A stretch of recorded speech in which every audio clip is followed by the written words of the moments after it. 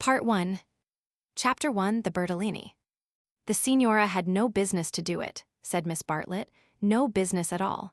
She promised us south rooms with a view close together, instead of which here are north rooms, looking into a courtyard and a long way apart. Oh, Lucy. And a cockney besides, said Lucy, who had been further saddened by the Signora's unexpected accent. It might be London. She looked at the 2 rows of English people who were sitting at the table, at the row of white bottles of water and red bottles of wine that ran between the English people, at the portraits of the late Queen and the late Poet Laureate that hung behind the English people, heavily framed, at the notice of the English Church, Rev. Cuthbert Eager, M.A. Oxon. That was the only other decoration of the wall. Charlotte, don't you feel, too, that we might be in London? I can hardly believe that all kinds of other things are just outside. I suppose it is one's being so tired. This meat has surely been used for soup, said Miss Bartlett, laying down her fork. I want so to see the Arno. The rooms the Signora promised us in her letter would have looked over the Arno. The Signora had no business to do it at all. Oh, it is a shame. Any nook does for me, Miss Bartlett continued, but it does seem hard that you shouldn't have a view. Lucy felt that she had been selfish. Charlotte, you mustn't spoil me, of course, you must look over the Arno, too. I meant that. The first vacant room in the front, you must have it, said Miss Bartlett, part of whose traveling expenses were paid by Lucy's mother, a piece of generosity to which she made many a tactful allusion. No, you must have it. I insist on it. Your mother would never forgive me, Lucy. She would never forgive me. The ladies' voices grew animated, and, if the sad truth be owned, a little peevish. They were tired, and under the guise of unselfishness they wrangled. Some of their neighbors interchanged glances, and one of them, one of the ill-bred people whom one does meet abroad, leant forward over the table and actually intruded into their argument. He said, I have a view. Miss Bartlett was startled.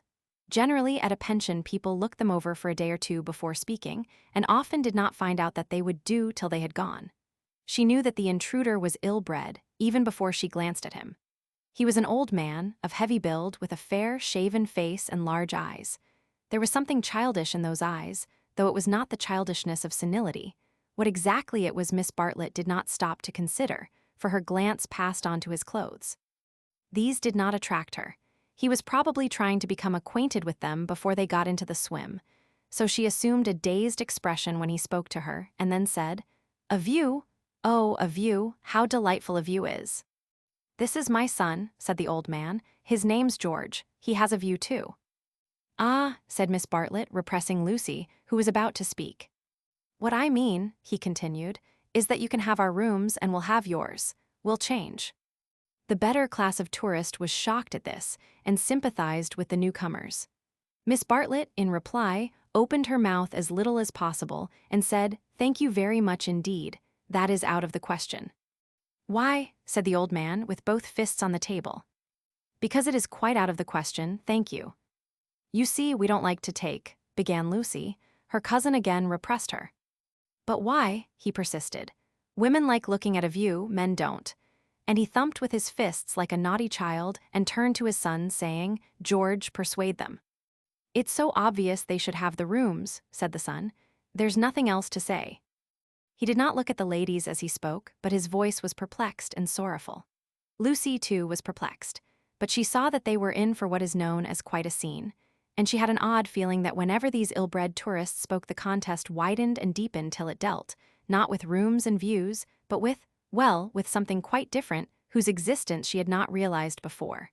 Now the old man attacked Miss Bartlett almost violently. Why should she not change? What possible objection had she? They would clear out in half an hour. Miss Bartlett, though skilled in the delicacies of conversation, was powerless in the presence of brutality. It was impossible to snub anyone so gross. Her face reddened with displeasure. She looked around as much as to say, Are you all like this?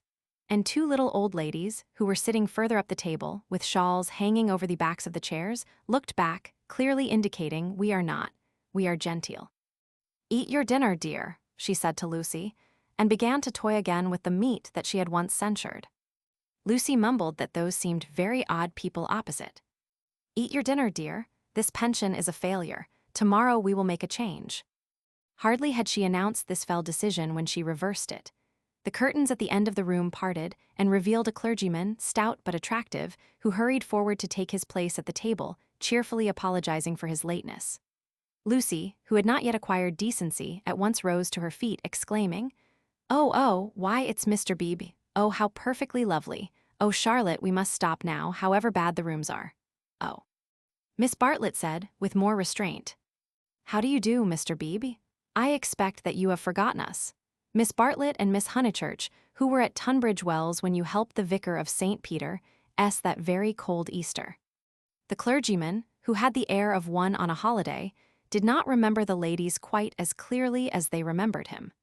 But he came forward pleasantly enough and accepted the chair into which he was beckoned by Lucy. "I am so glad to see you," said the girl, who was in a state of spiritual starvation and would have been glad to see the waiter if her cousin had permitted it. "Just fancy how small the world is. Summer Street, too, makes it so specially funny." "Miss Honeychurch lives in the parish of Summer Street," said Miss Bartlett, filling up the gap, "and she happened to tell me in the course of conversation that you have just accepted the living." "Yes, I heard from Mother so last week. She didn't know that I knew you at Tunbridge Wells, but I wrote back at once and I said, 'Mr. Beebe is.'" "Quite right," said the clergyman. "I move into the rectory at Summer Street next June. I am lucky to be appointed to such a charming neighborhood." "Oh, how glad I am. The name of our house is Windy Corner." Mr. Beebe bowed. "There is Mother and me generally, and my brother, though it's not often we get him to CH. The church is rather far off, I mean." "Lucy, dearest, let Mr. Beebe eat his dinner." "I am eating it, thank you, and enjoying it." He preferred to talk to Lucy, whose playing he remembered, rather than to Miss Bartlett, who probably remembered his sermons. He asked the girl whether she knew Florence well, and was informed at some length that she had never been there before.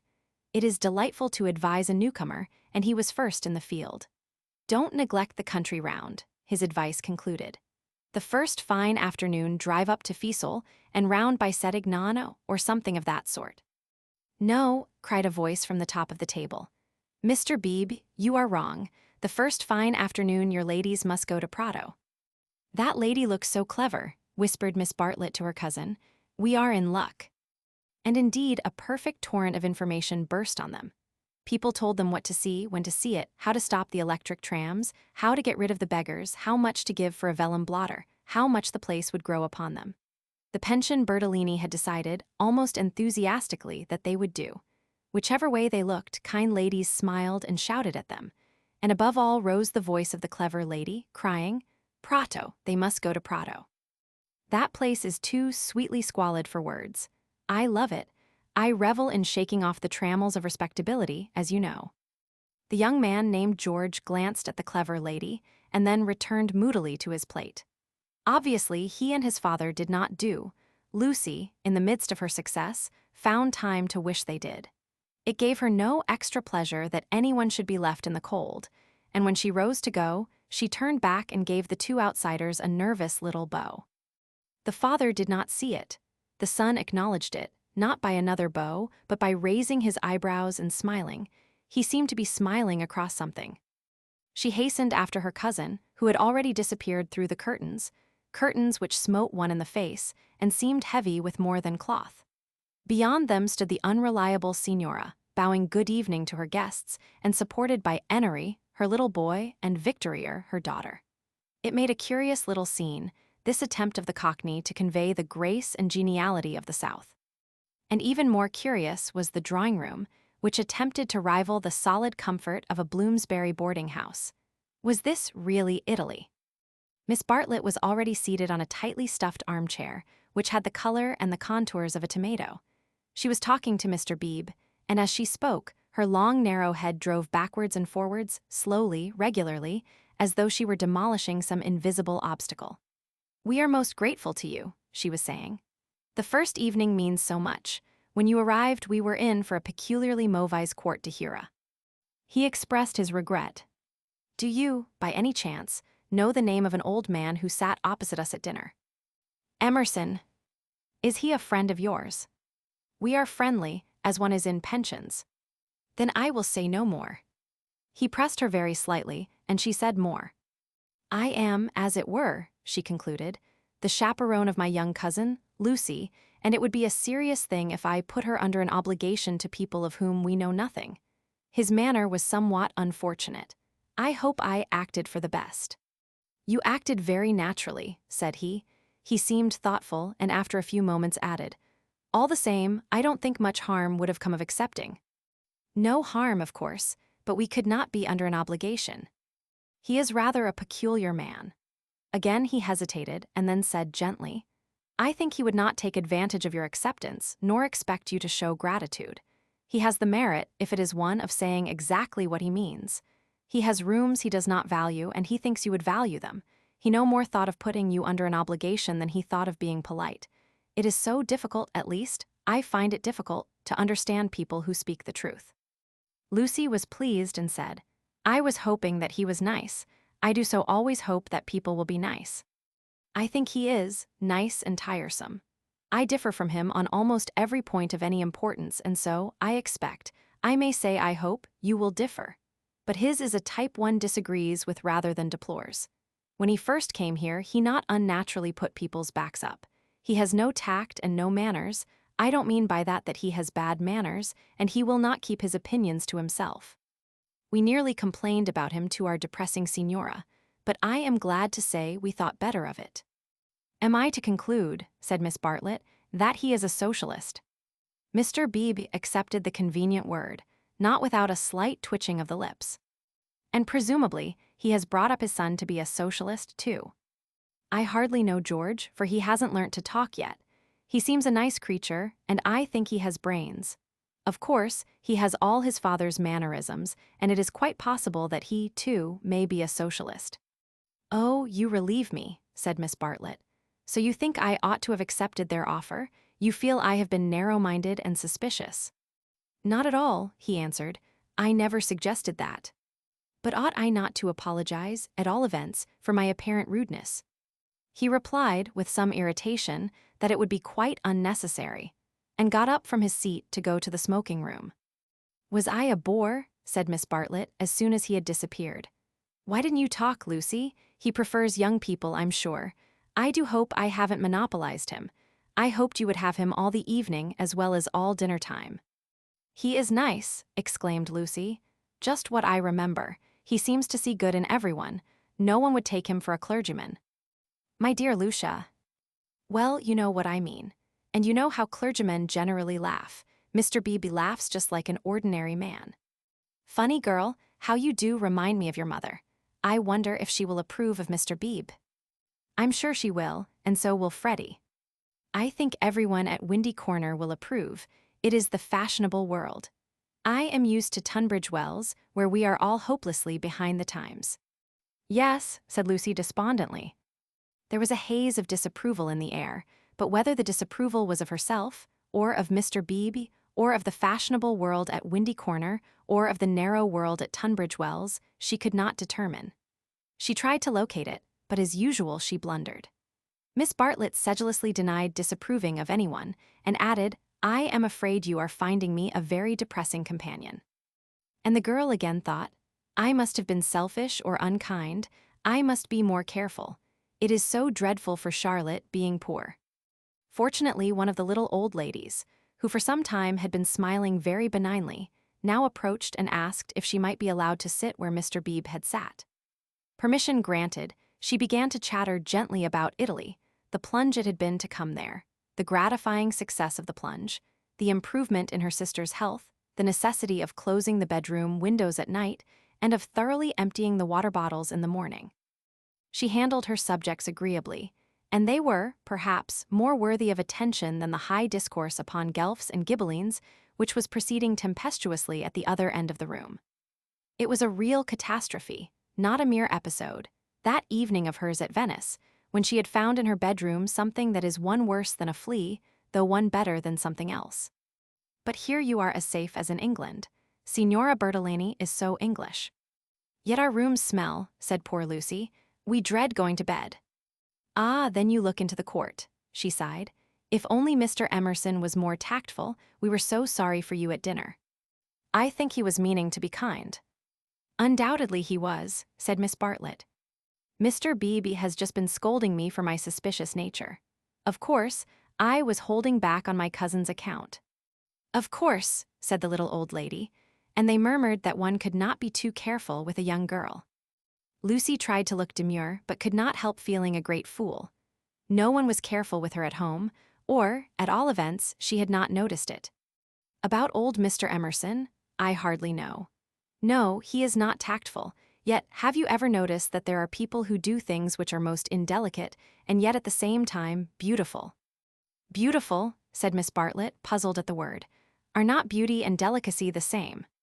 So one would have thought, said the other helplessly, but things are so difficult, I sometimes think.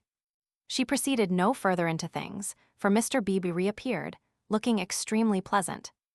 Miss Bartlett, he cried, it's all right about the rooms, I'm so glad. Mr. Emerson was talking about it in the smoking room, and knowing what I did, I encouraged him to make the offer again.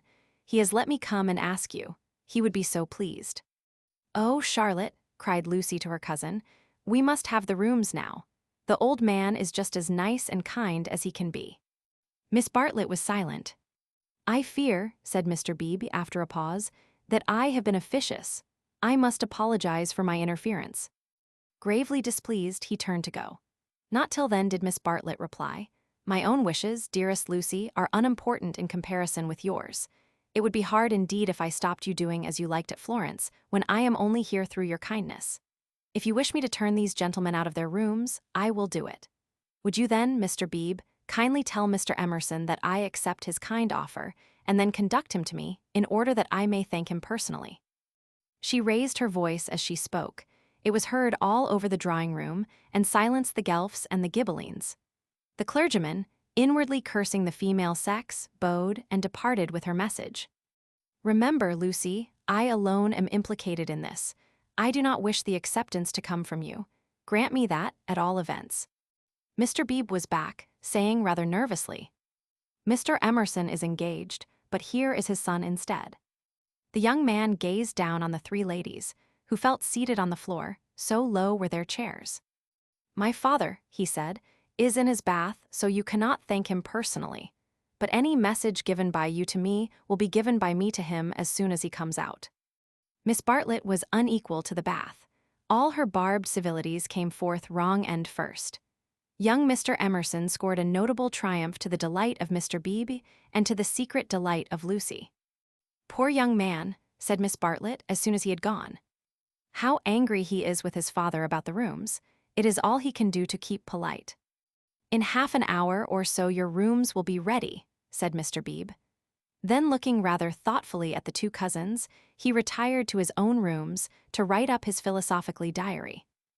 Oh dear, breathed the little old lady, and shuddered as if all the winds of heaven had entered the apartment.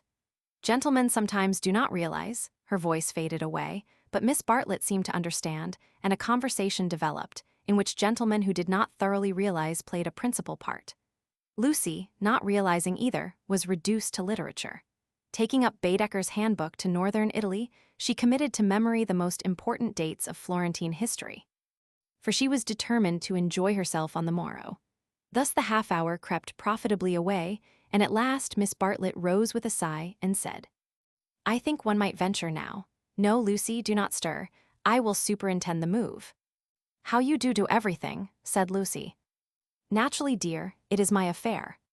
But I would like to help you. No, dear. Charlotte's energy and her unselfishness.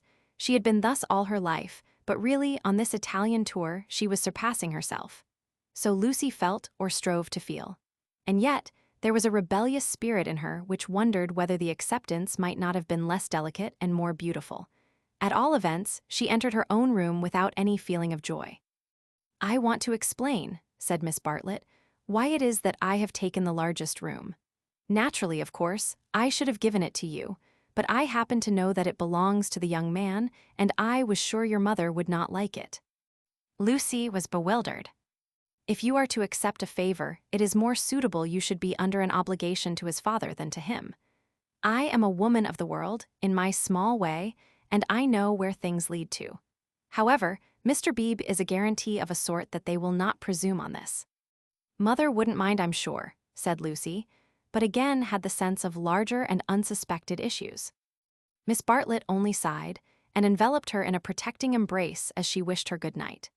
It gave Lucy the sensation of a fog, and when she reached her own room, she opened the window and breathed the clean night air, thinking of the kind old man who had enabled her to see the lights dancing in the Arno and the cypresses of San Miniato, and the foothills of the Apennines, black against the rising moon. Miss Bartlett, in her room, fastened the window shutters and locked the door, and then made a tour of the apartment to see where the cupboards led, and whether there were any oubliettes or secret entrances. It was then that she saw, pinned up over the washstand, a sheet of paper on which was scrawled an enormous note of interrogation. Nothing more.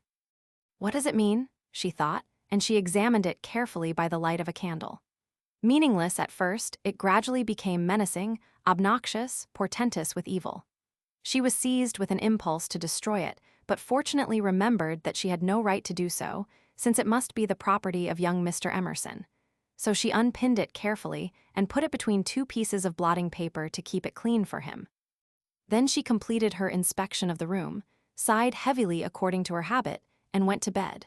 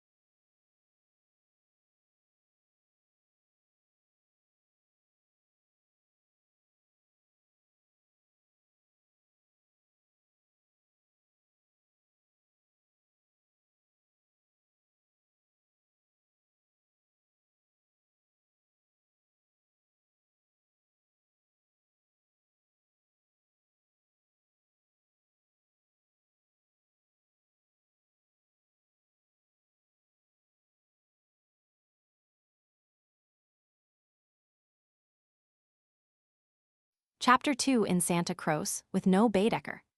It was pleasant to wake up in Florence, to open the eyes upon a bright bare room, with a floor of red tiles which look clean though they are not, with a painted ceiling whereon pink griffins and blue amorini sport in a forest of yellow violins and bassoons. It was pleasant, too, to fling wide the windows, pinching the fingers in unfamiliar fastenings, to lean out into sunshine with beautiful hills and trees and marble churches opposite, and close below, the Arno, gurgling against the embankment of the road. Over the river men were at work with spades and sieves on the sandy foreshore, and on the river was a boat, also diligently employed for some mysterious end. An electric tram came rushing underneath the window. No one was inside it except one tourist, but its platforms were overflowing with Italians who preferred to stand. Children tried to hang on behind, and the conductor, with no malice, spat in their faces to make them let go. Then soldiers appeared, good-looking, undersized men, wearing each a knapsack covered with mangy fur and a greatcoat which had been cut for some larger soldier. Beside them walked officers, looking foolish and fierce, and before them went little boys, turning somersaults in time with the band. The tramcar became entangled in their ranks and moved on painfully, like a caterpillar in a swarm of ants. One of the little boys fell down, and some white bullocks came out of an archway. Indeed, if it had not been for the good advice of an old man who was selling button hooks, the road might never have got clear. Over such trivialities as these many a valuable hour may slip away, and the traveler who has gone to Italy to study the tactile values of Giotto or the corruption of the papacy may return remembering nothing but the blue sky and the men and women who live under it.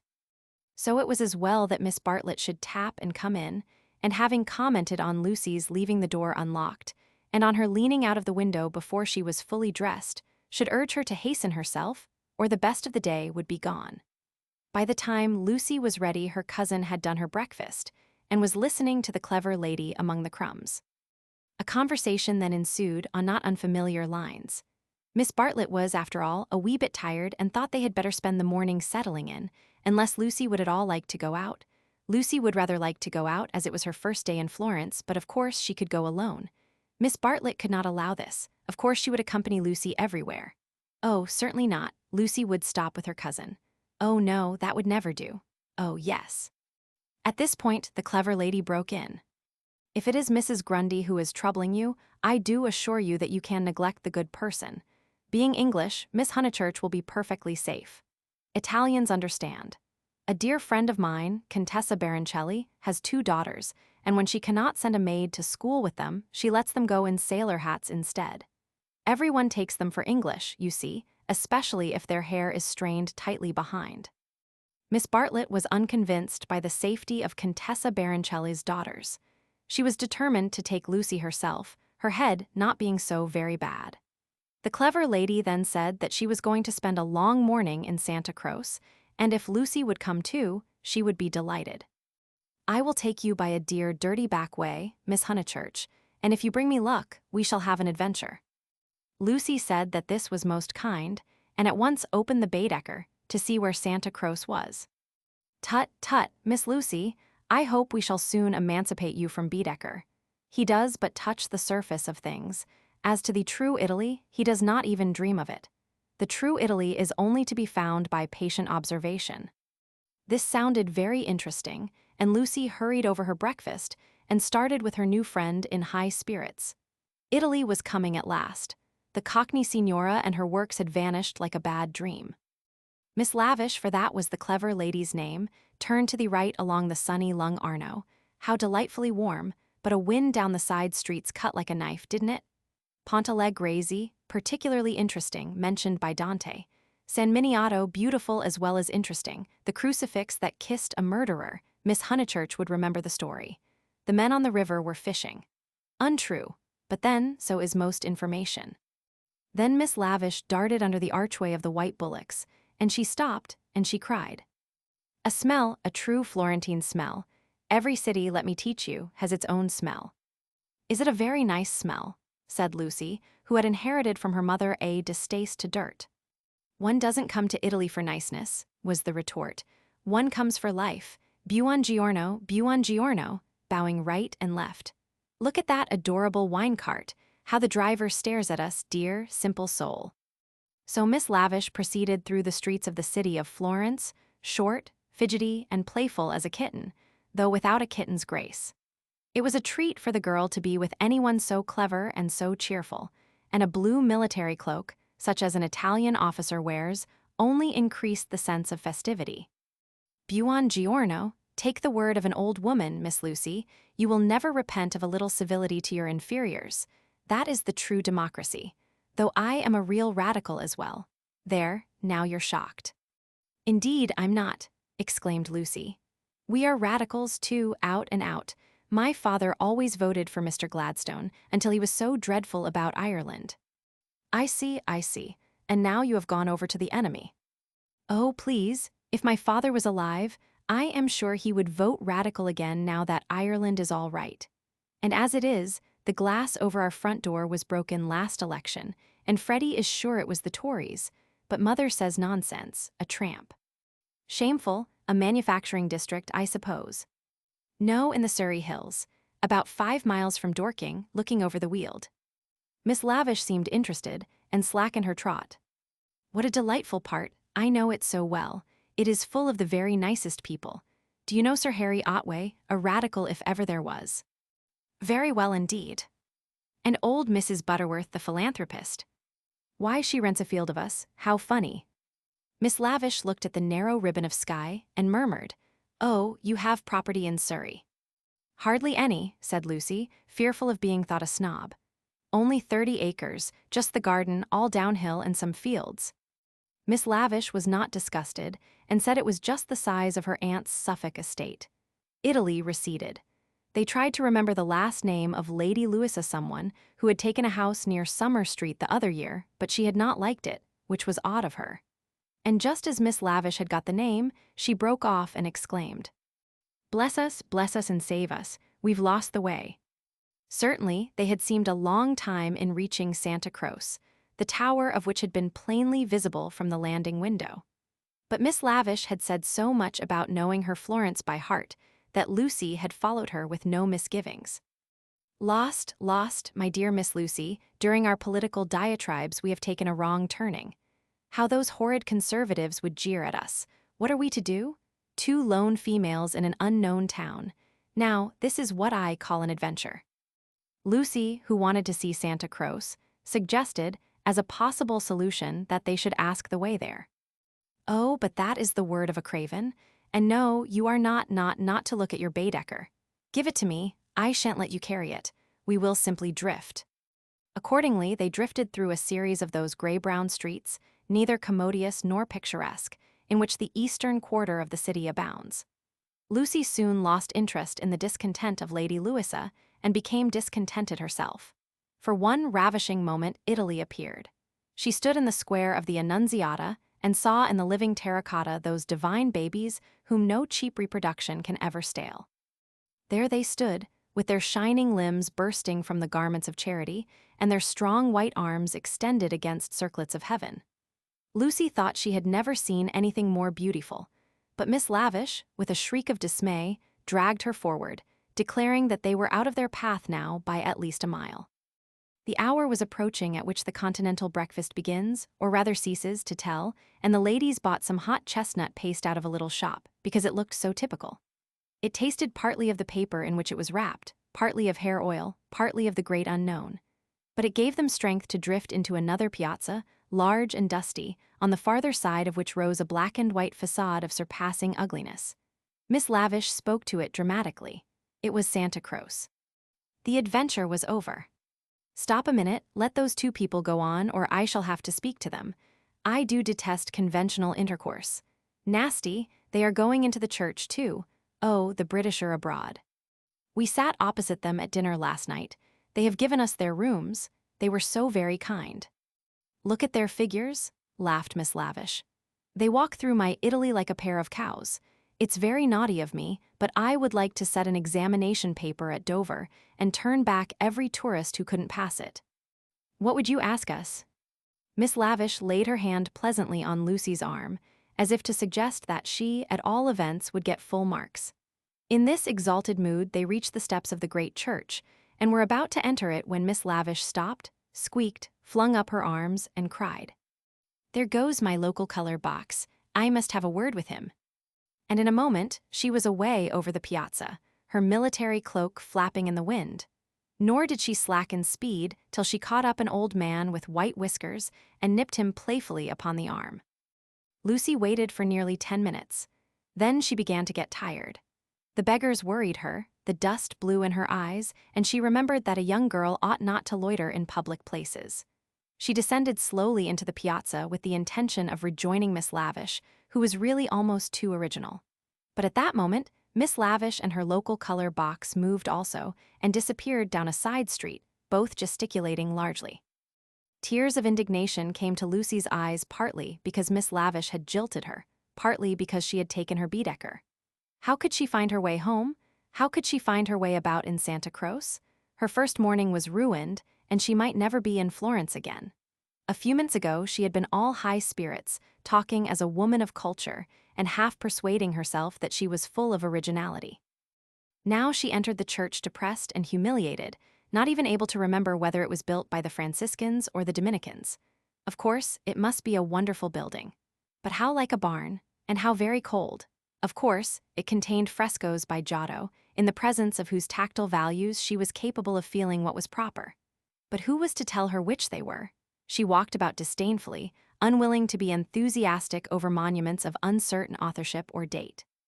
There was no one even to tell her which, of all the sepulchral slabs that paved the nave and transepts, was the one that was really beautiful, the one that had been most praised by Mr. Ruskin.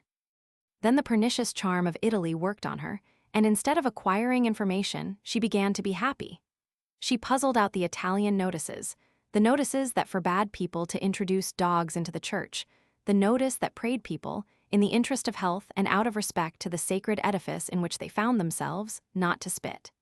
She watched the tourists. Their noses were as red as their Baedekers, so cold was Santa Claus. She beheld the horrible fate that overtook 3 papists, 2 he-babies and a she-baby, who began their career by sousing each other with the holy water, and then proceeded to the Machiavelli Memorial, dripping but hallowed. Advancing towards it very slowly and from immense distances, they touched the stone with their fingers, with their handkerchiefs, with their heads, and then retreated. What could this mean? They did it again and again. Then Lucy realized that they had mistaken Machiavelli for some saint, hoping to acquire virtue. Punishment followed quickly. The smallest he-baby stumbled over one of the sepulchral slabs so much admired by Mr. Ruskin and entangled his feet in the features of a recumbent bishop. Protestant as she was, Lucy darted forward. She was too late. He fell heavily upon the prelate's upturned toes. "Hateful bishop?" exclaimed the voice of old Mr. Emerson, who had darted forward also. "Hard in life, hard in death. Go out into the sunshine, little boy, and kiss your hand to the sun, for that is where you ought to be. Intolerable bishop." The child screamed frantically at these words, and at these dreadful people who picked him up, dusted him, rubbed his bruises, and told him not to be superstitious. "Look at him," said Mr. Emerson to Lucy. "Here's a mess, a baby hurt, cold, and frightened, but what else can you expect from a church?"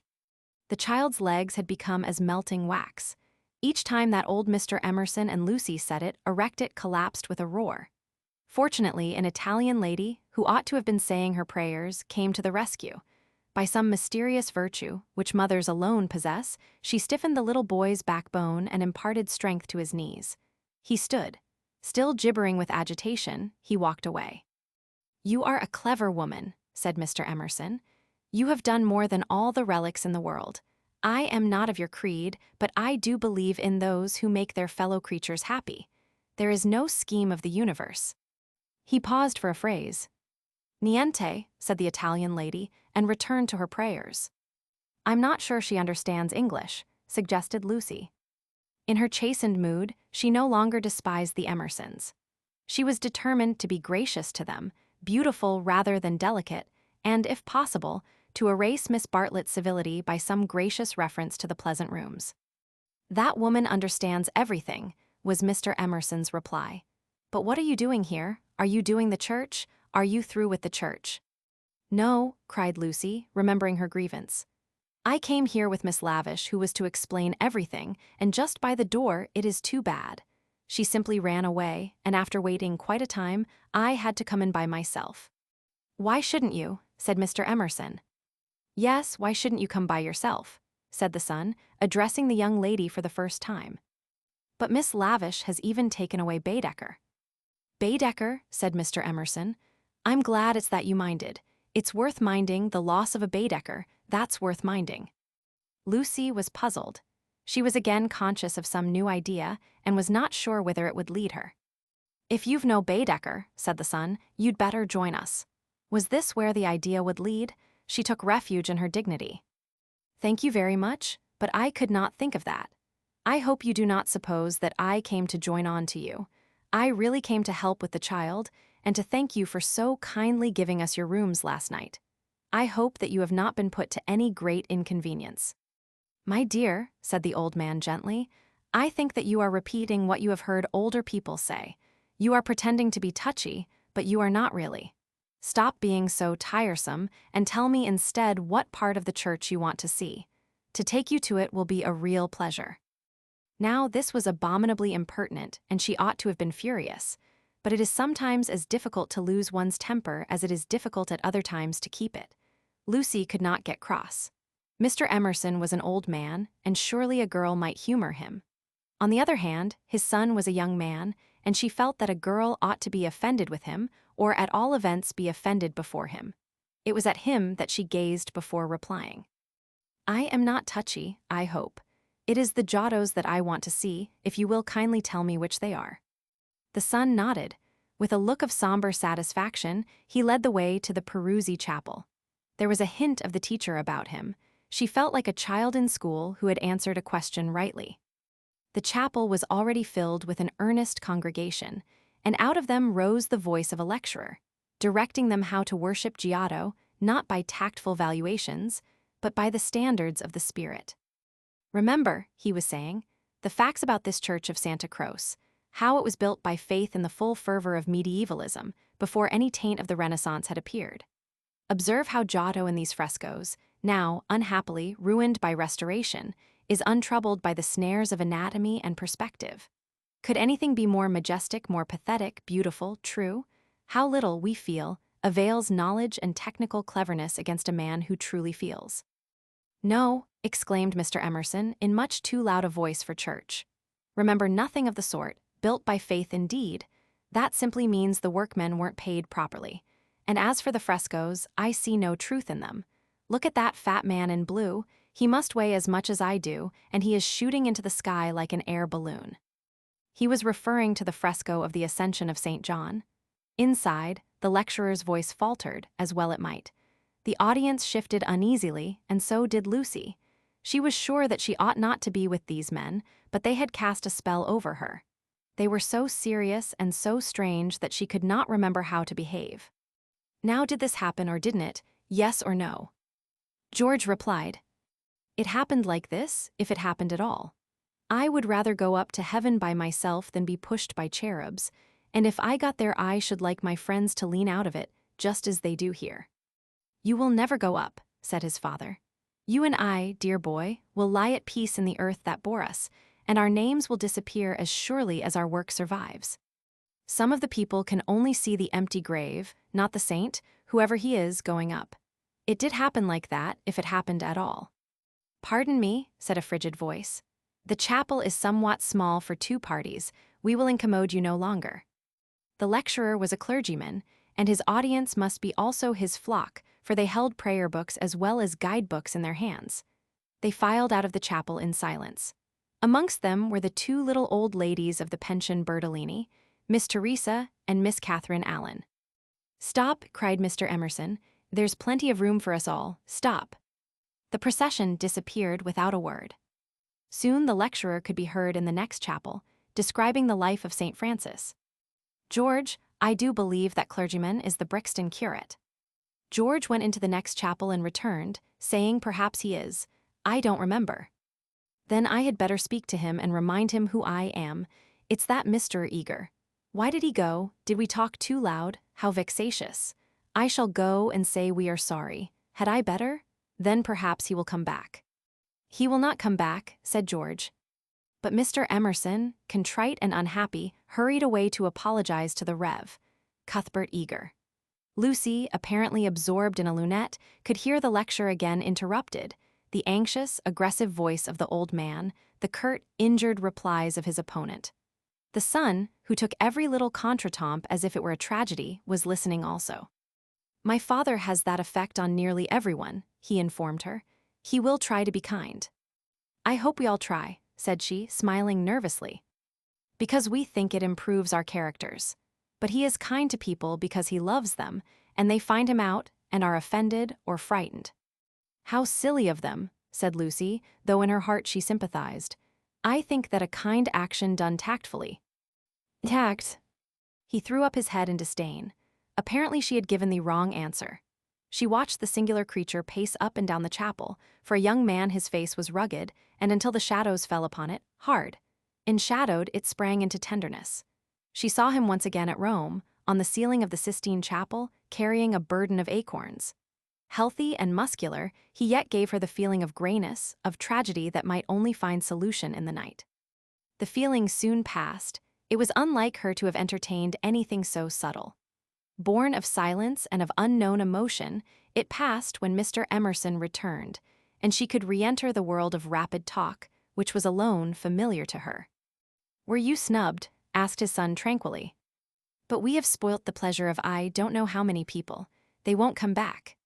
Full of innate sympathy, quickness to perceive good in others, vision of the brotherhood of man, scraps of the lecture on St. Francis came floating round the partition wall. "Don't let us spoil yours," he continued to Lucy. "Have you looked at those saints?" "Yes," said Lucy. "They are lovely.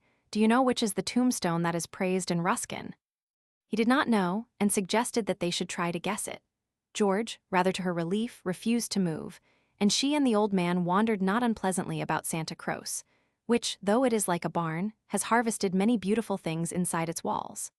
There were also beggars to avoid and guides to dodge round the pillars, and an old lady with her dog, and here and there a priest modestly edging to his mass through the groups of tourists. But Mr. Emerson was only half interested. He watched the lecturer, whose success he believed he had impaired, and then he anxiously watched his son. "Why will he look at that fresco?" he said uneasily. "I saw nothing in it." "I like Giotto," she replied. "It is so wonderful what they say about his tactile values, though I like things like the Della Robbia babies better." "So you ought. A baby is worth a dozen saints. And my baby's worth the whole of paradise, and as far as I can see he lives in hell." Lucy again felt that this did not do. "In hell," he repeated, "he's unhappy." "Oh dear," said Lucy. "How can he be unhappy when he is strong and alive? What more is one to give him? And think how he has been brought up, free from all the superstition and ignorance that lead men to hate one another in the name of God. With such an education as that, I thought he was bound to grow up happy." She was no theologian, but she felt that here was a very foolish old man, as well as a very irreligious one. She also felt that her mother might not like her talking to that kind of person, and that Charlotte would object most strongly. "What are we to do with him?" he asked.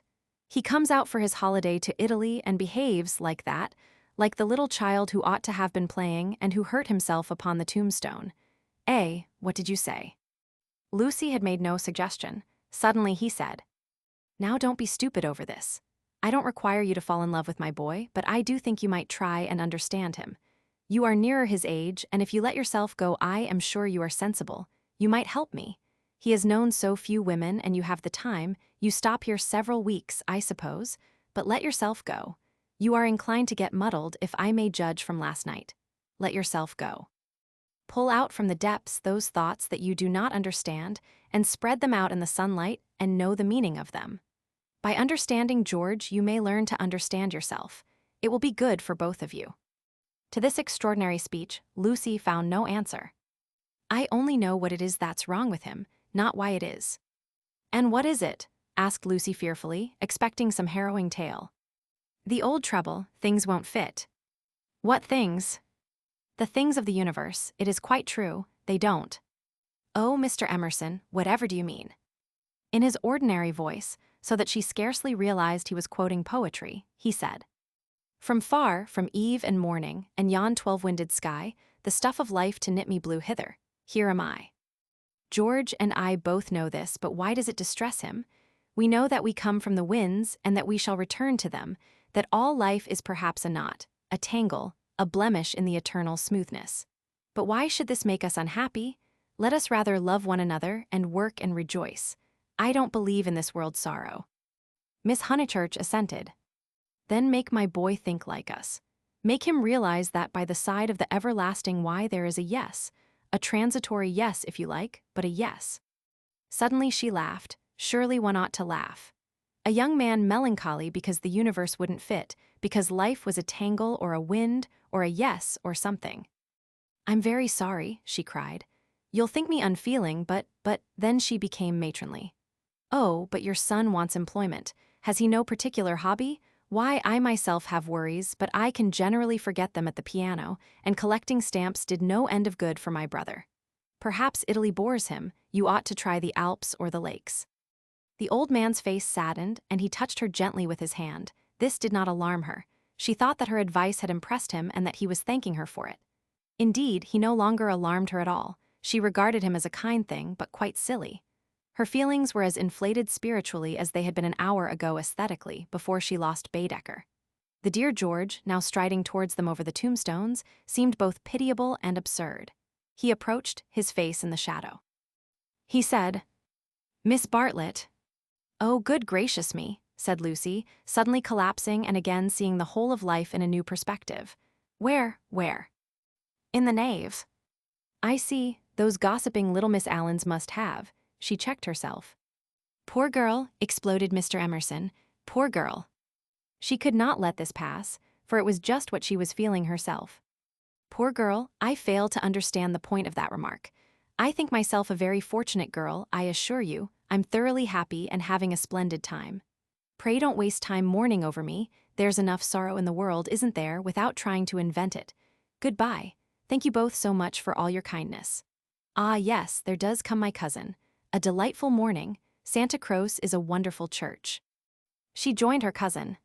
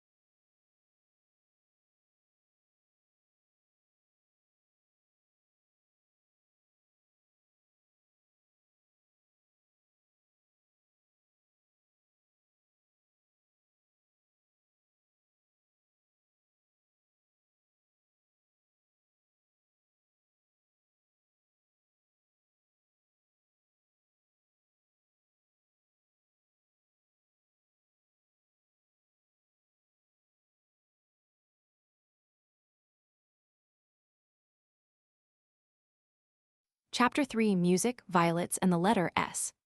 It so happened that Lucy, who found daily life rather chaotic, entered a more solid world when she opened the piano.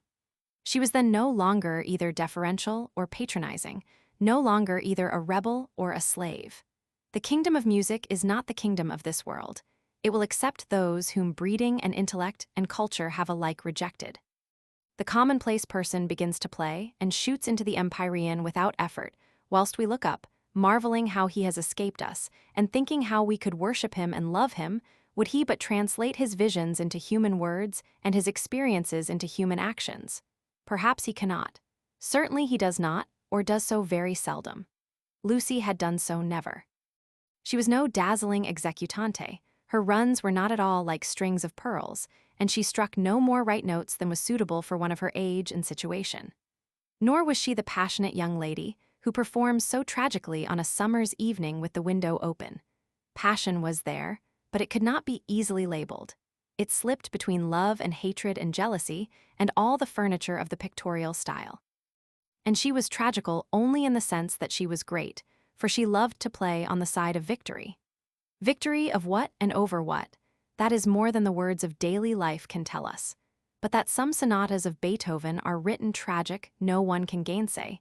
Yet they can triumph or despair as the player decides, and Lucy had decided that they should triumph. A very wet afternoon at the Bertolini permitted her to do the thing she really liked, and after lunch she opened the little draped piano.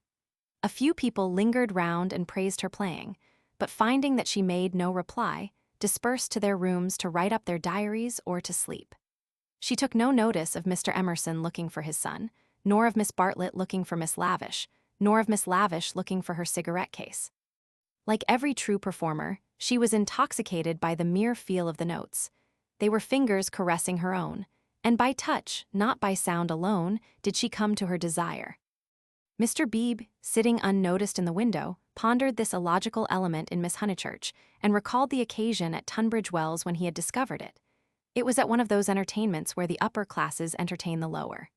The seats were filled with a respectful audience, and the ladies and gentlemen of the parish, under the auspices of their vicar, sang, or recited, or imitated the drawing of a champagne cork.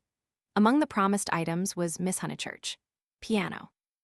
Beethoven, and Mr. Beebe was wondering whether it would be a Delata or the March of the Ruins of Athens, when his composure was disturbed by the opening bars of Opus 111. He was in suspense all through the introduction, for not until the pace quickens does one know what the performer intends. With the roar of the opening theme, he knew that things were going extraordinarily. In the chords that herald the conclusion, he heard the hammer strokes of victory. He was glad that she only played the first movement, for he could have paid no attention to the winding intricacies of the measures of 9/16. The audience clapped, no less respectful. It was Mr. Beebe who started the stamping. It was all that one could do. "Who is she?" he asked the vicar afterwards. "Cousin of one of my parishioners. I do not consider her choice of a piece happy. Beethoven is so usually simple and direct in his appeal that it is sheer perversity to choose a thing like that, which, if anything, disturbs. Introduce me." "She will be delighted. She and Miss Bartlett are full of the praises of your sermon." "My sermon?" cried Mr. Beebe. "Why ever did she listen to it?" When he was introduced, he understood why, for Miss Honeychurch, disjoined from her music stool, was only a young lady with a quantity of dark hair and a very pretty, pale, undeveloped face. She loved going to concerts, she loved stopping with her cousin, she loved iced coffee and meringues. He did not doubt that she loved his sermon also. But before he left Tunbridge Wells, he made a remark to the vicar, which he now made to Lucy herself when she closed the little piano and moved dreamily towards him. "If Miss Honeychurch ever takes to live as she plays, it will be very exciting both for us and for her." Lucy at once re-entered daily life. "Oh, what a funny thing. Someone said just the same to Mother, and she said she trusted I should never live a duet. Doesn't Mrs. Honeychurch like music?" "She doesn't mind it, but she doesn't like one to get excited over anything. She thinks I am silly about it. She thinks, I can't make out. Once, I said that I liked my own playing better than anyone's. She has never got over it. Of course, I didn't mean that I played well. I only meant." "Of course," said he, wondering why she bothered to explain. "Music," said Lucy, as if attempting some generality. She could not complete it, and looked out absently upon Italy in the wet. The whole life of the South was disorganized, and the most graceful nation in Europe had turned into formless lumps of clothes. The street and the river were dirty yellow, the bridge was dirty gray, and the hills were dirty purple. Somewhere in their folds were concealed Miss Lavish and Miss Bartlett, who had chosen this afternoon to visit the Torre del Gallo. "What about music?" said Mr. Beebe. "Poor Charlotte will be sopped," was Lucy's reply. The expedition was typical of Miss Bartlett, who would return cold, tired, hungry, and angelic, with a ruined skirt, a pulpy Baedeker, and a tickling cough in her throat. On another day, when the whole world was singing and the air ran into the mouth like wine, she would refuse to stir from the drawing-room, saying that she was an old thing and no fit companion for a hearty girl. "Miss Lavish has led your cousin astray. She hopes to find the true Italy in the wet, I believe." "Miss Lavish is so original," murmured Lucy. This was a stock remark, the supreme achievement of the Pension Bertolini in the way of definition. Miss Lavish was so original. Mr. Beebe had his doubts, but they would have been put down to clerical narrowness. For that, and for other reasons, he held his peace. "Is it true," continued Lucy in awestruck tone, "that Miss Lavish is writing a book?" "They do say so." "What is it about?" "It will be a novel," replied Mr. Beebe, "dealing with modern Italy. Let me refer you for an account to Miss Catherine Allen, who uses words herself more admirably than anyone I know. I wish Miss Lavish would tell me herself. We started such friends, but I don't think she ought to have run away with Baedeker that morning in Santa Croce. Charlotte was most annoyed at finding me practically alone, and so I couldn't help being a little annoyed with Miss Lavish. The two ladies, at all events, have made it up." He was interested in the sudden friendship between women so apparently dissimilar as Miss Bartlett and Miss Lavish. They were always in each other's company, with Lucy a slighted third. Miss Lavish he believed he understood, but Miss Bartlett might reveal unknown depths of strangeness, though not perhaps of meaning. Was Italy deflecting her from the path of prim chaperone which he had assigned to her at Tunbridge Wells? All his life he had loved to study maiden ladies. They were his specialty, and his profession had provided him with ample opportunities for the work. Girls like Lucy were charming to look at, but Mr. Beebe was, from rather profound reasons, somewhat chilly in his attitude towards the other sex, and preferred to be interested rather than enthralled. Lucy, for the third time, said that poor Charlotte would be sopped. The Arno was rising in flood, washing away the traces of the little carts upon the foreshore. But in the southwest there had appeared a dull haze of yellow, which might mean better weather if it did not mean worse. She opened the window to inspect, and a cold blast entered the room, drawing a plaintive cry from Miss Catherine Allen, who entered at the same moment by the door. "Oh, dear Miss Honeychurch, you will catch a chill, and Mr. Beebe here besides. Who would suppose this is Italy? There is my sister actually nursing the hot water can, no comforts or proper provisions." She sidled towards them and sat down, self-conscious, as she always was on entering a room which contained one man or a man and one woman. "I could hear your beautiful playing, Miss Honeychurch, though I was in my room with the door shut. Doors shut, indeed, most necessary. No one has the least idea of privacy in this country, and one person catches it from another." Lucy answered suitably. Mr. Beebe was not able to tell the ladies of his adventure at Modena, where the chambermaid burst in upon him in his bath, exclaiming cheerfully, "Fa niente, sono vecchia." He contented himself with saying, "I quite agree with you, Miss Allen. The Italians are a most unpleasant people. They pry everywhere, they see everything, and they know what we want before we know it ourselves. We are at their mercy. They read our thoughts, they foretell our desires. From the cab driver down to Giotto, they turn us inside out, and I resent it. Yet in their heart of hearts they are, how superficial. They have no conception of the intellectual life. How right is Signora Bertolini, who exclaimed to me the other day, 'Ho, Mr. Beebe, if you knew what I suffer over the children's education. I won't ave my little Victorier taught by a hignorant Italian what can't explain nothink.'" Miss Allen did not follow, but gathered that she was being mocked in an agreeable way. Her sister was a little disappointed in Mr. Beebe, having expected better things from a clergyman whose head was bald and who wore a pair of russet whiskers. Indeed, who would have supposed that tolerance, sympathy, and a sense of humor would inhabit that militant form? In the midst of her satisfaction, she continued to sidle, and at last the cause was disclosed. From the chair beneath her, she extracted a gunmetal cigarette case, on which were powdered in turquoise the initials E.L. "That belongs to Lavish," said the clergyman. "A good fellow, Lavish, but I wish she'd start a pipe." "Oh, Mr. Beebe," said Miss Allen, divided between awe and mirth. "Indeed, though it is dreadful for her to smoke, it is not quite as dreadful as you suppose. She took to it, practically in despair, after her life's work was carried away in a landslip. Surely that makes it more excusable." "What was that?" asked Lucy. Mr. Beebe sat back complacently, and Miss Allen began as follows.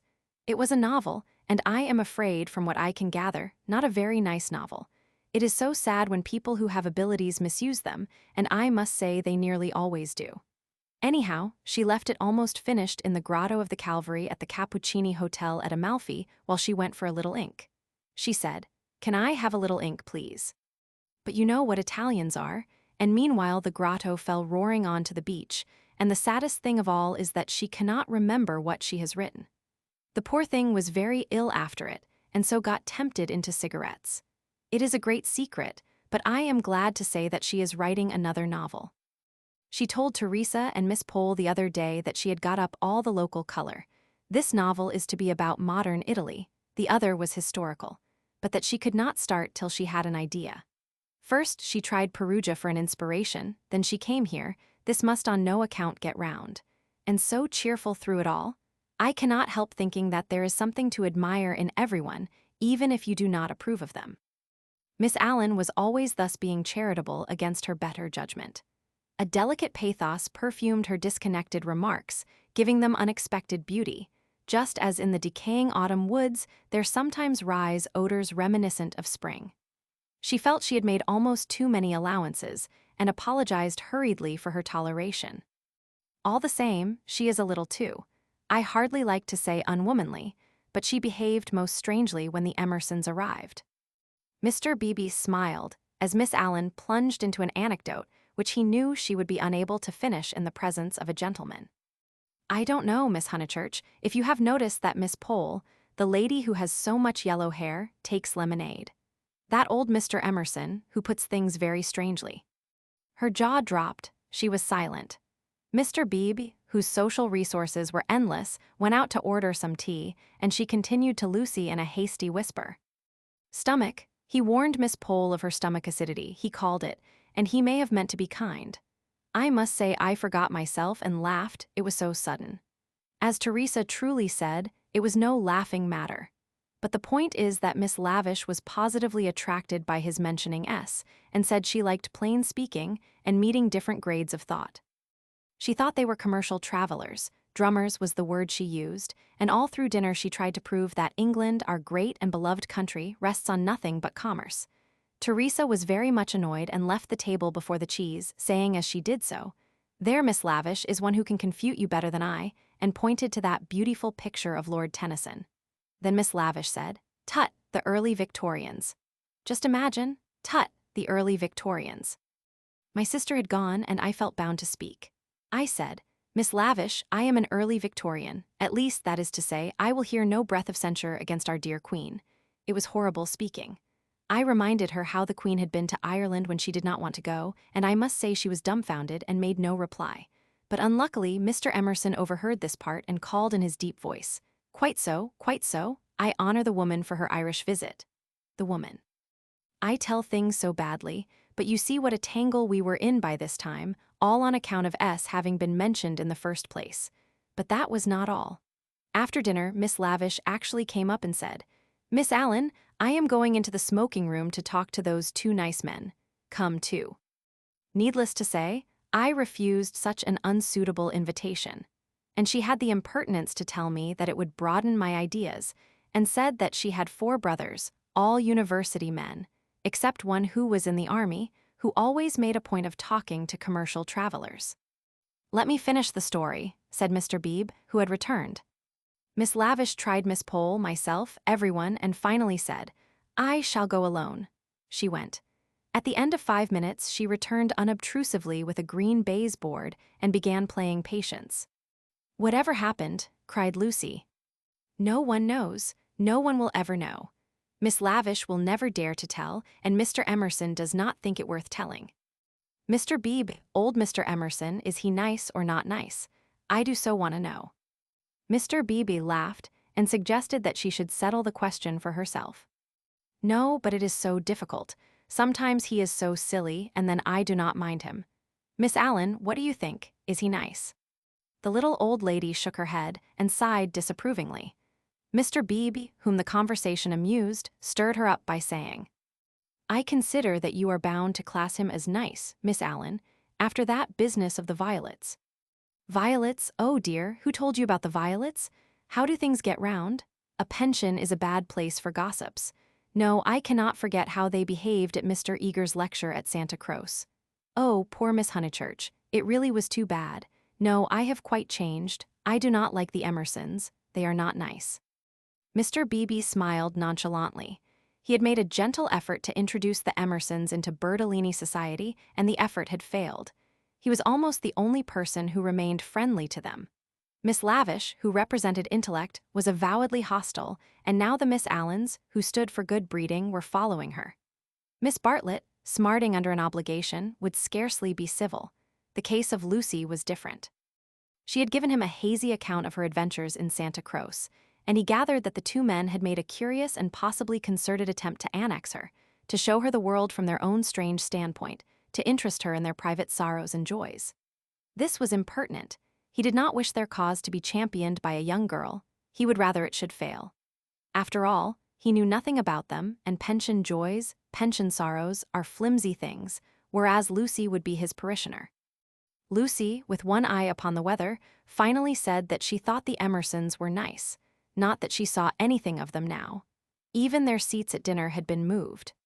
But aren't they always waylaying you to go out with them, dear? Said the little lady inquisitively. Only once. Charlotte didn't like it and said something, quite politely of course. Most right of her, they don't understand our ways, they must find their level. Mr. Beebe rather felt that they had gone under. They had given up their attempt, if it was one, to conquer society, and now the father was almost as silent as the son. He wondered whether he would not plan a pleasant day for these folk before they left, some expedition, perhaps, with Lucy well chaperoned to be nice to them. It was one of Mr. Beebe's chief pleasures to provide people with happy memories. Evening approached while they chatted. The air became brighter. The colors on the trees and hills were purified, and the Arno lost its muddy solidity and began to twinkle. There were a few streaks of bluish-green among the clouds, a few patches of watery light upon the earth, and then the dripping facade of San Miniato shone brilliantly in the declining sun. Too late to go out, said Miss Allen in a voice of relief. All the galleries are shut. I think I shall go out, said Lucy. I want to go round the town in the circular tram, on the platform by the driver. Her two companions looked grave. Mr. Beebe, who felt responsible for her in the absence of Miss Bartlett, ventured to say, I wish we could. Unluckily, I have letters. If you do want to go out alone, won't you be better on your feet? Italians, dear, you know, said Miss Allen. Perhaps I shall meet someone who reads me through and through. But they still looked disapproval, and she so far conceded to Mr. Beebe as to say that she would only go for a little walk and keep to the street frequented by tourists. She oughtn't really to go at all, said Mr. Beebe, as they watched her from the window, and she knows it. I put it down to too much Beethoven.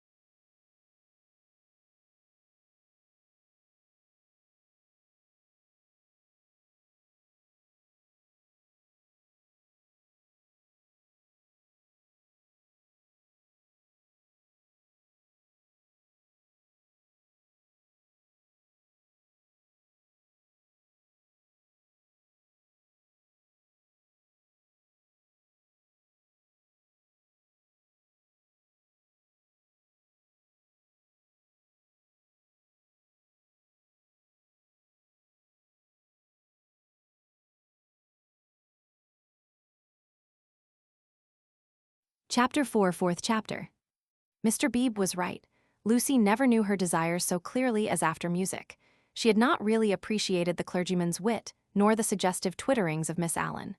Conversation was tedious. She wanted something big, and she believed that it would have come to her on the windswept platform of an electric tram. This she might not attempt. It was unladylike. Why? Why were most big things unladylike? Charlotte had once explained to her why. It was not that ladies were inferior to men, it was that they were different.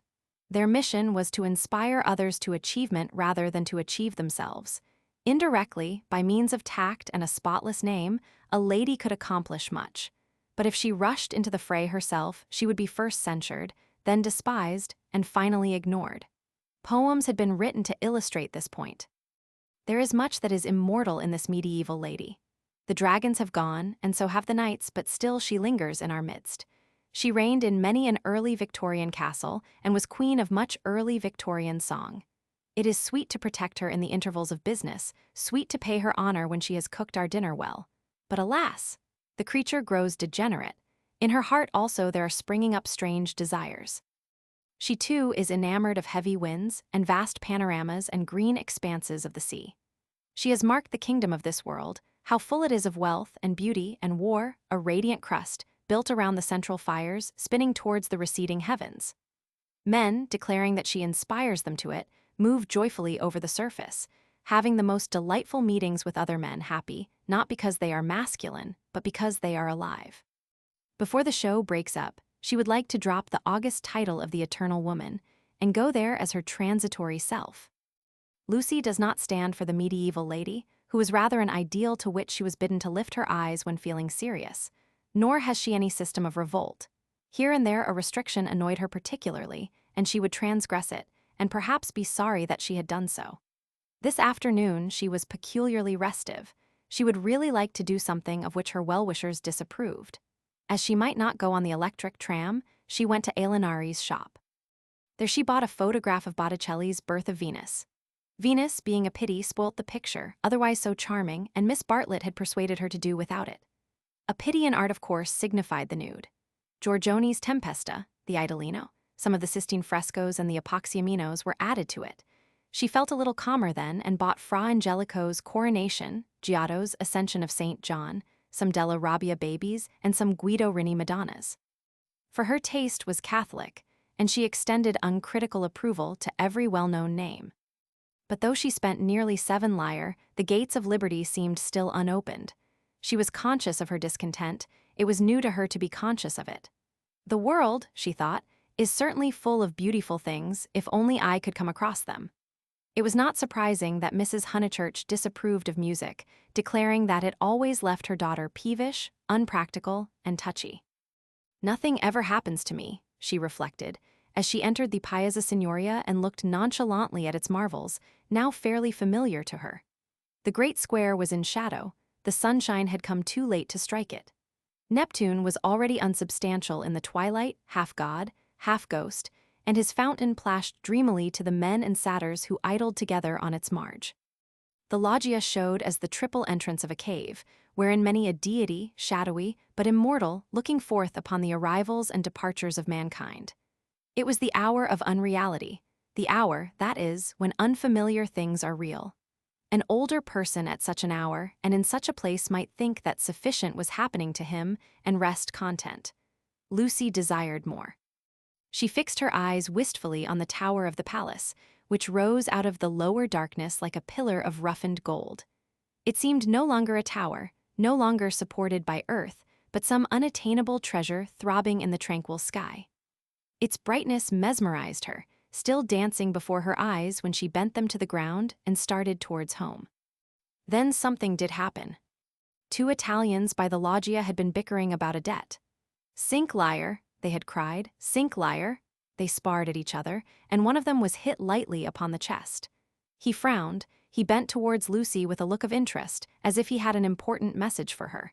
He opened his lips to deliver it, and a stream of red came out between them and trickled down his unshaven chin.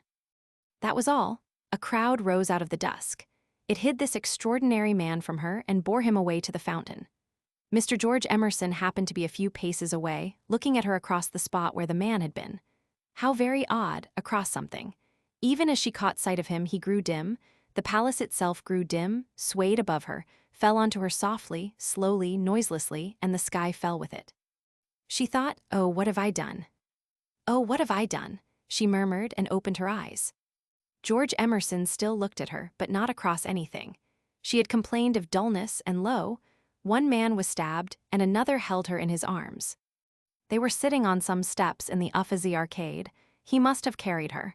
He rose when she spoke and began to dust his knees. She repeated, "Oh, what have I done?"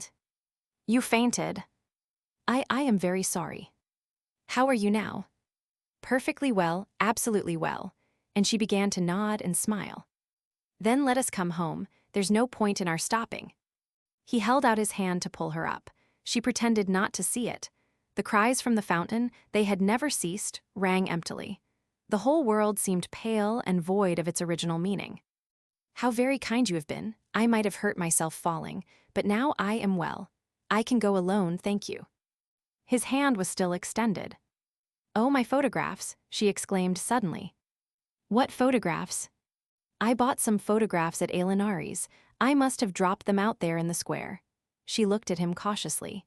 "Would you add to your kindness by fetching them?" He added to his kindness. As soon as he had turned his back, Lucy arose with the running of a maniac and stole down the arcade towards the Arno. "Miss Honeychurch." She stopped with her hand on her heart.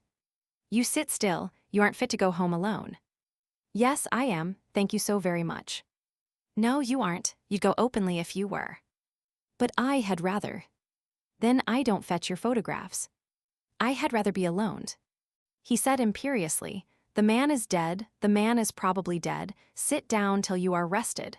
She was bewildered and obeyed him, "And don't move till I come back." In the distance, she saw creatures with black hoods, such as appear in dreams. The palace tower had lost the reflection of the declining day and joined itself to earth. How should she talk to Mr. Emerson when he returned from the shadowy square? Again the thought occurred to her, "Oh, what have I done?" The thought that she, as well as the dying man, had crossed some spiritual boundary. He returned and she talked of the murder. Oddly enough, it was an easy topic. She spoke of the Italian character. She became almost garrulous over the incident that had made her faint 5 minutes before. Being strong physically, she soon overcame the horror of blood. She rose without his assistance, and though wings seemed to flutter inside her, she walked firmly enough towards the Arno. There a cabman signaled to them, they refused him. "And the murderer tried to kiss him, you say, how very odd Italians are, and gave himself up to the police." Mr. Beebe was saying that Italians know everything, but I think they are rather childish. "When my cousin and I were at the Pity yesterday, what was that?" "He had thrown something into the stream." "What did you throw in?" "Things I didn't want," he said crossly. "Mr. Emerson." "Well, where are the photographs?" He was silent. "I believe it was my photographs that you threw away." "I didn't know what to do with them," he cried, and his voice was that of an anxious boy. Her heart warmed towards him for the first time. "They were covered with blood. There, I'm glad I've told you, and all the time we were making conversation I was wondering what to do with them." He pointed downstream. "They've gone. The river swirled under the bridge. I did mind them so, and one is so foolish. It seemed better that they should go out to the sea. I don't know. I may just mean that they frightened me." Then the boy verged into a man. "For something tremendous has happened. I must face it without getting muddled. It isn't exactly that a man has died." Something warned Lucy that she must stop him. "It has happened," he repeated, "and I mean to find out what it is." "Mr. Emerson." He turned towards her frowning, as if she had disturbed him in some abstract quest. "I want to ask you something before we go in." They were close to their pension. She stopped and leant her elbows against the parapet of the embankment. He did likewise. There is at times a magic in identity of position. It is one of the things that have suggested to us eternal comradeship. She moved her elbows before saying, "I have behaved ridiculously." He was following his own thoughts. "I was never so much ashamed of myself in my life. I cannot think what came over me." "I nearly fainted myself," he said, but she felt that her attitude repelled him. "Well, I owe you 1,000 apologies." "Oh, all right." And this is the real point. You know how silly people are gossiping, ladies especially, I am afraid, you understand what I mean. I'm afraid I don't. I mean, would you not mention it to anyone, my foolish behavior? Your behavior? Oh yes, all right, all right. Thank you so much, and would you? She could not carry her request any further. The river was rushing below them, almost black in the advancing night. He had thrown her photographs into it, and then he had told her the reason. It struck her that it was hopeless to look for chivalry in such a man. He would do her no harm by idle gossip. He was trustworthy, intelligent, and even kind. He might even have a high opinion of her. But he lacked chivalry. His thoughts, like his behavior, would not be modified by awe. It was useless to say to him, "And would you?" and hope that he would complete the sentence for himself, averting his eyes from her nakedness like the knight in that beautiful picture. She had been in his arms, and he remembered it, just as he remembered the blood on the photographs that she had bought in Alinari's shop. It was not exactly that a man had died. Something had happened to the living. They had come to a situation where character tells, and where childhood enters upon the branching paths of youth. "Well, thank you so much," she repeated. "How quickly these accidents do happen, and then one returns to the old life." "I don't." Anxiety moved her to question him. His answer was puzzling. "I shall probably want to live." "But why, Mr. Emerson? What do you mean?" "I shall want to live, I say." Leaning her elbows on the parapet, she contemplated the river Arno, whose roar was suggesting some unexpected melody to her ears.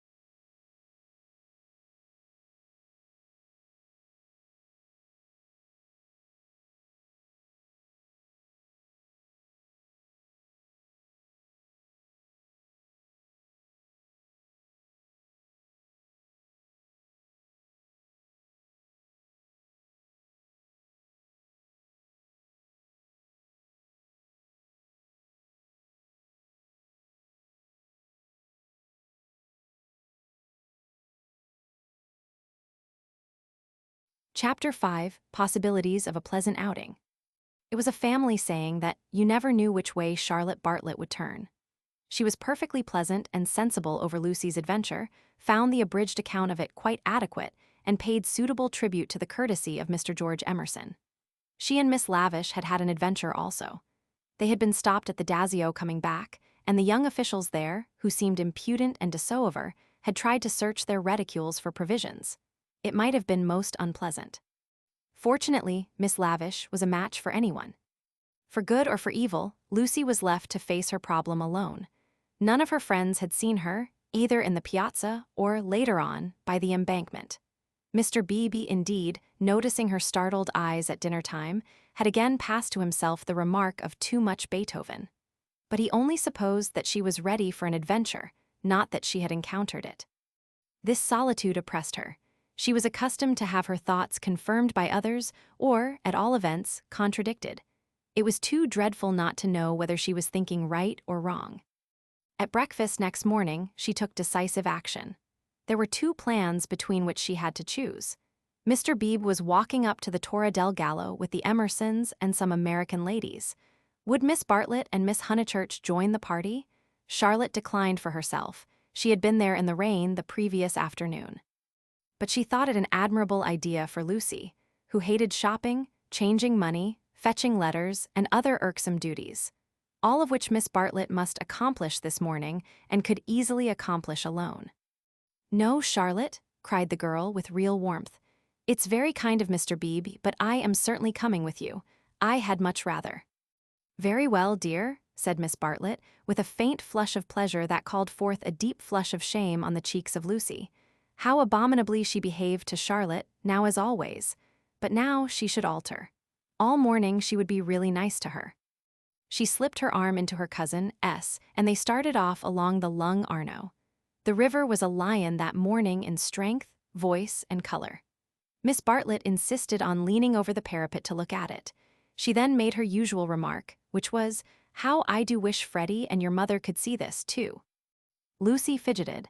It was tiresome of Charlotte to have stopped exactly where she did. "Look, Lucia. Oh, you are watching for the Torre del Gallo party. I feared you would repent you of your choice." Serious as the choice had been, Lucy did not repent. Yesterday had been a muddle, queer and odd, the kind of thing one could not write down easily on paper. But she had a feeling that Charlotte and her shopping were preferable to George Emerson and the summit of the Torre del Gallo. Since she could not unravel the tangle, she must take care not to re-enter it. She could protest sincerely against Miss Bartlett's insinuations. But though she had avoided the chief actor, the scenery unfortunately remained. Charlotte, with the complacency of fate, led her from the river to the Piazza Signoria. She could not have believed that stones, a loggia, a fountain, a palace tower would have such significance. For a moment, she understood the nature of ghosts. The exact site of the murder was occupied, not by a ghost, but by Miss Lavish, who had the morning newspaper in her hand. She hailed them briskly. The dreadful catastrophe of the previous day had given her an idea which she thought would work up into a book. "Oh, let me congratulate you," said Miss Bartlett. "After your despair of yesterday, what a fortunate thing." "Aha, Miss Honeychurch, come you here, I am in luck. Now, you are to tell me absolutely everything that you saw from the beginning." Lucy poked at the ground with her parasol. "But perhaps you would rather not." "I'm sorry, if you could manage without it, I think I would rather not." The elder ladies exchanged glances, not of disapproval. It is suitable that a girl should feel deeply. "It is I who am sorry," said Miss Lavish. "We literary hacks are shameless creatures. I believe there's no secret of the human heart into which we wouldn't pry." She marched cheerfully to the fountain and back, and did a few calculations in realism. Then she said that she had been in the Piazza since 8 o'clock collecting material. A good deal of it was unsuitable, but of course one always had to adapt. The two men had quarreled over a 5-franc note. For the 5-franc note she should substitute a young lady, which would raise the tone of the tragedy and at the same time furnish an excellent plot. "What is the heroine's name?" asked Miss Bartlett. "Leonora," said Miss Lavish. Her own name was Eleanor. "I do hope she's nice." That desideratum would not be omitted. "And what is the plot?" Love, murder, abduction, revenge was the plot. But it all came while the fountain plashed to the satyrs in the morning sun. "I hope you will excuse me for boring on like this," Miss Lavish concluded. "It is so tempting to talk to really sympathetic people. Of course, this is the barest outline. There will be a deal of local coloring, descriptions of Florence and the neighborhood, and I shall also introduce some humorous characters. And let me give you all fair warning. I intend to be unmerciful to the British tourist." "Oh, you wicked woman," cried Miss Bartlett. "I am sure you are thinking of the Emersons." Miss Lavish gave a Machiavellian smile. "I confess that in Italy my sympathies are not with my own countrymen. It is the neglected Italians who attract me, and whose lives I am going to paint so far as I can.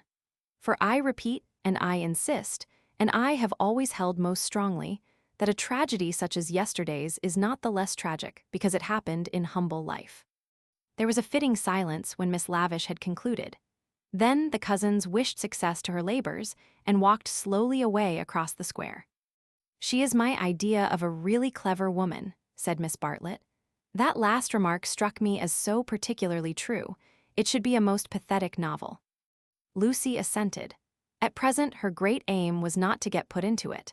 Her perceptions this morning were curiously keen, and she believed that Miss Lavish had her on trial for an ingenue. "She is emancipated, but only in the very best sense of the word," continued Miss Bartlett slowly. "None but the superficial would be shocked at her. We had a long talk yesterday. She believes in justice and truth and human interest. She told me also that she has a high opinion of the destiny of woman, Mr. Eager. Why, how nice. What a pleasant surprise." "Ah, not for me," said the chaplain blandly, "for I have been watching you and Miss Honeychurch for quite a little time." "We were chatting to Miss Lavish." His brow contracted. So I saw, were you indeed, andate via, sono occupato. The last remark was made to a vendor of panoramic photographs who was approaching with a courteous smile.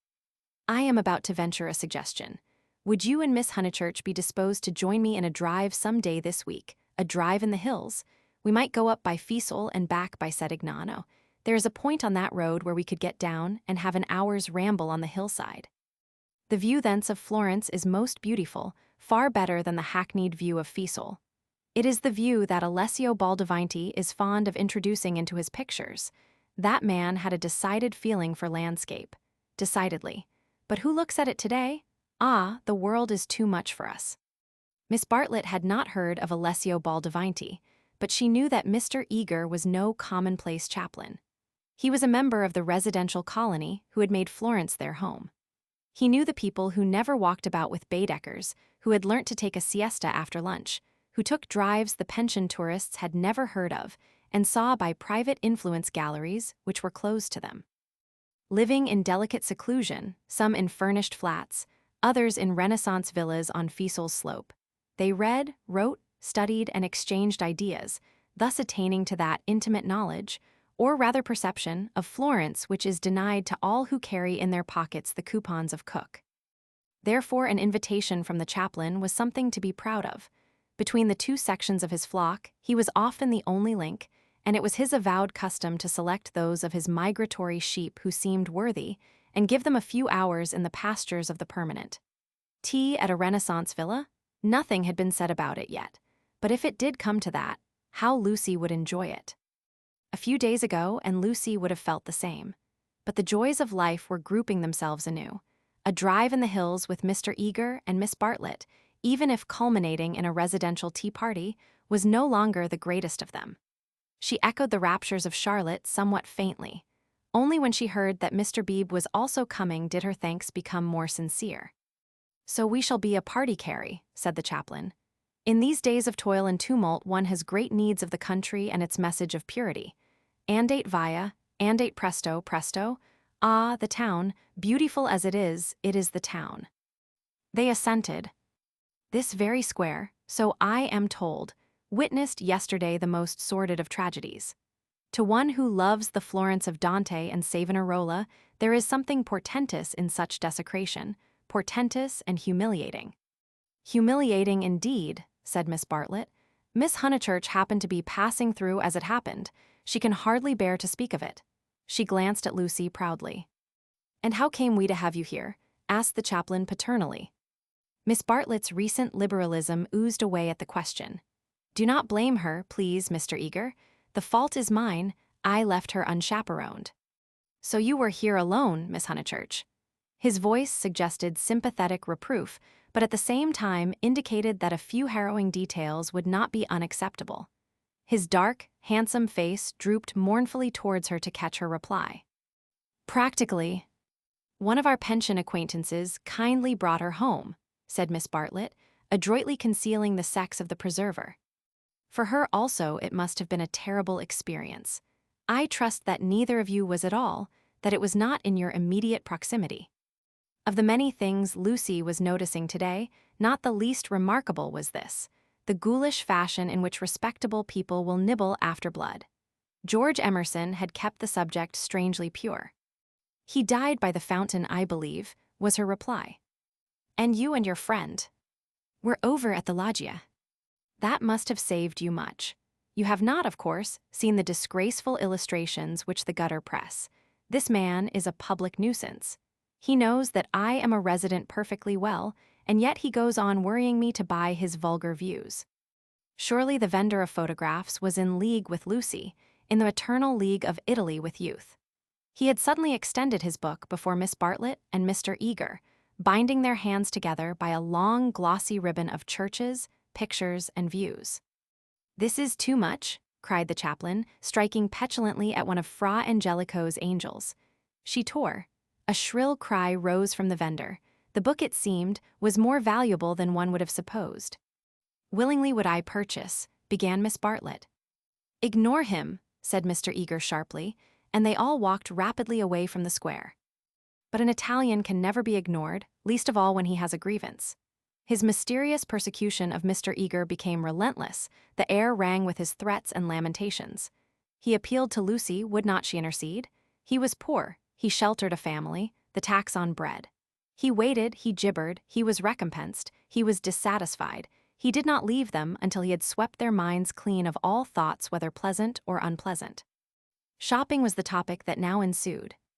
Under the chaplain's guidance, they selected many hideous presents and mementos, florid little picture frames that seemed fashioned in gilded pastry, other little frames, more severe, that stood on little easels and were carven out of oak, a blotting book of vellum, a Dante of the same material, cheap mosaic brooches, which the maids next Christmas would never tell from real, pins, pots, heraldic saucers, brown art photographs, Eros and Psyche in alabaster, St. Peter to match, all of which would have cost less in London. This successful morning left no pleasant impressions on Lucy.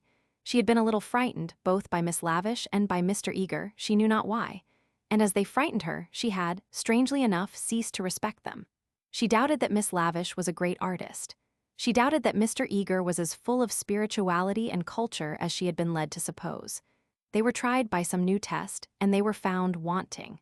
As for Charlotte, she was exactly the same. It might be possible to be nice to her, it was impossible to love her. The son of a laborer, I happen to know it for a fact. A mechanic of some sort himself when he was young, then he took to writing for the socialistic press. I came across him at Brixton.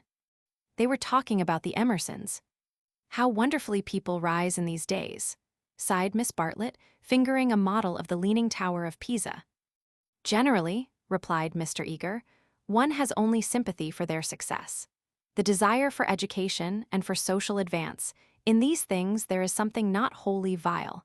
There are some working men whom one would be very willing to see out here in Florence, little as they would make of it. Is he a journalist now? Miss Bartlett asked. He is not, he made an advantageous marriage.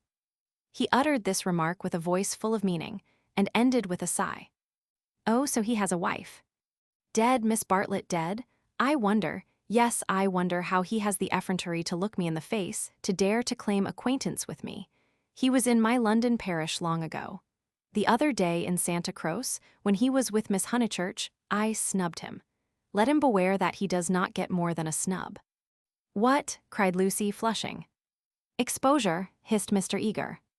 He tried to change the subject, but in scoring a dramatic point, he had interested his audience more than he had intended. Miss Bartlett was full of very natural curiosity. Lucy, though she wished never to see the Emersons again, was not disposed to condemn them on a single word. Do you mean, she asked, that he is an irreligious man? We know that already. Lucy, dear, said Miss Bartlett, gently reproving her cousin's penetration. I should be astonished if you knew all. The boy, an innocent child at the time, I will exclude. God knows what his education and his inherited qualities may have made him. Perhaps, said Miss Bartlett, it is something that we had better not hear. To speak plainly, said Mr. Eager, it is, I will say no more. For the first time, Lucy's rebellious thoughts swept out in words, for the first time in her life. You have said very little. It was my intention to say very little, was his frigid reply. He gazed indignantly at the girl, who met him with equal indignation. She turned towards him from the shop counter, her breast heaved quickly. He observed her brow and the sudden strength of her lips. It was intolerable that she should disbelieve him. Murder, if you want to know, he cried angrily. That man murdered his wife. How? She retorted. To all intents and purposes he murdered her. That day in Santa Croce, did they say anything against me? Not a word, Mr. Eager, not a single word. Oh, I thought they had been libeling me to you. But I suppose it is only their personal charms that makes you defend them. I'm not defending them, said Lucy, losing her courage and relapsing into the old chaotic methods. They're nothing to me. How could you think she was defending them? Said Miss Bartlett, much discomfited by the unpleasant scene. The shopman was possibly listening. She will find it difficult, for that man has murdered his wife in the sight of God. The addition of God was striking, but the chaplain was really trying to qualify a rash remark. A silence followed which might have been impressive, but was merely awkward. Then Miss Bartlett hastily purchased the Leaning Tower and led the way into the street.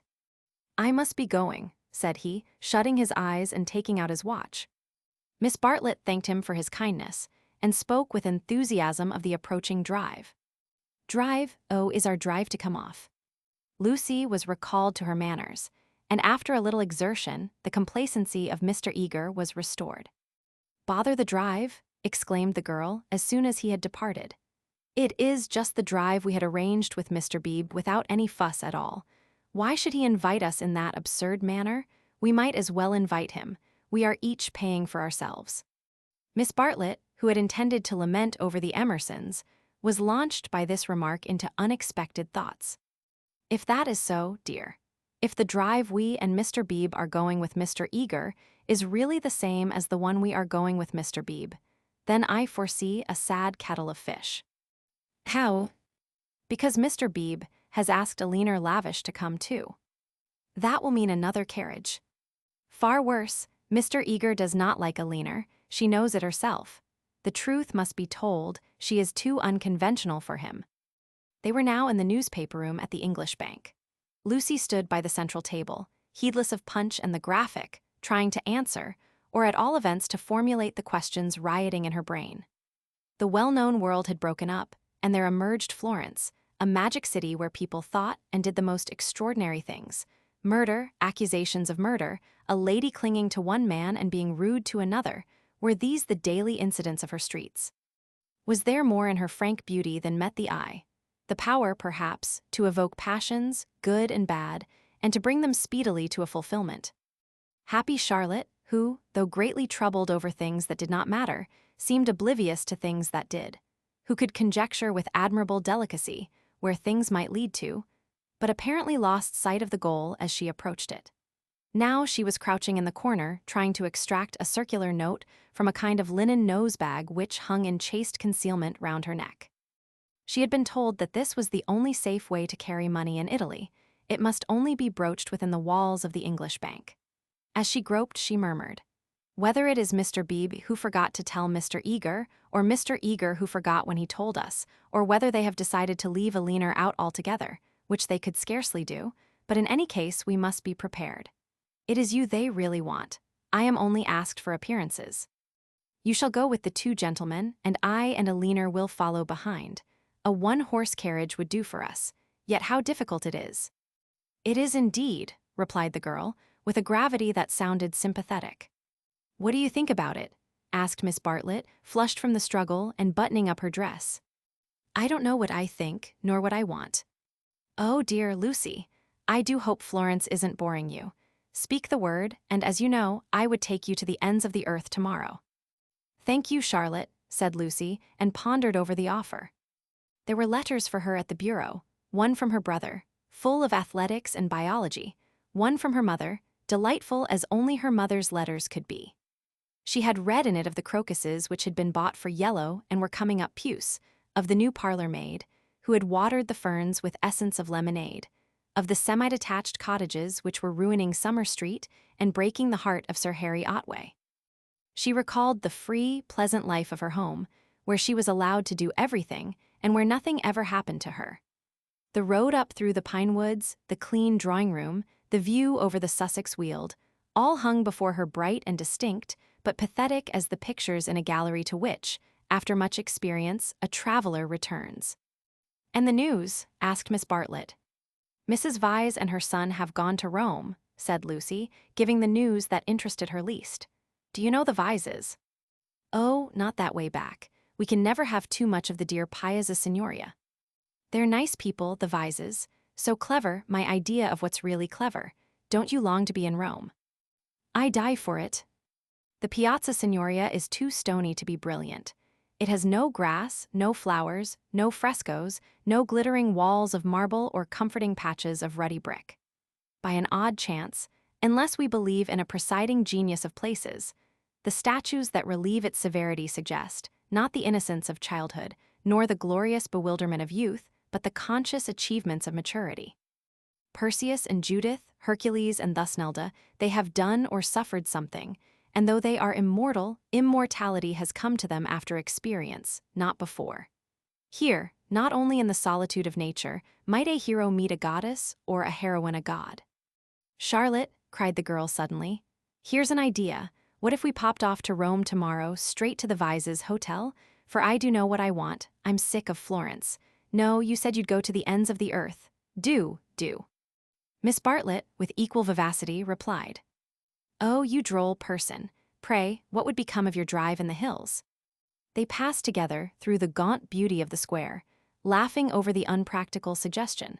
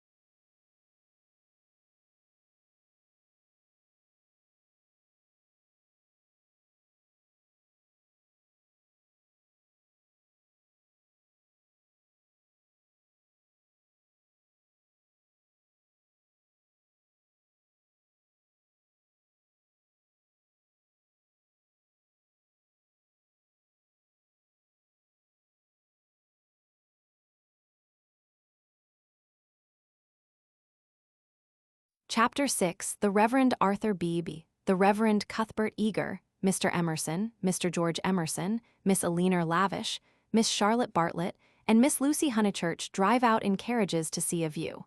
Italians drive them. It was Phaethon who drove them to Fiesole that memorable day, a youth all irresponsibility and fire, recklessly urging his master's horses up the stony hill. Mr. Beebe recognized him at once. Neither the ages of faith nor the age of doubt had touched him.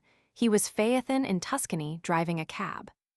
And it was Persephone whom he asked leave to pick up on the way, saying that she was his sister. Persephone, tall and slender and pale, returning with the spring to her mother's cottage, and still shading her eyes from the unaccustomed light. To her Mr. Eager objected, saying that here was the thin edge of the wedge, and one must guard against imposition. But the ladies interceded, and when it had been made clear that it was a very great favor, the goddess was allowed to mount beside the god. Phaethon at once slipped the left rein over her head, thus enabling himself to drive with his arm round her waist. She did not mind. Mr. Eager, who sat with his back to the horses, saw nothing of the indecorous proceeding and continued his conversation with Lucy. The other two occupants of the carriage were old Mr. Emerson and Miss Lavish, for a dreadful thing had happened. Mr. Beebe, without consulting Mr. Eager, had doubled the size of the party. And though Miss Bartlett and Miss Lavish had planned all the morning how the people were to sit, at the critical moment when the carriages came round they lost their heads, and Miss Lavish got in with Lucy, while Miss Bartlett, with George Emerson and Mr. Beebe, followed on behind. It was hard on the poor chaplain to have his party carry thus transformed. Tea at a Renaissance villa, if he had ever meditated it, was now impossible. Lucy and Miss Bartlett had a certain style about them, and Mr. Beebe, though unreliable, was a man of parts. But a shoddy lady writer and a journalist who had murdered his wife in the sight of God, they should enter no villa at his introduction. Lucy, elegantly dressed in white, sat erect and nervous amid these explosive ingredients, attentive to Mr. Eager, repressive towards Miss Lavish, watchful of old Mr. Emerson, hitherto fortunately asleep, thanks to a heavy lunch and the drowsy atmosphere of spring. She looked on the expedition as the work of fate, but for it she would have avoided George Emerson successfully. In an open manner he had shown that he wished to continue their intimacy. She had refused not because she disliked him, but because she did not know what had happened and suspected that he did know, and this frightened her. For the real event, whatever it was, had taken place, not in the loggia but by the river. To behave wildly at the sight of death is pardonable, but to discuss it afterwards, to pass from discussion into silence, and through silence into sympathy, that is an error not of a startled emotion, but of the whole fabric. There was really something blameworthy, she thought, in their joint contemplation of the shadowy stream, in the common impulse which had turned them to the house without the passing of a look or word. This sense of wickedness had been slight at first. She had nearly joined the party to the Torre del Gallo. But each time that she avoided George, it became more imperative that she should avoid him again. And now celestial irony, working through her cousin and 2 clergymen, did not suffer her to leave Florence till she had made this expedition with him through the hills. Meanwhile Mr. Eager held her in civil converse. Their little tiff was over. "So, Miss Honeychurch, you are traveling, as a student of art." "Oh dear me no, oh no." "Perhaps as a student of human nature," interposed Miss Lavish, "like myself." "Oh no, I am here as a tourist." "Oh indeed," said Mr. Eager. "Are you indeed? If you will not think me rude, we residents sometimes pity you poor tourists not a little, handed about like a parcel of goods from Venice to Florence, from Florence to Rome, living herded together in pensions or hotels, quite unconscious of anything that is outside Baedeker, their one anxiety to get done, or through, and go on somewhere else.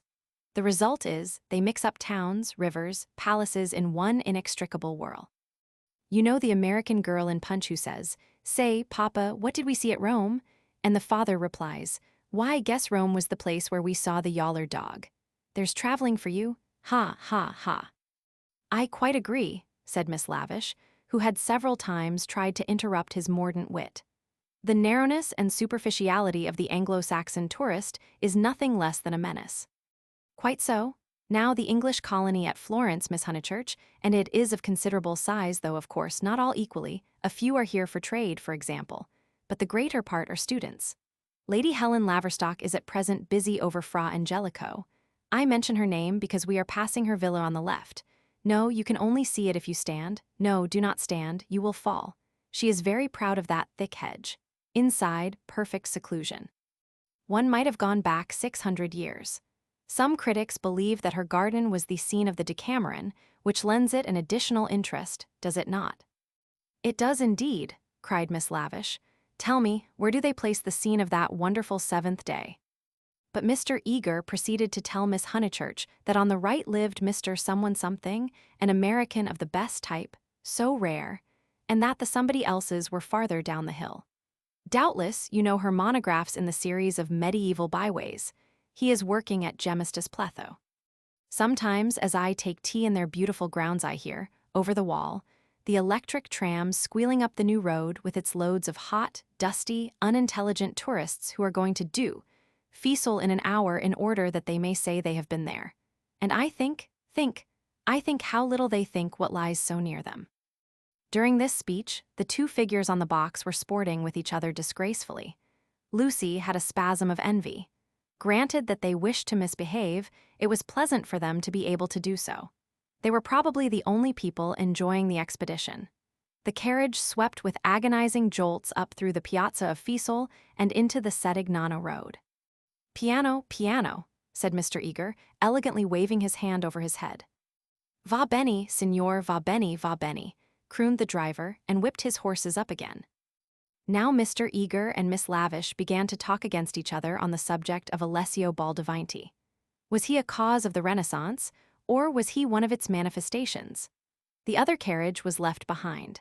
As the pace increased to a gallop, the large, slumbering form of Mr. Emerson was thrown against the chaplain with the regularity of a machine.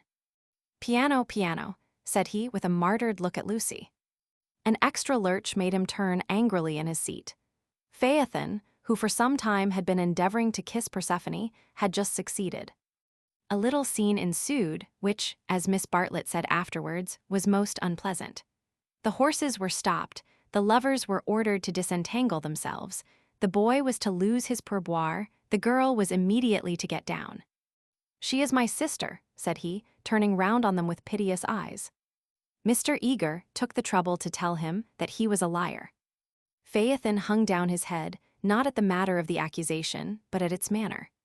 At this point, Mr. Emerson, whom the shock of stopping had awoke, declared that the lovers must on no account be separated, and patted them on the back to signify his approval. And Miss Lavish, though unwilling to ally him, felt bound to support the cause of Bohemianism. "Most certainly I would let them be," she cried, "but I dare say I shall receive scant support. I have always flown in the face of the conventions all my life. This is what I call an adventure." "We must not submit," said Mr. Eager. I knew he was trying it on. He is treating us as if we were a party of Cook's tourists. Surely no, said Miss Lavish, her ardor visibly decreasing. The other carriage had drawn up behind, and sensible Mr. Beebe called out that, after this warning, the couple would be sure to behave themselves properly. Leave them alone, Mr. Emerson begged the chaplain, of whom he stood in no awe. Do we find happiness so often that we should turn it off the box when it happens to sit there? To be driven by lovers, a king might envy us, and if we part them, it's more like sacrilege than anything I know. Here the voice of Miss Bartlett was heard saying that a crowd had begun to collect. Mr. Eager, who suffered from an overfluent tongue rather than a resolute will, was determined to make himself heard. He addressed the driver again. Italian in the mouth of Italians is a deep-voiced stream, with unexpected cataracts and boulders to preserve it from monotony. In Mr. Eager's mouth it resembled nothing so much as an acid-whistling fountain which played ever higher and higher, and quicker, and more shrilly, till abruptly it was turned off with a click. "Signorina," said the man to Lucy when the display had ceased. Why should he appeal to Lucy? "Signorina," echoed Persephone in her glorious contralto. She pointed at the other carriage. Why? For a moment the two girls looked at each other. Then Persephone got down from the box. "Victory at last," said Mr. Eager, smiting his hands together as the carriages started again. "It is not victory," said Mr. Emerson. "It is defeat. You have parted two people who were happy." Mr. Eager shut his eyes. He was obliged to sit next to Mr. Emerson, but he would not speak to him. The old man was refreshed by sleep and took up the matter warmly. He commanded Lucy to agree with him. He shouted for support to his son. "We have tried to buy what cannot be bought with money. He has bargained to drive us, and he is doing it.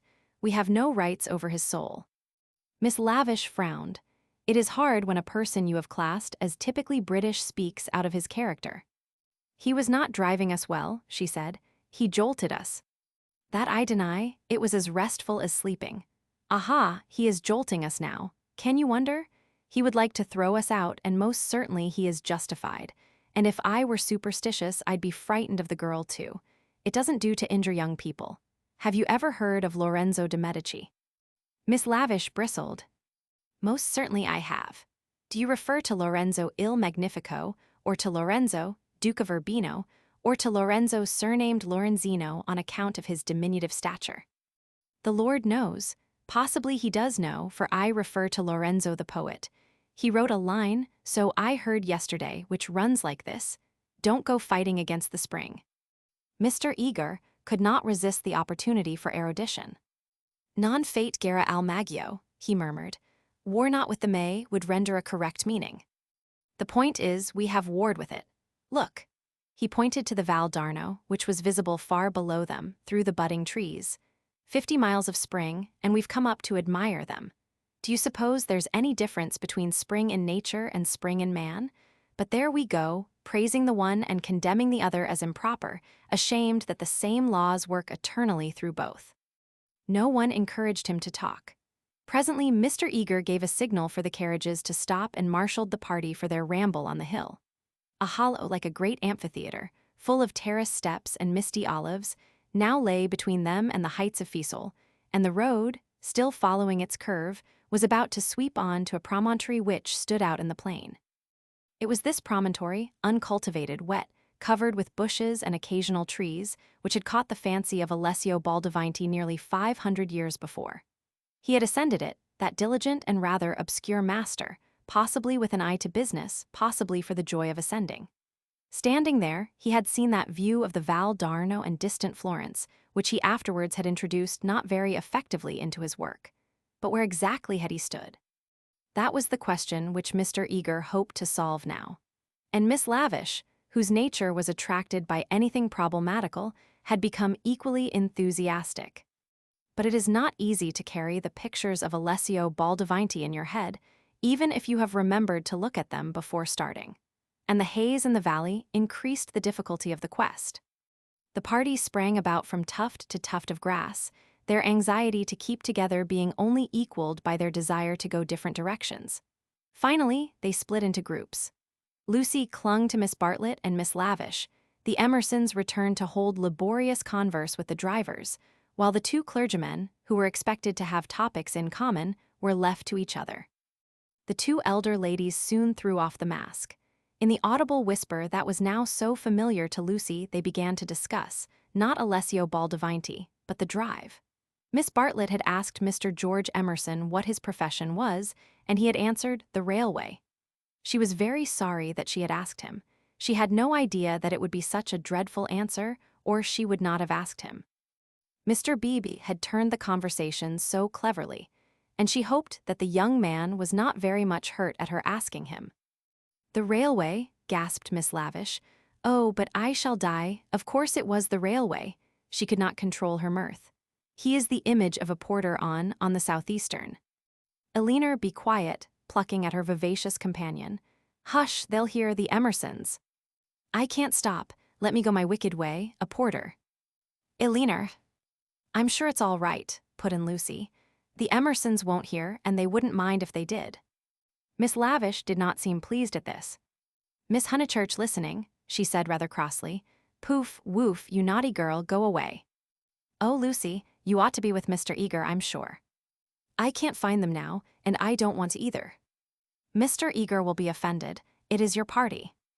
"Please, I'd rather stop here with you." "No, I agree," said Miss Lavish. "It's like a school feast. The boys have got separated from the girls. Miss Lucy, you are to go. We wish to converse on high topics unsuited for your ear." The girl was stubborn. As her time at Florence drew to its close, she was only at ease amongst those to whom she felt indifferent. Such a one was Miss Lavish, and such for the moment was Charlotte. She wished she had not called attention to herself. They were both annoyed at her remark and seemed determined to get rid of her. "How tired one gets," said Miss Bartlett. "Oh, I do wish Freddie and your mother could be here." Unselfishness with Miss Bartlett had entirely usurped the functions of enthusiasm. Lucy did not look at the view either. She would not enjoy anything till she was safe at Rome. "Then sit you down," said Miss Lavish. "Observe my foresight." With many a smile, she produced two of those mackintosh squares that protect the frame of the tourist from damp grass or cold marble steps. She sat on one. Who was to sit on the other? "Lucy, without a moment's doubt, Lucy. The ground will do for me. Really, I have not had rheumatism for years. If I do feel it coming on, I shall stand. Imagine your mother's feelings if I let you sit in the wet in your white linen." She sat down heavily where the ground looked particularly moist. "Here we are, all settled delightfully. Even if my dress is thinner, it will not show so much, being brown. Sit down, dear, you are too unselfish. You don't assert yourself enough." She cleared her throat. "Now don't be alarmed. This isn't a cold. It's the tiniest cough, and I have had it 3 days. It's nothing to do with sitting here at all." There was only one way of treating the situation.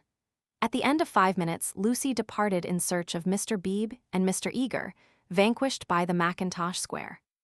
She addressed herself to the drivers, who were sprawling in the carriages, perfuming the cushions with cigars. The miscreant, a bony young man scorched black by the sun, rose to greet her with the courtesy of a host and the assurance of a relative. "Dove," said Lucy, after much anxious thought. His face lit up. Of course he knew where, not so far either. His arm swept 3/4 of the horizon. He should just think he did know where. He pressed his fingertips to his forehead and then pushed them towards her, as if oozing with visible extract of knowledge. More seemed necessary. What was the Italian for clergyman? "Dove buoni uomini," said she at last. Good, scarcely the adjective for those noble beings. He showed her his cigar. "Uno più piccolo," was her next remark, implying, "Has the cigar been given to you by Mr. Beebe, the smaller of the two good men?" She was correct as usual. He tied the horse to a tree, kicked it to make it stay quiet, dusted the carriage, arranged his hair, remolded his hat, encouraged his mustache, and in rather less than 1/4 of a minute was ready to conduct her. Italians are born knowing the way. It would seem that the whole earth lay before them, not as a map, but as a chessboard, whereon they continually behold the changing pieces as well as the squares. Anyone can find places, but the finding of people is a gift from God. He only stopped once to pick her some great blue violets. She thanked him with real pleasure. In the company of this common man, the world was beautiful and direct. For the first time she felt the influence of spring. His arm swept the horizon gracefully. Violets, like other things, existed in great profusion there. Would she like to see them? Ma buoni uomini. He bowed, certainly. Good men first, violets afterwards. They proceeded briskly through the undergrowth, which became thicker and thicker. They were nearing the edge of the promontory, and the view was stealing round them, but the brown network of the bushes shattered it into countless pieces. He was occupied in his cigar and in holding back the pliant boughs. She was rejoicing in her escape from dullness. Not a step, not a twig, was unimportant to her. What is that? There was a voice in the wood in the distance behind them. The voice of Mr. Eager? He shrugged his shoulders. An Italian's ignorance is sometimes more remarkable than his knowledge.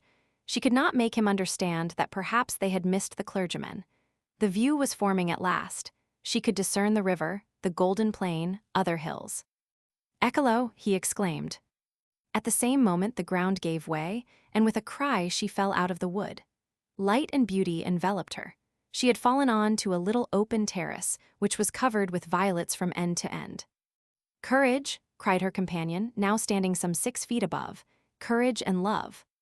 She did not answer.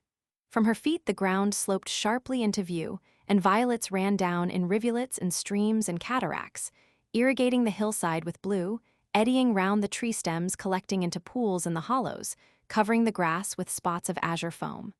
But never again were they in such profusion.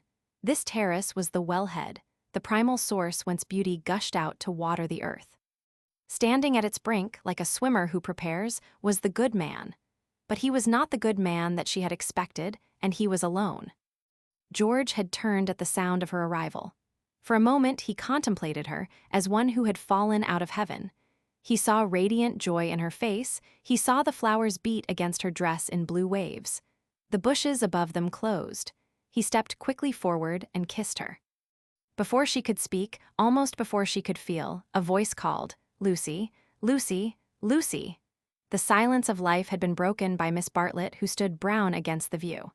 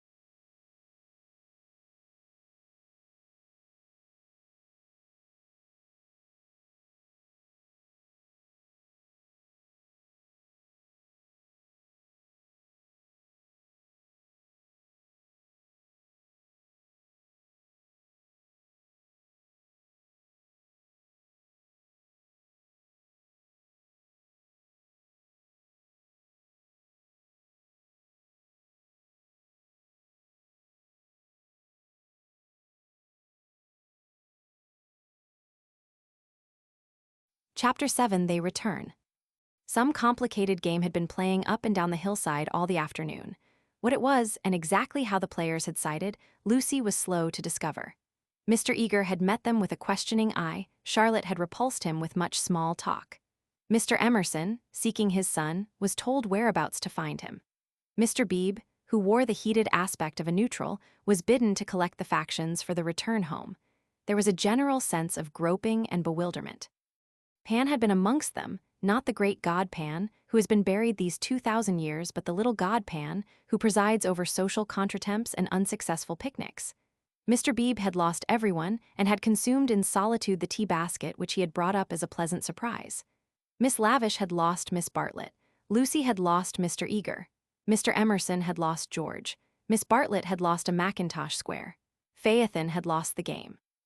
That last fact was undeniable. He climbed onto the box shivering with his collar up, prophesying the swift approach of bad weather. "Let us go immediately," he told them. "The signorino will walk." "All the way, he will be ours," said Mr. Beebe. Apparently, I told him it was unwise. He would look no one in the face. Perhaps defeat was particularly mortifying for him. He alone had played skillfully, using the whole of his instinct, while the others had used scraps of their intelligence. He alone had divined what things were and what he wished them to be. He alone had interpreted the message that Lucy had received 5 days before from the lips of a dying man. Persephone, who spends half her life in the grave, she could interpret it also. Not so these English. They gain knowledge slowly and perhaps too late.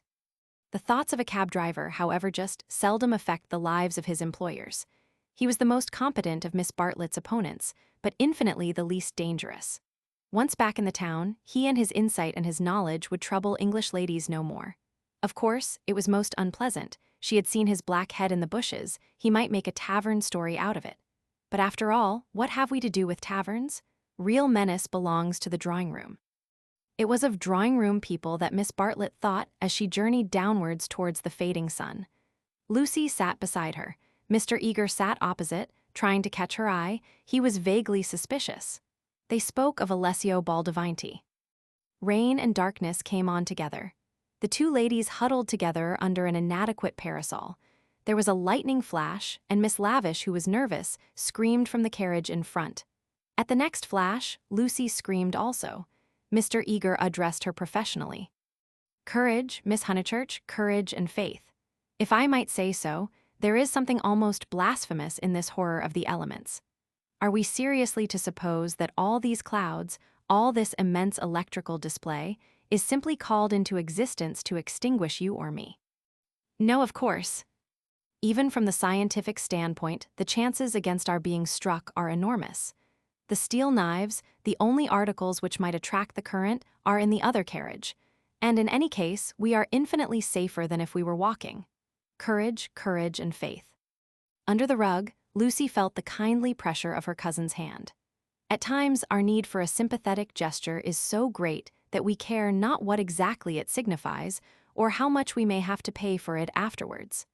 Miss Bartlett, by this timely exercise of her muscles, gained more than she would have got in hours of preaching or cross-examination.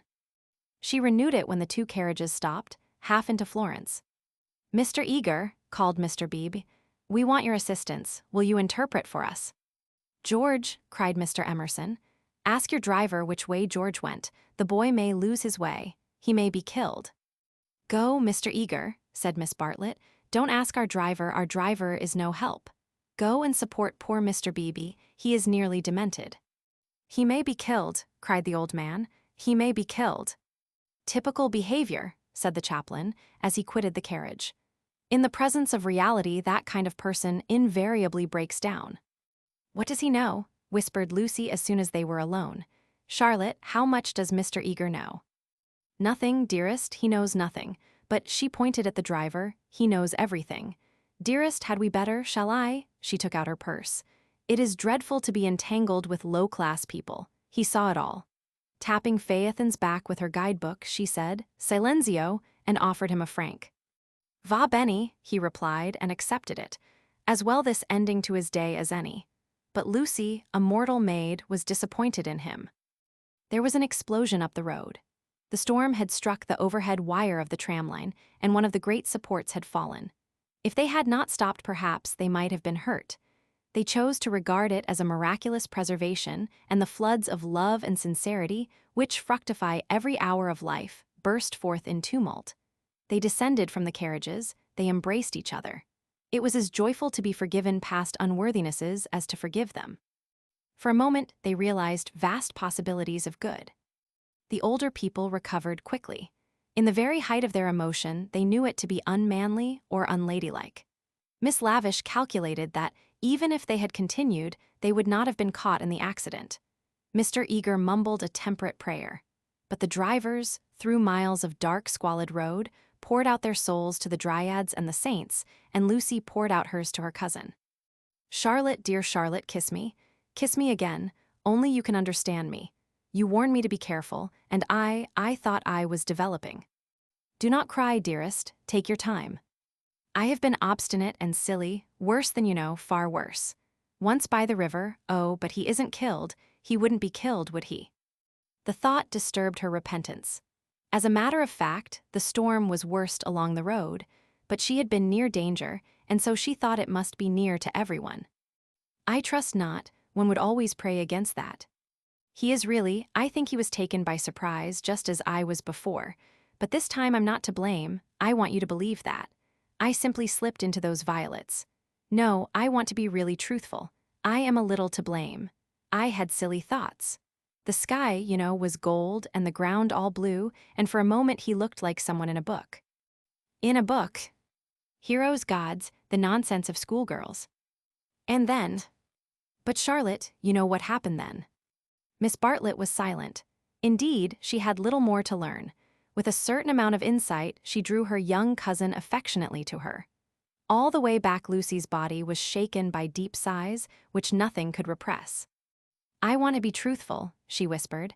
It is so hard to be absolutely truthful. Don't be troubled, dearest. Wait till you are calmer. We will talk it over before bedtime in my room. So they re-entered the city with hands clasped. It was a shock to the girl to find how far emotion had ebbed in others. The storm had ceased, and Mr. Emerson was easier about his son. Mr. Beebe had regained good humor, and Mr. Eager was already snubbing Miss Lavish. Charlotte alone, she was sure of Charlotte, whose exterior concealed so much insight and love. The luxury of self-exposure kept her almost happy through the long evening. She thought not so much of what had happened as of how she should describe it. All her sensations, her spasms of courage, her moments of unreasonable joy, her mysterious discontent, should be carefully laid before her cousin. And together, in divine confidence, they would disentangle and interpret them all. At last, thought she, I shall understand myself. I shan't again be troubled by things that come out of nothing and mean I don't know what. Miss Allen asked her to play. She refused vehemently. Music seemed to her the employment of a child. She sat close to her cousin, who, with commendable patience, was listening to a long story about lost luggage. When it was over, she capped it by a story of her own. Lucy became rather hysterical with the delay. In vain she tried to check, or at all events to accelerate, the tale. It was not till a late hour that Miss Bartlett had recovered her luggage and could say in her usual tone of gentle reproach, "Well, dear, I at all events am ready for Bedfordshire. Come into my room, and I will give a good brush to your hair." With some solemnity the door was shut, and a cane chair placed for the girl. Then Miss Bartlett said, "So what is to be done?" She was unprepared for the question. It had not occurred to her that she would have to do anything. A detailed exhibition of her emotions was all that she had counted upon. "What is to be done? A point, dearest, which you alone can settle." The rain was streaming down the black windows, and the great room felt damp and chilly. One candle burnt trembling on the chest of drawers close to Miss Bartlett's toque, which cast monstrous and fantastic shadows on the bolted door. A tram roared by in the dark, and Lucy felt unaccountably sad, though she had long since dried her eyes. She lifted them to the ceiling, where the griffins and bassoons were colorless and vague, the very ghosts of joy. "It has been raining for nearly 4 hours, she said at last.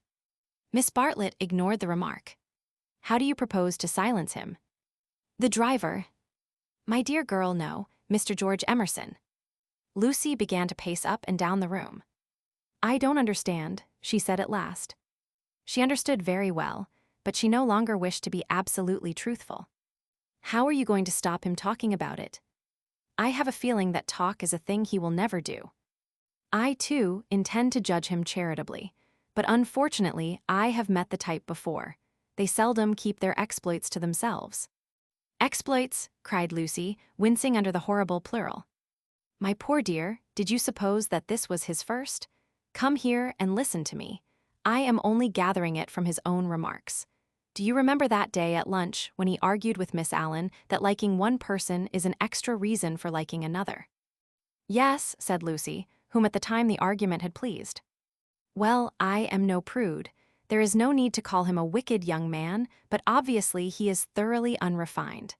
Let us put it down to his deplorable antecedents and education, if you wish, but we are no farther on with our question. What do you propose to do?" An idea rushed across Lucy's brain, which, had she thought of it sooner and made it part of her, might have proved victorious. "I propose to speak to him," said she.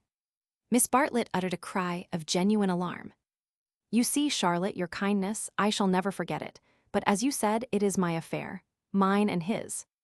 And you are going to implore him, to beg him to keep silence." "Certainly not, there would be no difficulty. Whatever you ask him, he answers yes or no, then it is over. I have been frightened of him, but now I am not one little bit. But we fear him for you, dear. You are so young and inexperienced, you have lived among such nice people, that you cannot realize what men can be, how they can take a brutal pleasure in insulting a woman whom her sex does not protect and rally round. This afternoon, for example, if I had not arrived, what would have happened? I can't think, said Lucy gravely. Something in her voice made Miss Bartlett repeat her question, intoning it more vigorously. What would have happened if I hadn't arrived? I can't think, said Lucy again. When he insulted you, how would you have replied? I hadn't time to think, you came. Yes, but won't you tell me now what you would have done? I should have, she checked herself and broke the sentence off. She went up to the dripping window and strained her eyes into the darkness. She could not think what she would have done. Come away from the window, dear, said Miss Bartlett. You will be seen from the road. Lucy obeyed. She was in her cousin's power. She could not modulate out the key of self-abasement in which she had started. Neither of them referred again to her suggestion that she should speak to George and settle the matter, whatever it was, with him. Miss Bartlett became plaintive. Oh, for a real man, we are only two women, you and I. Mr. Beebe is hopeless. There is Mr. Eager, but you do not trust him. Oh, for your brother, he is young, but I know that his sister's insult would rouse in him a very lion. Thank God, chivalry is not yet dead. There are still left some men who can reverence woman. As she spoke, she pulled off her rings, of which she wore several, and ranged them upon the pincushion. Then she blew into her gloves and said, It will be a push to catch the morning train, but we must try. What train? The train to Rome. She looked at her gloves critically. The girl received the announcement as easily as it had been given. When does the train to Rome go? At 8. Signora Bertolini would be upset. We must face that, said Miss Bartlett, not liking to say that she had given notice already. She will make us pay for a whole week's pension. I expect she will. However, we shall be much more comfortable at the Vises Hotel. Isn't afternoon tea given there for nothing? Yes, but they pay extra for wine. After this remark, she remained motionless and silent.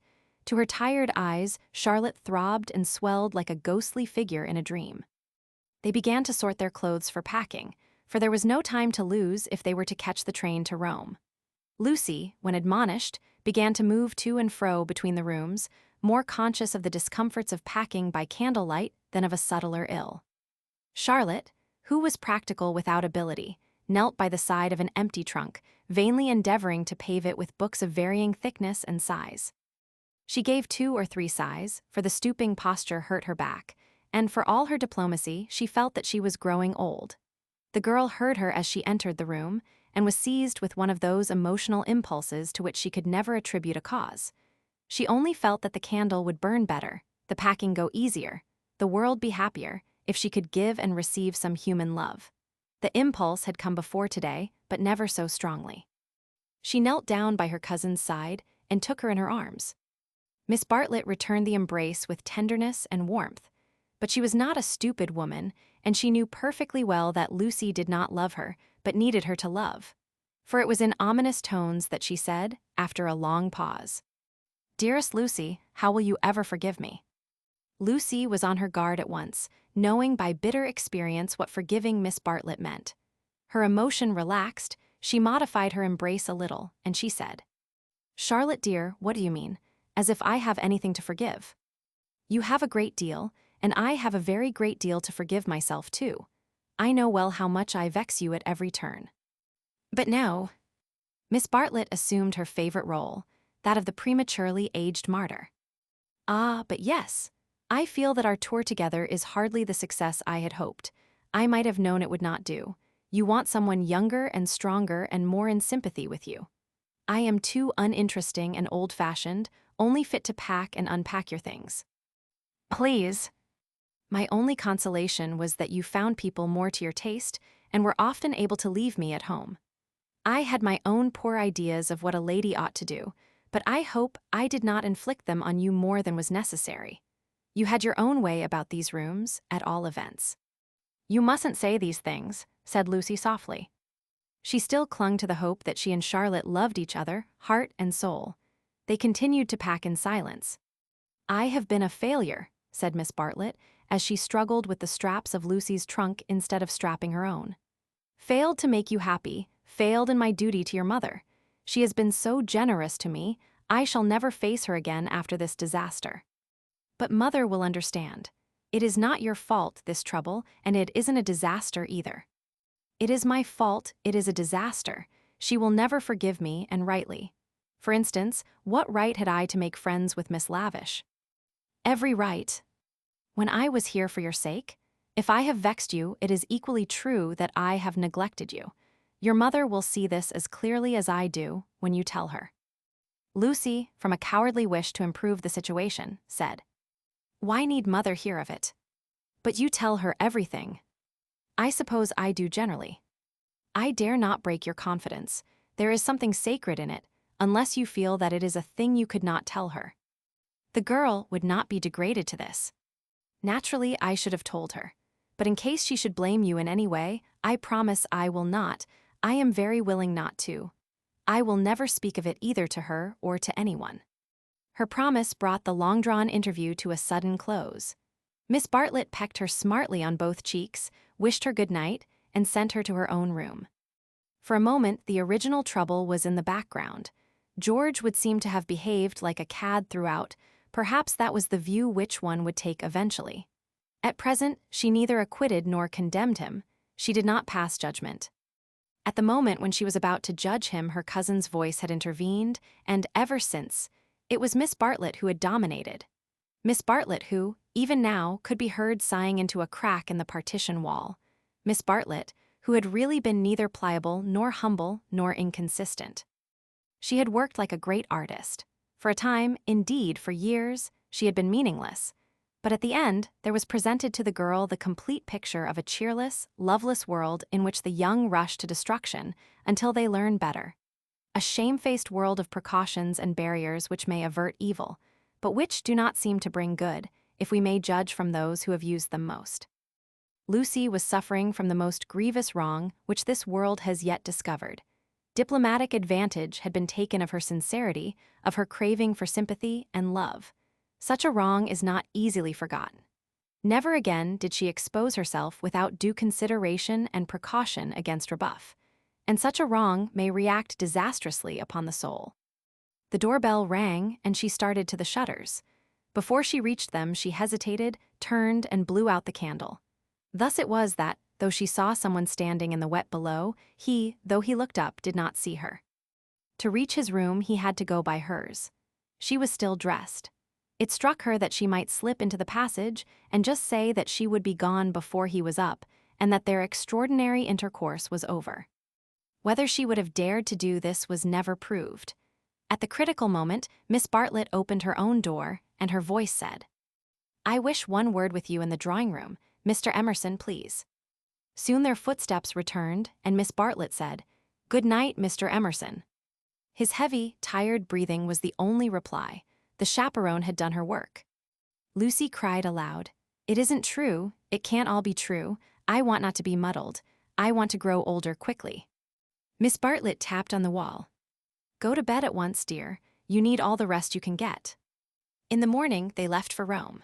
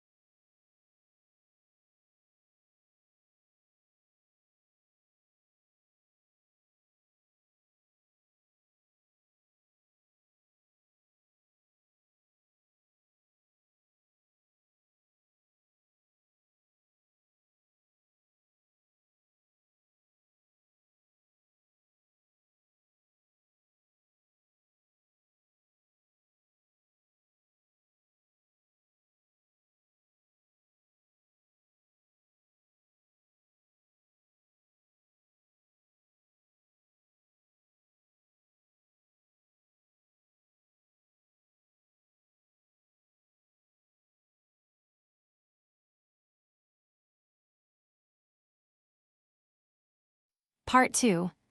Chapter 8 Medieval. The drawing-room curtains at Windy Corner had been pulled to meet, for the carpet was new and deserved protection from the August sun. They were heavy curtains, reaching almost to the ground, and the light that filtered through them was subdued and varied. A poet, none was present, might have quoted, "Life like a dome of many-colored glass," or might have compared the curtains to sluice gates, lowered against the intolerable tides of heaven. Without was poured a sea of radiance. Within, the glory, though visible, was tempered to the capacities of man. Two pleasant people sat in the room. One, a boy of 19, was studying a small manual of anatomy and peering occasionally at a bone which lay upon the piano. From time to time he bounced in his chair and puffed and groaned, for the day was hot and the print small, and the human frame fearfully made. And his mother, who was writing a letter, did continually read out to him what she had written.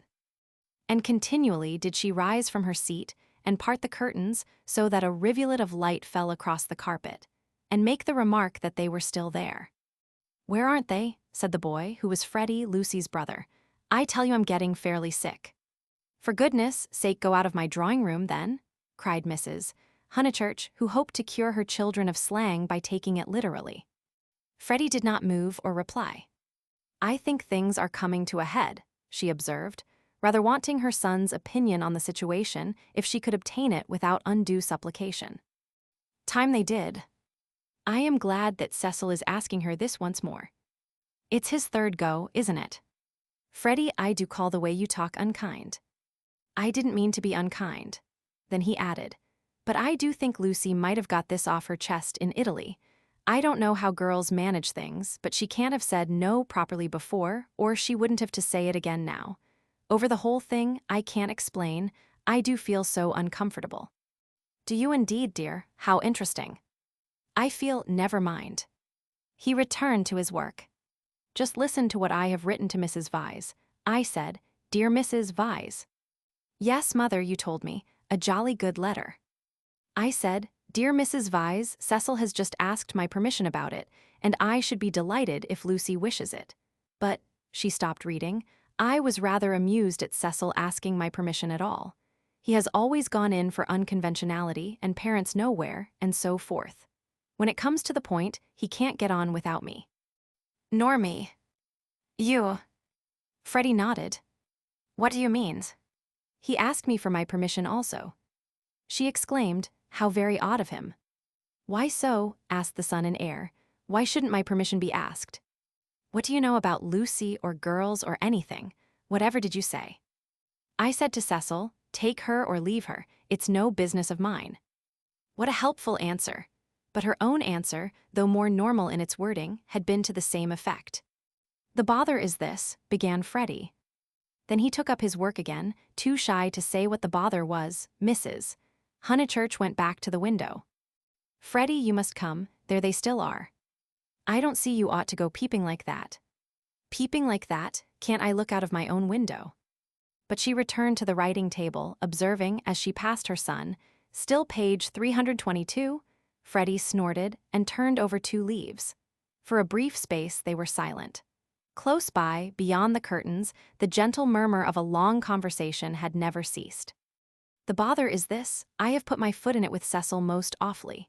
He gave a nervous gulp. "Not content with permission, which I did give, that is to say, I said, I don't mind, well, not content with that, he wanted to know whether I wasn't off my head with joy. He practically put it like this, wasn't it a splendid thing for Lucy and for Windy Corner generally if he married her? And he would have an answer. He said it would strengthen his hand." "I hope you gave a careful answer, dear." "I answered no," said the boy, grinding his teeth. "There, fly into a stew, I can't help it, had to say it. I had to say no, he ought never to have asked me." "Ridiculous child," cried his mother. "You think you're so holy and truthful, but really it's only abominable conceit. Do you suppose that a man like Cecil would take the slightest notice of anything you say? I hope he boxed your ears. How dare you say no?" "Oh, do keep quiet, mother. I had to say no when I couldn't say yes. I tried to laugh as if I didn't mean what I said, and, as Cecil laughed too and went away, it may be all right. But I feel my foot in it. Oh, do keep quiet, though, and let a man do some work." "No," said Mrs. Honeychurch, with the air of one who has considered the subject. I shall not keep quiet.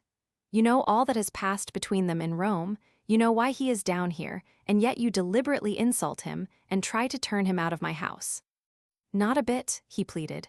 I only let out I didn't like him. I don't hate him, but I don't like him.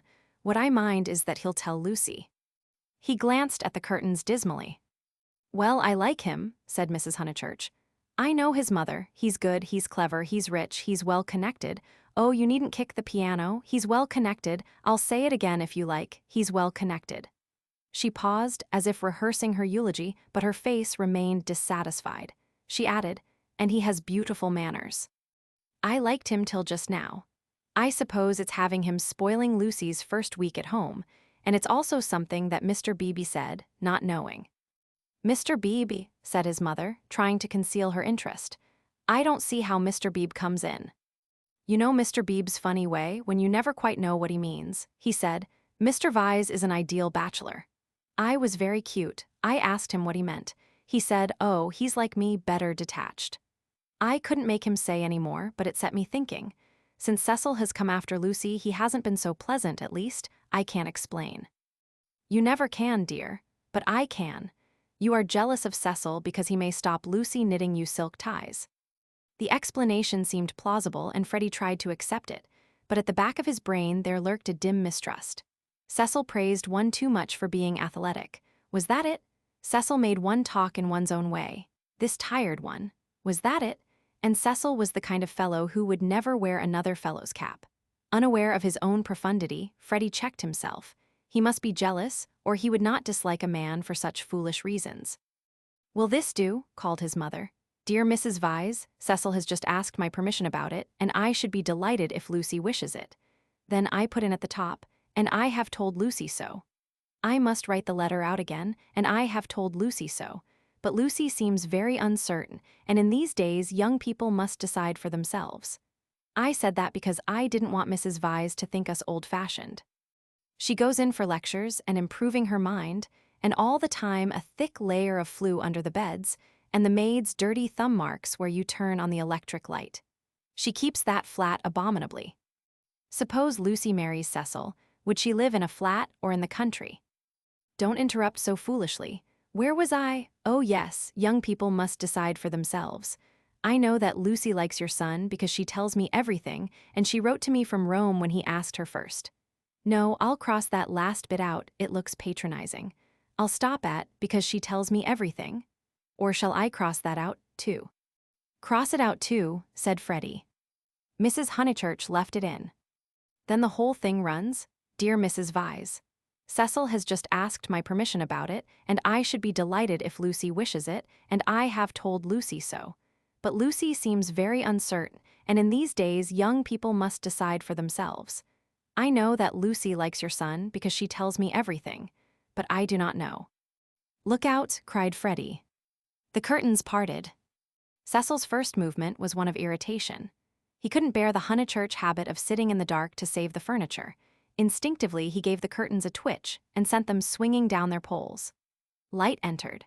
There was revealed a terrace, such as is owned by many villas with trees each side of it, and on it a little rustic seat and 2 flower beds.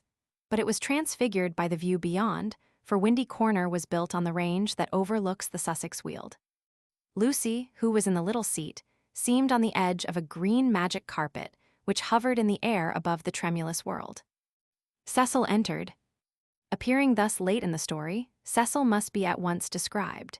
He was medieval, like a Gothic statue.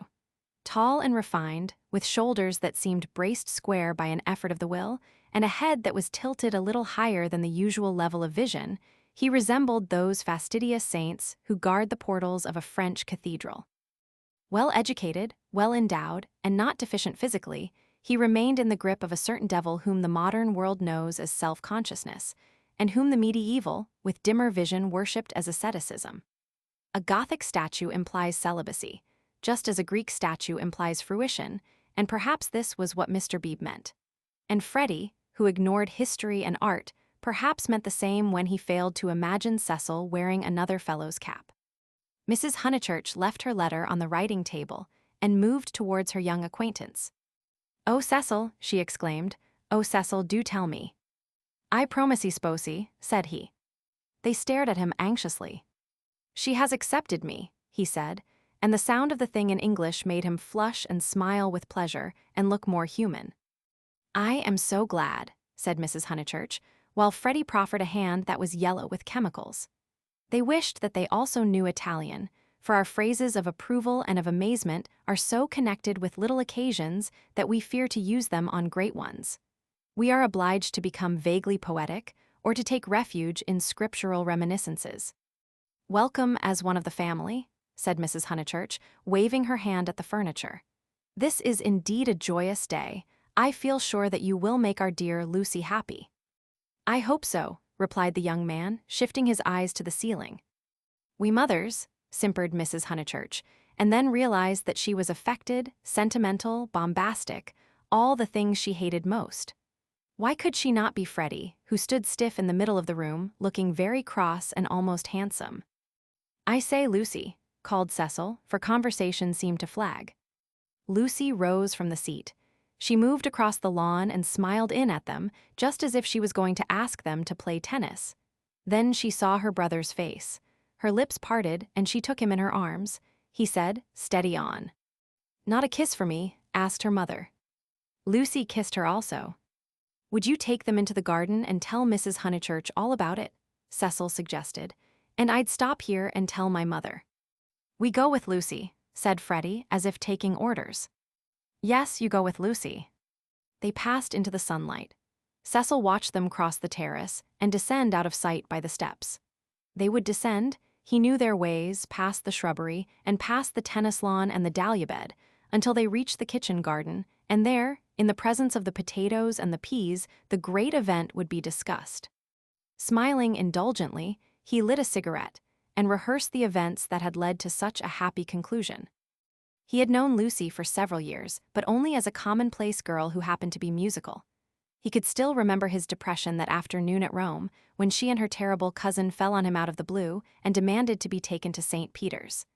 That day she had seemed a typical tourist, shrill, crude, and gaunt with travel, but Italy worked some marvel in her. It gave her light, and which he held more precious, it gave her shadow. Soon he detected in her a wonderful reticence. She was like a woman of Leonardo da Vinci's, whom we love not so much for herself as for the things that she will not tell us. The things are assuredly not of this life. No woman of Leonardo's could have anything so vulgar as a story. She did develop most wonderfully day by day. So it happened that from patronizing civility he had slowly passed, if not to passion, at least to a profound uneasiness. Already at Rome, he had hinted to her that they might be suitable for each other. It had touched him greatly that she had not broken away at the suggestion. Her refusal had been clear and gentle. After it, as the horrid phrase went, she had been exactly the same to him as before. 3 months later, on the margin of Italy, among the flower-clad Alps, he had asked her again in bald, traditional language. She reminded him of a Leonardo more than ever. Her sunburnt features were shadowed by fantastic rock. At his words, she had turned and stood between him and the light with immeasurable plains behind her. He walked home with her unashamed, feeling not at all like a rejected suitor.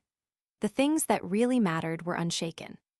So now he had asked her once more, and, clear and gentle as ever, she had accepted him, giving no coy reasons for her delay, but simply saying that she loved him and would do her best to make him happy. His mother, too, would be pleased. She had counseled the step. He must write her a long account. Glancing at his hand, in case any of Freddie's chemicals had come off on it, he moved to the writing table. There he saw "Dear Mrs. Vyse," followed by many erasures. He recoiled without reading any more, and after a little hesitation sat down elsewhere and penciled a note on his knee. Then he lit another cigarette, which did not seem quite as divine as the first, and considered what might be done to make Windy Corner drawing room more distinctive. With that outlook, it should have been a successful room, but the trail of Tottenham Court Road was upon it. He could almost visualize the motor vans of Messrs. Shoolbred and Messrs. Maple arriving at the door and depositing this chair, those varnished bookcases, that writing table. The table recalled Mrs. Honeychurch's letter. He did not want to read that letter. His temptations never lay in that direction, but he worried about it nonetheless. It was his own fault that she was discussing him with his mother. He had wanted her support in his third attempt to win Lucy. He wanted to feel that others, no matter who they were, agreed with him, and so he had asked their permission. Mrs. Honeychurch had been civil but obtuse in essentials, while as for Freddie, he is only a boy, he reflected. I represent all that he despises. Why should he want me for a brother-in-law? The Honeychurches were a worthy family, but he began to realize that Lucy was of another clay, and perhaps, he did not put it very definitely, he ought to introduce her into more congenial circles as soon as possible. Mr. Beebe, said the maid, and the new rector of Summer Street was shown in. He had at once started on friendly relations, owing to Lucy's praise of him in her letters from Florence. Cecil greeted him rather critically. I've come for tea, Mr. Vyse. Do you suppose that I shall get it? I should say so. Food is the thing one does get here. Don't sit in that chair. Young Honeychurch has left a bone in it. Phooey. I know, said Cecil. I know. I can't think why Mrs. Honeychurch allows it. For Cecil considered the bone and the Maples furniture separately. He did not realize that, taken together, they kindled the room into the life that he desired. I've come for tea and for gossip. Isn't this news? News? I don't understand you, said Cecil. News. Mr. Beebe, whose news was of a very different nature, prattled forward. I met Sir Harry Otway as I came up. I have every reason to hope that I am first in the field. He has bought Sissy and Albert from Mr. Flack. Has he indeed? Said Cecil, trying to recover himself. Into what a grotesque mistake had he fallen? Was it likely that a clergyman and a gentleman would refer to his engagement in a manner so flippant? But his stiffness remained, and though he asked who Sissy and Albert might be, he still thought Mr. Beebe rather a bounder. Unpardonable question, to have stopped a week at Windy Corner and not to have met Sissy and Albert, the semi-detached villas that have been run up opposite the church. I'll set Mrs. Honeychurch after you. I'm shockingly stupid over local affairs, said the young man languidly. I can't even remember the difference between a parish council and a local government board. Perhaps there is no difference, or perhaps those aren't the right names. I only go into the country to see my friends and to enjoy the scenery. It is very remiss of me. Italy and London are the only places where I don't feel to exist on sufferance. Mr. Beebe, distressed at this heavy reception of Sissy and Albert, determined to shift the subject. Let me see, Mr. Vyse, I forget. What is your profession? I have no profession, said Cecil. It is another example of my decadence. My attitude, quite an indefensible one, is that so long as I am no trouble to anyone I have a right to do as I like. I know I ought to be getting money out of people or devoting myself to things I don't care a straw about, but somehow I've not been able to begin. You are very fortunate, said Mr. Beebe. It is a wonderful opportunity, the possession of leisure. His voice was rather parochial, but he did not quite see his way to answering naturally. He felt, as all who have regular occupation must feel, that others should have it also. I am glad that you approve. I daren't face the healthy person, for example, Freddie Honeychurch. Oh, Freddie's a good sort, isn't he?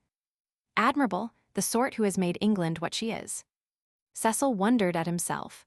Why, on this day of all others, was he so hopelessly contrary? He tried to get right by inquiring effusively after Mr. Beebe's mother, an old lady for whom he had no particular regard. Then he flattered the clergyman, praised his liberal-mindedness, his enlightened attitude towards philosophy and science. Where are the others? Said Mr. Beebe at last. I insist on extracting tea before evening service. I suppose Anne never told them you were here. In this house one is so coached in the servants the day one arrives. The fault of Anne is that she begs your pardon when she hears you perfectly and kicks the chair legs with her feet. The faults of Mary, I forget the faults of Mary, but they are very grave. Shall we look in the garden? I know the faults of Mary. She leaves the dustpan standing on the stairs. The fault of Euphemia is that she will not, simply will not, chop the suet sufficiently small. They both laughed, and things began to go better. The faults of Freddie, Cecil continued. Ah, he has too many. No one but his mother can remember the faults of Freddie. Try the faults of Miss Honeychurch, they are not innumerable. She has none, said the young man with grave sincerity. I quite agree, at present she has none. At present. I'm not cynical. I'm only thinking of my pet theory about Miss Honeychurch. Does it seem reasonable that she should play so wonderfully and live so quietly? I suspect that one day she will be wonderful in both. The watertight compartments in her will break down, and music and life will mingle. Then we shall have her heroically good, heroically bad, too heroic, perhaps, to be good or bad. Cecil found his companion interesting. And at present, you think her not wonderful as far as life goes. Well, I must say I've only seen her at Tunbridge Wells, where she was not wonderful, and at Florence. Since I came to Summer Street, she has been away. You saw her, didn't you, at Rome and in the Alps? Oh, I forgot. Of course, you knew her before. No, she wasn't wonderful in Florence either, but I kept on expecting that she would be. In what way? Conversation had become agreeable to them, and they were pacing up and down the terrace. I could as easily tell you what tune she'll play next. There was simply the sense that she had found wings and meant to use them. I can show you a beautiful picture in my Italian diary. Miss Honeychurch as a kite, Miss Bartlett holding the string. Picture number 2, the string breaks. The sketch was in his diary, but it had been made afterwards, when he viewed things artistically. At the time, he had given surreptitious tugs to the string himself. But the string never broke. No, I mightn't have seen Miss Honeychurch rise, but I should certainly have heard Miss Bartlett fall. It is broken now, said the young man in low, vibrating tones. Immediately, he realized that of all the conceited, ludicrous, contemptible ways of announcing an engagement, this was the worst. He cursed his love of metaphor. Had he suggested that he was a star, and that Lucy was soaring up to reach him? Broken, what do you mean? I meant, said Cecil stiffly, that she is going to marry me. The clergyman was conscious of some bitter disappointment, which he could not keep out of his voice. I am sorry, I must apologize. I had no idea you were intimate with her, or I should never have talked in this flippant, superficial way. Mr. Vyse, you ought to have stopped me. And down the garden he saw Lucy herself. Yes, he was disappointed. Cecil, who naturally preferred congratulations to apologies, drew down his mouth at the corners. Was this the reception his action would get from the world? Of course, he despised the world as a whole. Every thoughtful man should. It is almost a test of refinement. But he was sensitive to the successive particles of it which he encountered. Occasionally, he could be quite crude. I am sorry I have given you a shock, he said dryly. I fear that Lucy's choice does not meet with your approval. Not that, but you ought to have stopped me. I know Miss Honeychurch only a little as time goes. Perhaps I oughtn't to have discussed her so freely with anyone, certainly not with you. You are conscious of having said something indiscreet. Mr. Beebe pulled himself together. Really, Mr. Vyse had the art of placing one in the most tiresome positions. He was driven to use the prerogatives of his profession. No, I have said nothing indiscreet. I foresaw at Florence that her quiet, uneventful childhood must end, and it has ended. I realized dimly enough that she might take some momentous step. She has taken it. She has learnt, you will let me talk freely, as I have begun freely, she has learnt what it is to love, the greatest lesson, some people will tell you, that our earthly life provides. It was now time for him to wave his hat at the approaching trio. He did not omit to do so. She has learnt through you, and if his voice was still clerical, it was now also sincere. Let it be your care that her knowledge is profitable to her. Graisy taunt, said Cecil, who did not like parsons. Have you heard? Shouted Mrs. Honeychurch as she twirled up the sloping garden. Oh, Mr. Beebe, have you heard the news? Freddie, now full of geniality, whistled the wedding march. Youth seldom criticizes the accomplished fact. Indeed I have, he cried. He looked at Lucy. In her presence he could not act the parson any longer, at all events not without apology. Mrs. Honeychurch, I'm going to do what I am always supposed to do, but generally I'm too shy. I want to invoke every kind of blessing on them, grave and gay, great and small. I want them all their lives to be supremely good and supremely happy as husband and wife, as father and mother. And now I want my tea. You only asked for it just in time, the lady retorted. How dare you be serious at Windy Corner? He took his tone from her. There was no more heavy beneficence, no more attempts to dignify the situation with poetry or the scriptures. None of them dared or was able to be serious anymore. An engagement is so potent a thing that sooner or later it reduces all who speak of it to this state of cheerful awe. Away from it, In the solitude of their rooms, Mr. Beebe and even Freddie might again be critical. But in its presence and in the presence of each other, they were sincerely hilarious. It has a strange power, for it compels not only the lips, but the very heart. The chief parallel to compare one great thing with another is the power over us of a temple of some alien creed. Standing outside, we deride or oppose it, or at the most feel sentimental. Inside, though the saints and gods are not ours, we become true believers, in case any true believer should be present. So it was that after the gropings and the misgivings of the afternoon, they pulled themselves together and settled down to a very pleasant tea party. If they were hypocrites, they did not know it, and their hypocrisy had every chance of setting and of becoming true. Anne, putting down each plate as if it were a wedding present, stimulated them greatly. They could not lag behind that smile of hers which she gave them ere she kicked the drawing-room door. Mr. Beebe chirruped. Freddie was at his wittiest, referring to Cecil as the fiasco, family-honored pun on fiancé. Mrs. Honeychurch, amusing and portly, promised well as a mother-in-law. As for Lucy and Cecil, for whom the temple had been built, they also joined in the merry ritual, but waited, as earnest worshippers should, for the disclosure of some holier shrine of joy.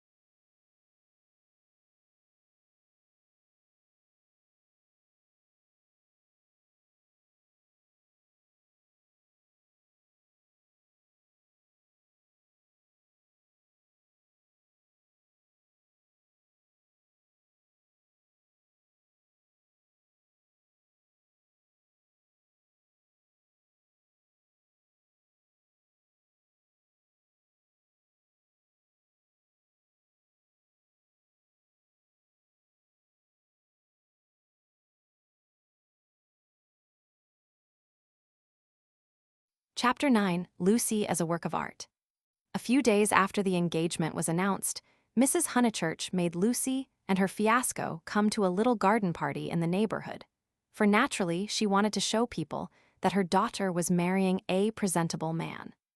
Cecil was more than presentable. He looked distinguished, and it was very pleasant to see his slim figure keeping step with Lucy, and his long, fair face responding when Lucy spoke to him. People congratulated Mrs. Honeychurch, which is, I believe, a social blunder, but it pleased her, and she introduced Cecil rather indiscriminately to some stuffy dowagers. At tea, a misfortune took place. A cup of coffee was upset over Lucy's figured silk, and though Lucy feigned indifference, her mother feigned nothing of the sort, but dragged her indoors to have the frock treated by a sympathetic maid. They were gone some time, and Cecil was left with the dowagers. When they returned, he was not as pleasant as he had been. "Do you go to much of this sort of thing?" he asked when they were driving home. "Oh, now and then," said Lucy, who had rather enjoyed herself. "Is it typical of country society?" "I suppose so. Mother, would it be?" "Plenty of society," said Mrs. Honeychurch, who was trying to remember the hang of one of the dresses. Seeing that her thoughts were elsewhere, Cecil bent towards Lucy and said, "To me it seemed perfectly appalling, disastrous, portentous. I am so sorry that you were stranded." "Not that, but the congratulations. It is so disgusting, the way an engagement is regarded as public property, a kind of waste place where every outsider may shoot his vulgar sentiment. All those old women smirking. One has to go through it, I suppose. They won't notice us so much next time. But my point is that their whole attitude is wrong. An engagement, horrid word in the first place, is a private matter and should be treated as such. Yet the smirking old women, however wrong individually, were racially correct. The spirit of the generations had smiled through them, rejoicing in the engagement of Cecil and Lucy because it promised the continuance of life on earth. To Cecil and Lucy, it promised something quite different: personal love. Hence Cecil's irritation and Lucy's belief that his irritation was just. "How tiresome," she said. "Couldn't you have escaped to tennis?" "I don't play tennis, at least, not in public. The neighborhood is deprived of the romance of me being athletic. Such romance as I have is that of the Inglese Italianato." Inglese Italianato?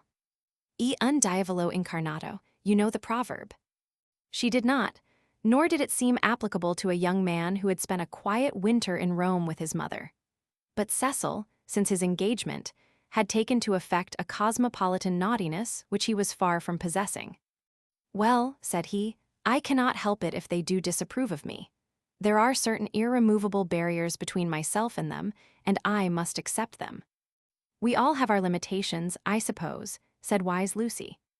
"Sometimes they are forced on us, though," said Cecil, who saw from her remark that she did not quite understand his position. "How?" "It makes a difference, doesn't it, whether we fully fence ourselves in, or whether we are fenced out by the barriers of others?" She thought a moment, and agreed that it did make a difference. "Difference?" cried Mrs. Honeychurch, suddenly alert. "I don't see any difference. Fences are fences, especially when they are in the same place." "We were speaking of motives," said Cecil, on whom the interruption jarred. "My dear Cecil, look here." She spread out her knees and perched her card case on her lap. "This is me, that's Windy Corner, the rest of the pattern is the other people. Motives are all very well, but the fence comes here." "We weren't talking of real fences," said Lucy, laughing. "Oh, I see, dear, poetry." She leant placidly back. Cecil wondered why Lucy had been amused. "I tell you who has no fences, as you call them," she said, "and that's Mr. Beebe. A parson fenceless would mean a parson defenseless." Lucy was slow to follow what people said, but quick enough to detect what they meant. She missed Cecil's epigram, but grasped the feeling that prompted it. "Don't you like Mr. Beebe?" she asked thoughtfully. "I never said so," he cried. "I consider him far above the average. I only denied," and he swept off on the subject of fences again and was brilliant. "Now, a clergyman that I do hate," said she, wanting to say something sympathetic. "A clergyman that does have fences, and the most dreadful ones, is Mr. Eager, the English chaplain at Florence. He was truly insincere, not merely the manner unfortunate. He was a snob and so conceited, and he did say such unkind things." "What sort of things?"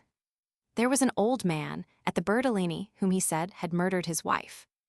"Perhaps he had." "No." "Why no?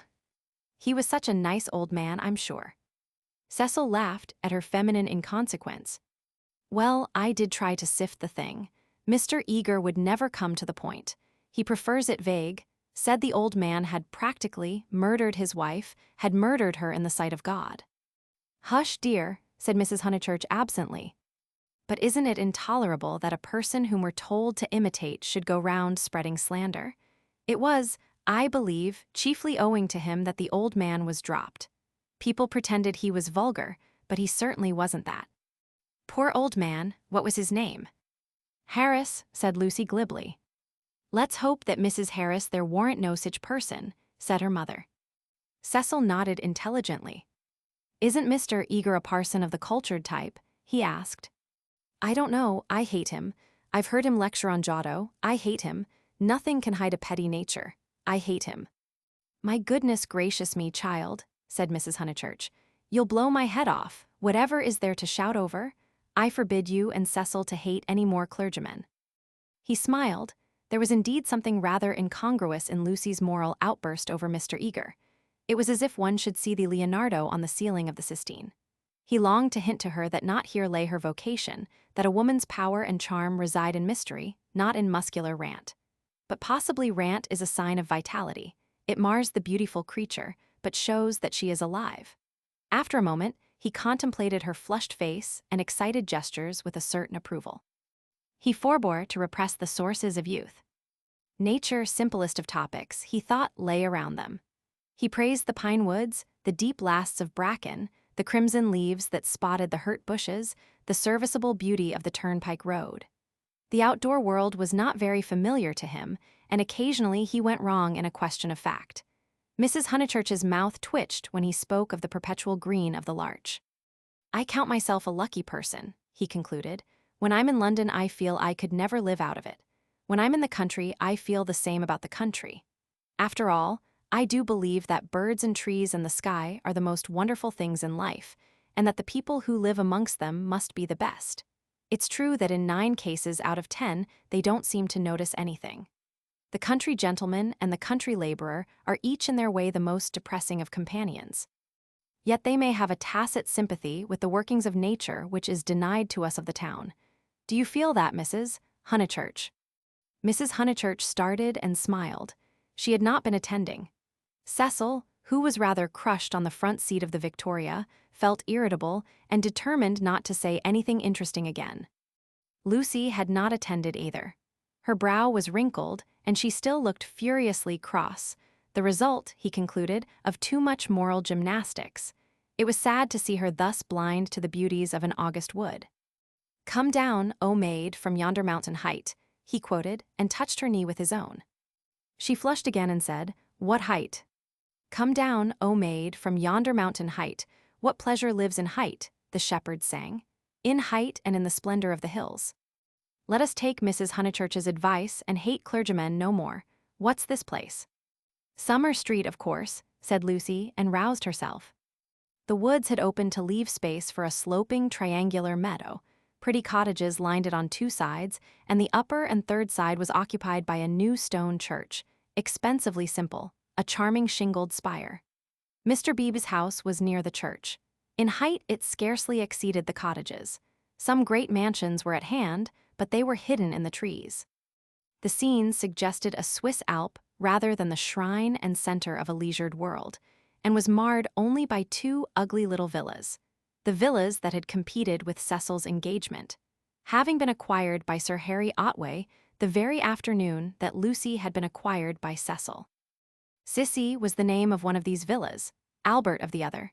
These titles were not only picked out in shaded Gothic on the garden gates, but appeared a second time on the porches, where they followed the semicircular curve of the entrance arch in block capitals. Albert was inhabited. His tortured garden was bright with geraniums and lobelias and polished shells. His little windows were chastely swathed in Nottingham lace. Sissy was to let. 3 notice boards, belonging to Dorking agents, lolled on her fence and announced the not surprising fact. Her paths were already weedy. Her pocket handkerchief of a lawn was yellow with dandelions. "The place is ruined," said the ladies mechanically. "Summer Street will never be the same again." As the carriage passed, Sissy's door opened, and a gentleman came out of her. "Stop," cried Mrs. Honeychurch, touching the coachman with her parasol. "Here's Sir Harry. Now we shall know. Sir Harry, pull those things down at once." Sir Harry Otway, who need not be described, came to the carriage and said, "Mrs. Honeychurch, I meant to. I really can't turn out Miss Flack. Am I not always right? She ought to have gone before the contract was signed. Does she still live rent-free, as she did in her nephew's time? But what can I do?" He lowered his voice. "An old lady, so very vulgar and almost bedridden." "Turn her out," said Cecil bravely. Sir Harry sighed and looked at the villas mournfully. He had had full warning of Mr. Flack's intentions and might have bought the plot before building commenced, but he was apathetic and dilatory. He had known Summer Street for so many years that he could not imagine it being spoilt. Not till Mrs. Flack had laid the foundation stone and the apparition of red and cream brick began to rise did he take alarm. He called on Mr. Flack, the local builder, a most reasonable and respectful man, who agreed that tiles would have made more artistic roof, but pointed out that slates were cheaper. He ventured to differ, however, about the Corinthian columns which were to cling like leeches to the frames of the bow windows, saying that, for his part, he liked to relieve the facade by a bit of decoration. Sir Harry hinted that a column, if possible, should be structural as well as decorative.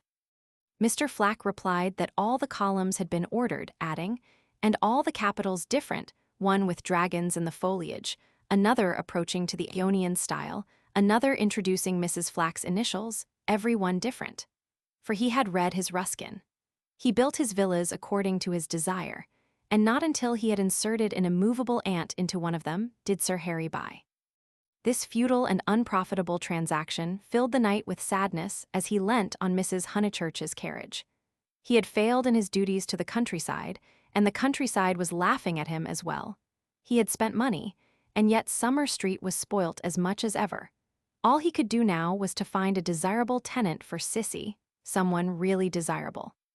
"The rent is absurdly low," he told them, "and perhaps I am an easy landlord, but it is such an awkward size.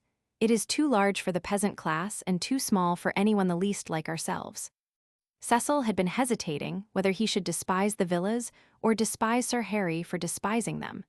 The latter impulse seemed the more fruitful. "You ought to find a tenant at once," he said maliciously. "It would be a perfect paradise for a bank clerk." "Exactly," said Sir Harry excitedly. "That is exactly what I fear, Mr. Vyse. It will attract the wrong type of people. The train service has improved, a fatal improvement to my mind. And what are 5 miles from A station in these days of bicycles?" "Rather a strenuous clerk it would be," said Lucy. Cecil, who had his full share of medieval mischievousness, replied that the physique of the lower middle classes was improving at a most appalling rate. She saw that he was laughing at their harmless neighbor and roused herself to stop him. "Sir Harry," she exclaimed, "I have an idea. How would you like spinsters?" "My dear Lucy, it would be splendid. Do you know any such?" "Yes, I met them abroad." "Gentlewomen?" he asked tentatively. "Yes, indeed, and at the present moment homeless. I heard from them last week, Miss Teresa and Miss Catherine Allen. I'm really not joking. They are quite the right people. Mr. Beebe knows them, too. May I tell them to write to you?" "Indeed you may," he cried. "Here we are with the difficulty solved already. How delightful it is. Extra facilities, please tell them they shall have extra facilities, for I shall have no agent's fees. Oh, the agents, the appalling people they have sent me. One woman, when I wrote, a tactful letter, you know, asking her to explain her social position to me, replied that she would pay the rent in advance. As if one cares about that. And several references I took up were most unsatisfactory, people swindlers or not respectable. And oh, the deceit! I have seen a good deal of the seamy side this last week. The deceit of the most promising people. My dear Lucy, the deceit." She nodded. "My advice," put in Mrs. Honeychurch, "is to have nothing to do with Lucy and her decayed gentlewomen at all. I know the type. Preserve me from people who have seen better days, and bring heirlooms with them that make the house smell stuffy. It's a sad thing, but I'd far rather let to someone who is going up in the world than to someone who has come down." "I think I follow you," said Sir Harry, "but it is, as you say, a very sad thing." "The Misses Allen aren't that," cried Lucy. "Yes, they are," said Cecil. "I haven't met them, but I should say they were a highly unsuitable addition to the neighborhood." "Don't listen to him, Sir Harry, he's tiresome." "It's I who am tiresome," he replied. "I oughtn't to come with my troubles to young people.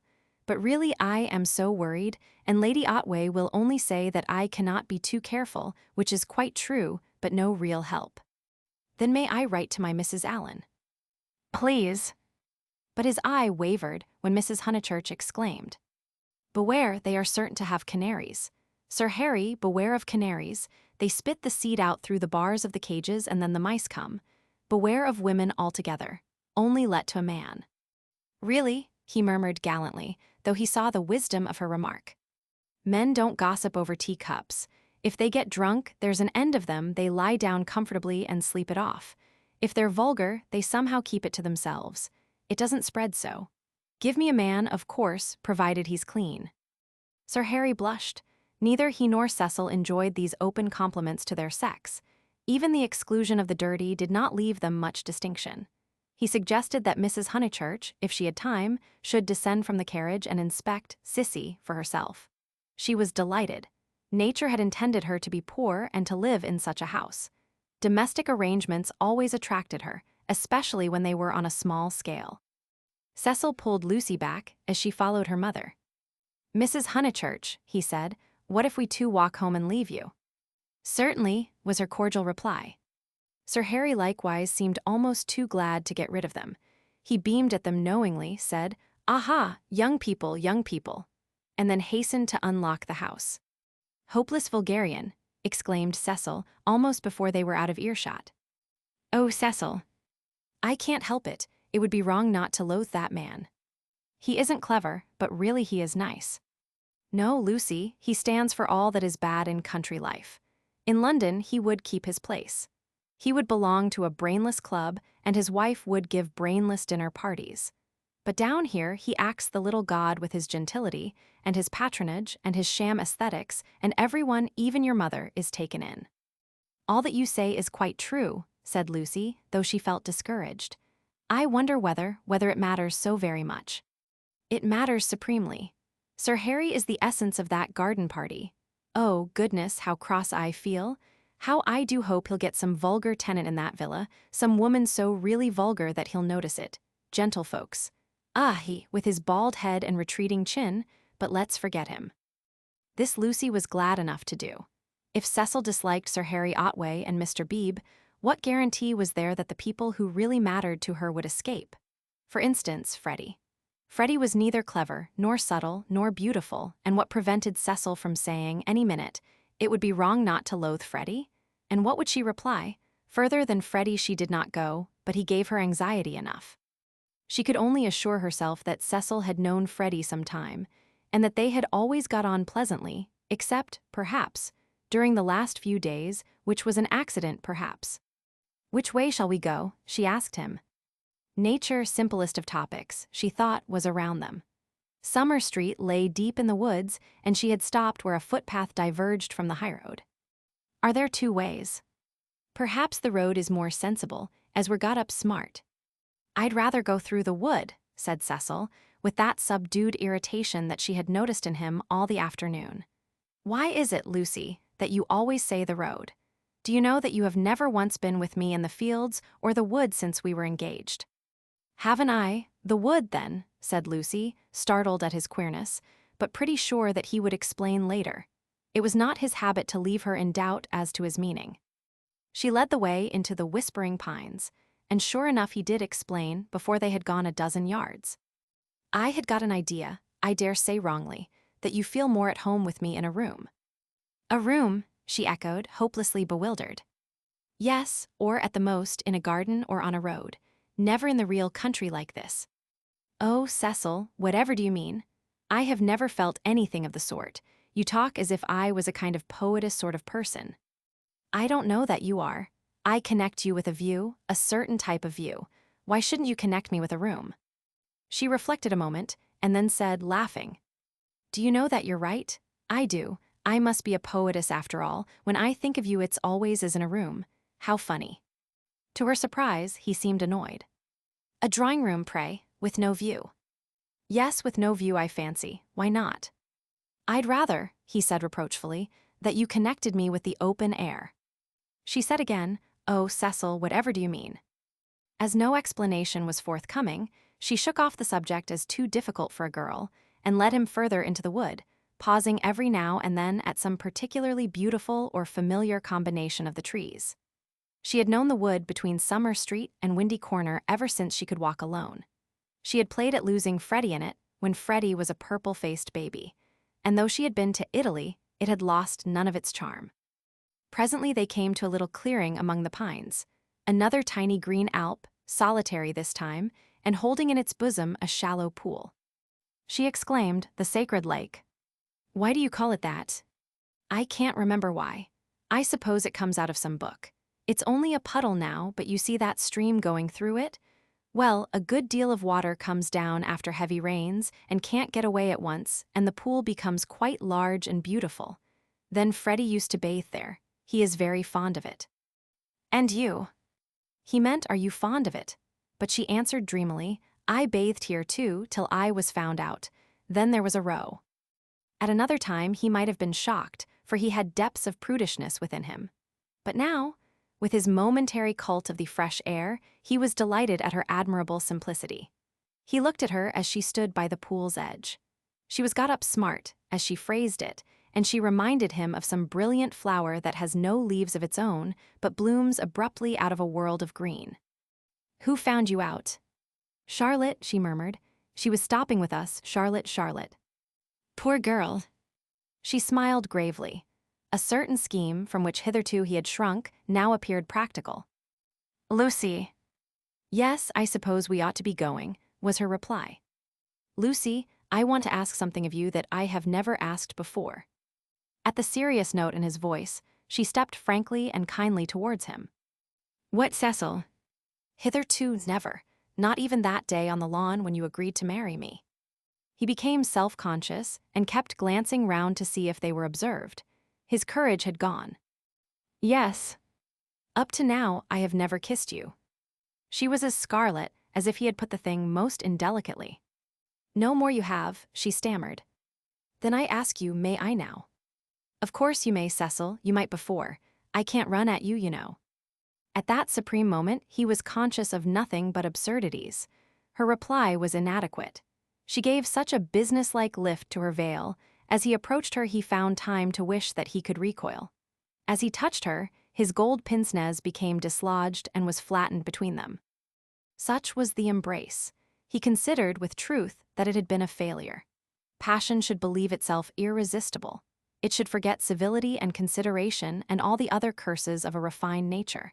Above all, it should never ask for leave where there is a right of way.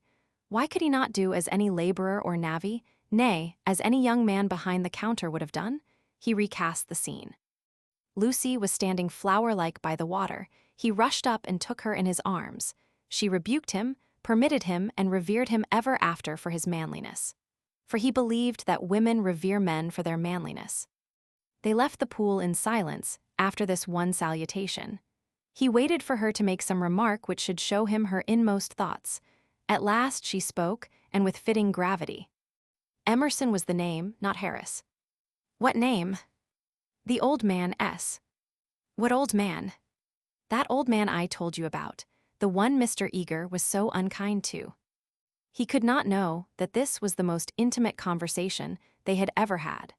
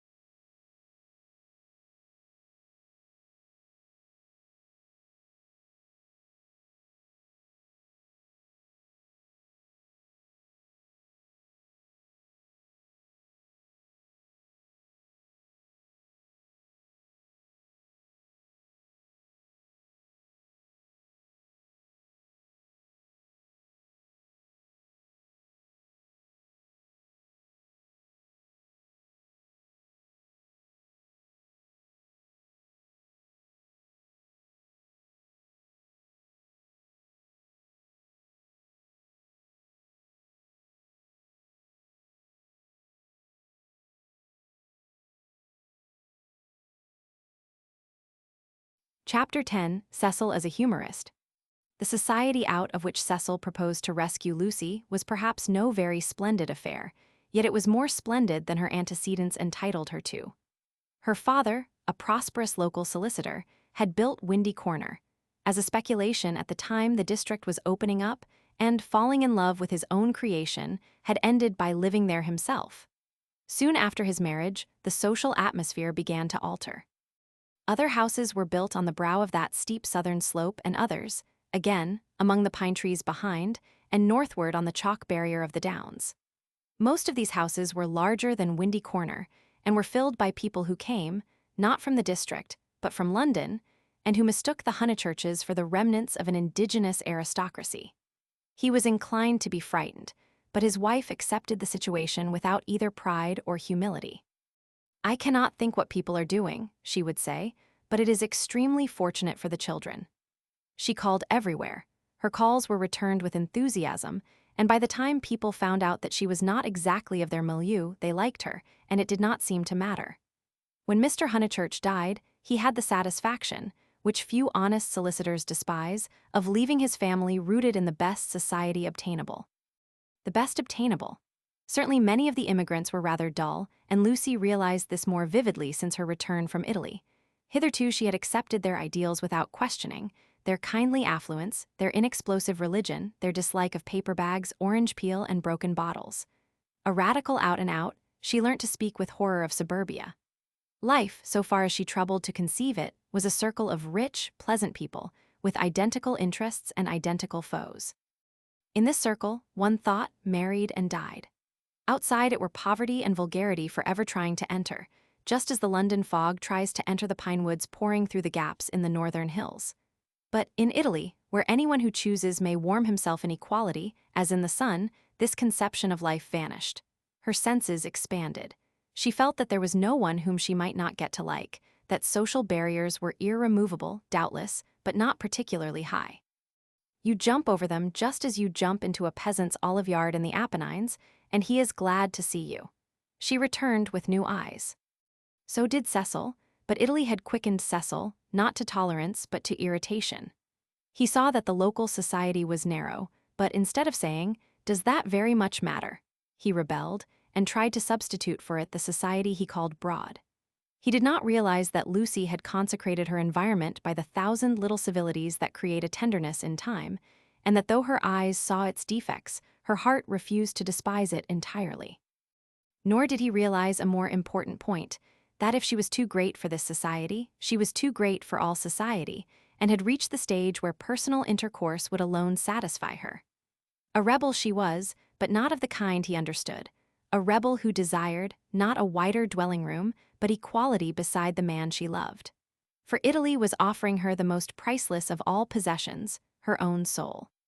Playing bumble puppy with Minnie Beebe, niece to the rector, and aged 13, an ancient and most honorable game which consists in striking tennis balls high into the air so that they fall over the net and immoderately bounce. Some hit Mrs. Honeychurch, others are lost. The sentence is confused, but the better illustrates Lucy's state of mind, for she was trying to talk to Mr. Beebe at the same time. Oh, it has been such a nuisance.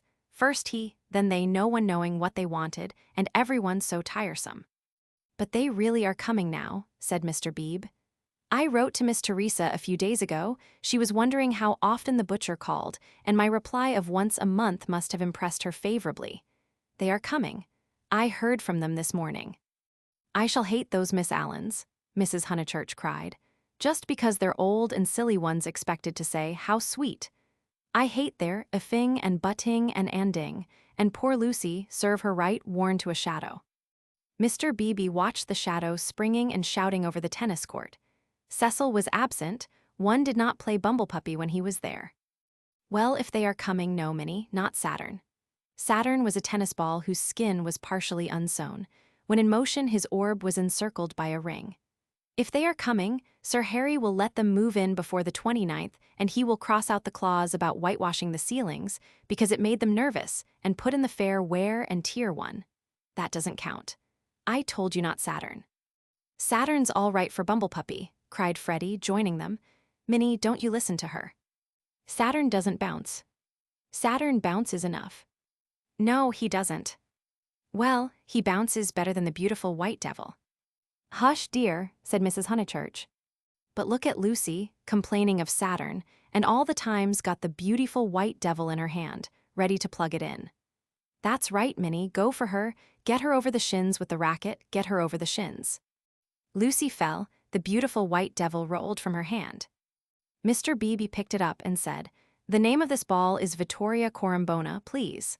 But his correction passed unheeded. Freddie possessed to a high degree the power of lashing little girls to fury, and in half a minute he had transformed Minnie from a well-mannered child into a howling wilderness. Up in the house Cecil heard them, and though he was full of entertaining news, he did not come down to impart it, in case he got hurt. He was not a coward and bore necessary pain as well as any man, but he hated the physical violence of the young. How right it was. Sure enough, it ended in a cry. I wish the Miss Allens could see this, observed Mr. Beebe, just as Lucy, who was nursing the injured Minnie, was in turn lifted off her feet by her brother. Who are the Miss Allens? Freddie panted.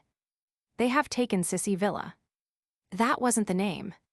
Here his foot slipped, and they all fell most agreeably onto the grass. An interval elapses. Wasn't what name? Asked Lucy, with her brother's head in her lap. Allen wasn't the name of the people Sir Harry's let to. Nonsense, Freddie, you know nothing about it. Nonsense yourself, I've this minute seen him, he said to me. Honeychurch. Freddie was an indifferent mimic.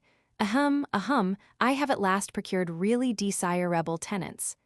I said, "Ure, old boy," and slapped him on the back. Exactly, the Miss Allens. Rather not, more like Anderson. Oh, good gracious, there isn't going to be another muddle, Mrs. Honeychurch exclaimed. Do you notice, Lucy, I'm always right? I said don't interfere with Sissy Villa. I'm always right. I'm quite uneasy at being always right so often. It's only another muddle of Freddie's. Freddie doesn't even know the name of the people he pretends have taken it instead. Yes, I do. I've got it, Emerson. What name? Emerson, I'll bet you anything you like. What a weathercock Sir Harry is, said Lucy quietly. I wish I had never bothered over it at all. Then she lay on her back and gazed at the cloudless sky. Mr. Beebe, whose opinion of her rose daily, whispered to his niece that that was the proper way to behave if any little thing went wrong. Meanwhile, the name of the new tenants had diverted Mrs. Honeychurch from the contemplation of her own abilities. Emerson, Freddie, do you know what Emersons they are? I don't know whether they're any Emersons, retorted Freddie, who was democratic.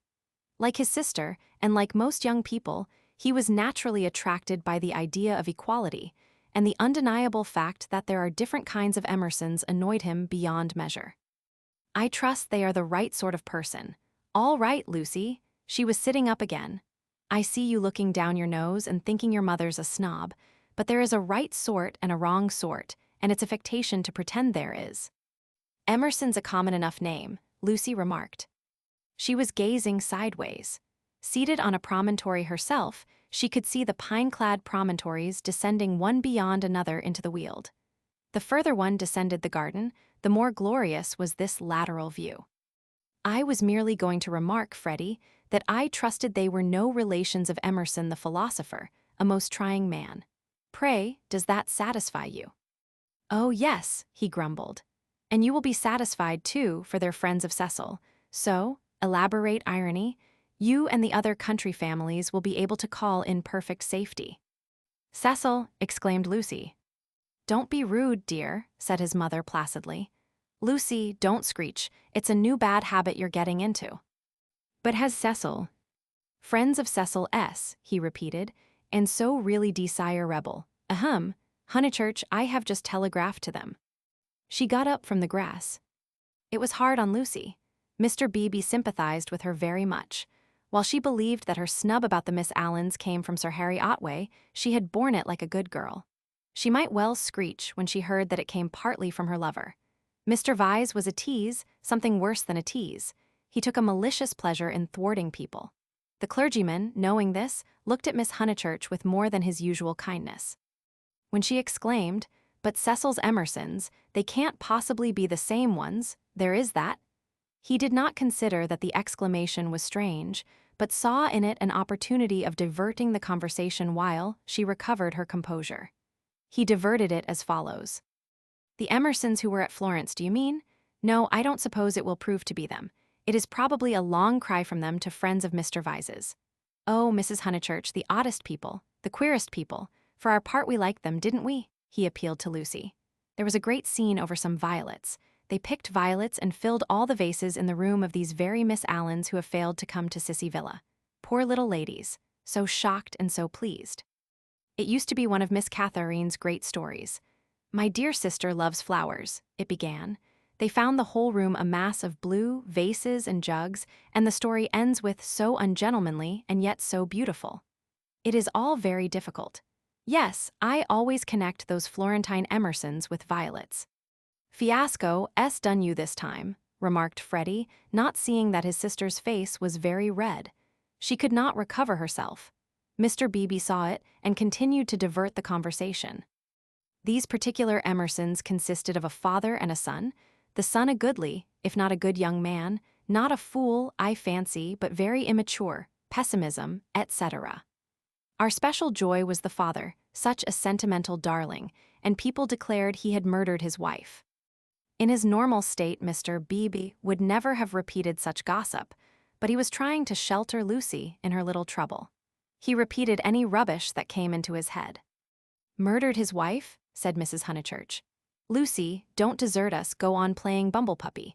Really, the Pension Bertolini must have been the oddest place. That's the second murderer I've heard of as being there. Whatever was Charlotte doing to stop? By the by, we really must ask Charlotte here some time." Mr. Beebe could recall no second murderer. He suggested that his hostess was mistaken. At the hint of opposition, she warmed. She was perfectly sure that there had been a second tourist of whom the same story had been told. The name escaped her. What was the name? Oh, what was the name? She clasped her knees for the name, something in Thackeray. She struck her matronly forehead. Lucy asked her brother whether Cecil was in. "Oh, don't go," he cried and tried to catch her by the ankles. "I must go," she said gravely. "Don't be silly, you always overdo it when you play." As she left them, her mother's shout of "Harris" shivered the tranquil air and reminded her that she had told a lie and had never put it right. Such a senseless lie, too, yet it shattered her nerves and made her connect these Emersons, friends of Cecil, with a pair of nondescript tourists. Hitherto truth had come to her naturally. She saw that for the future she must be more vigilant and be absolutely truthful. Well, at all events, she must not tell lies. She hurried up the garden, still flushed with shame. A word from Cecil would soothe her, she was sure. "Cecil." "Hullo," he called and leant out of the smoking room window. He seemed in high spirits. "I was hoping you'd come. I heard you all bear gardening, but there's better fun up here. Even I, have won a great victory for the comic muse.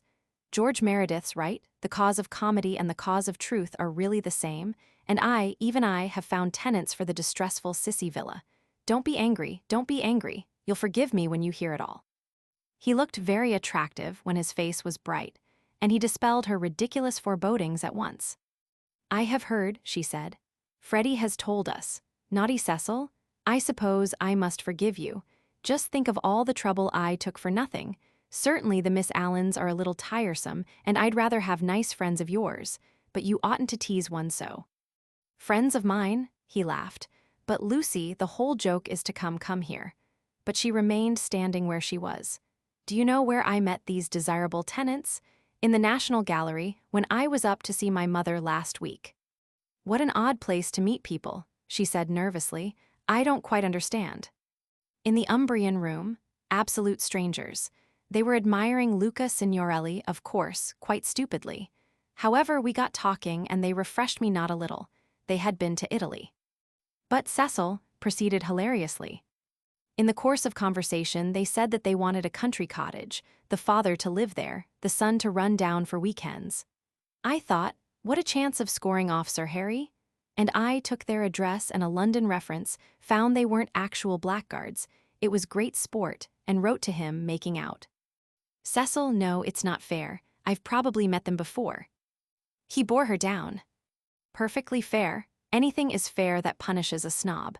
That old man will do the neighborhood a world of good.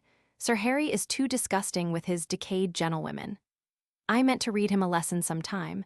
No, Lucy, the classes ought to mix, and before long you'll agree with me. There ought to be intermarriage, all sorts of things. I believe in democracy." "No, you don't," she snapped. "You don't know what the word means." He stared at her and felt again that she had failed to be Leonardesque. "No, you do." Her face was inartistic, that of a peevish virago. "It isn't fair, Cecil. I blame you very much indeed. You had no business to undo my work about the Miss Allens and make me look ridiculous. You call it scoring off Sir Harry, but do you realize that it is all at my expense? I consider it most disloyal of you." She left him. Temper, he thought, raising his eyebrows. No, it was worse than temper, snobbishness. As long as Lucy thought that his own smart friends were supplanting the Miss Allens, she had not minded. He perceived that these new tenants might be of value educationally. He would tolerate the father and draw out the son, who was silent. In the interests of the comic muse and of truth, he would bring them to Windy Corner.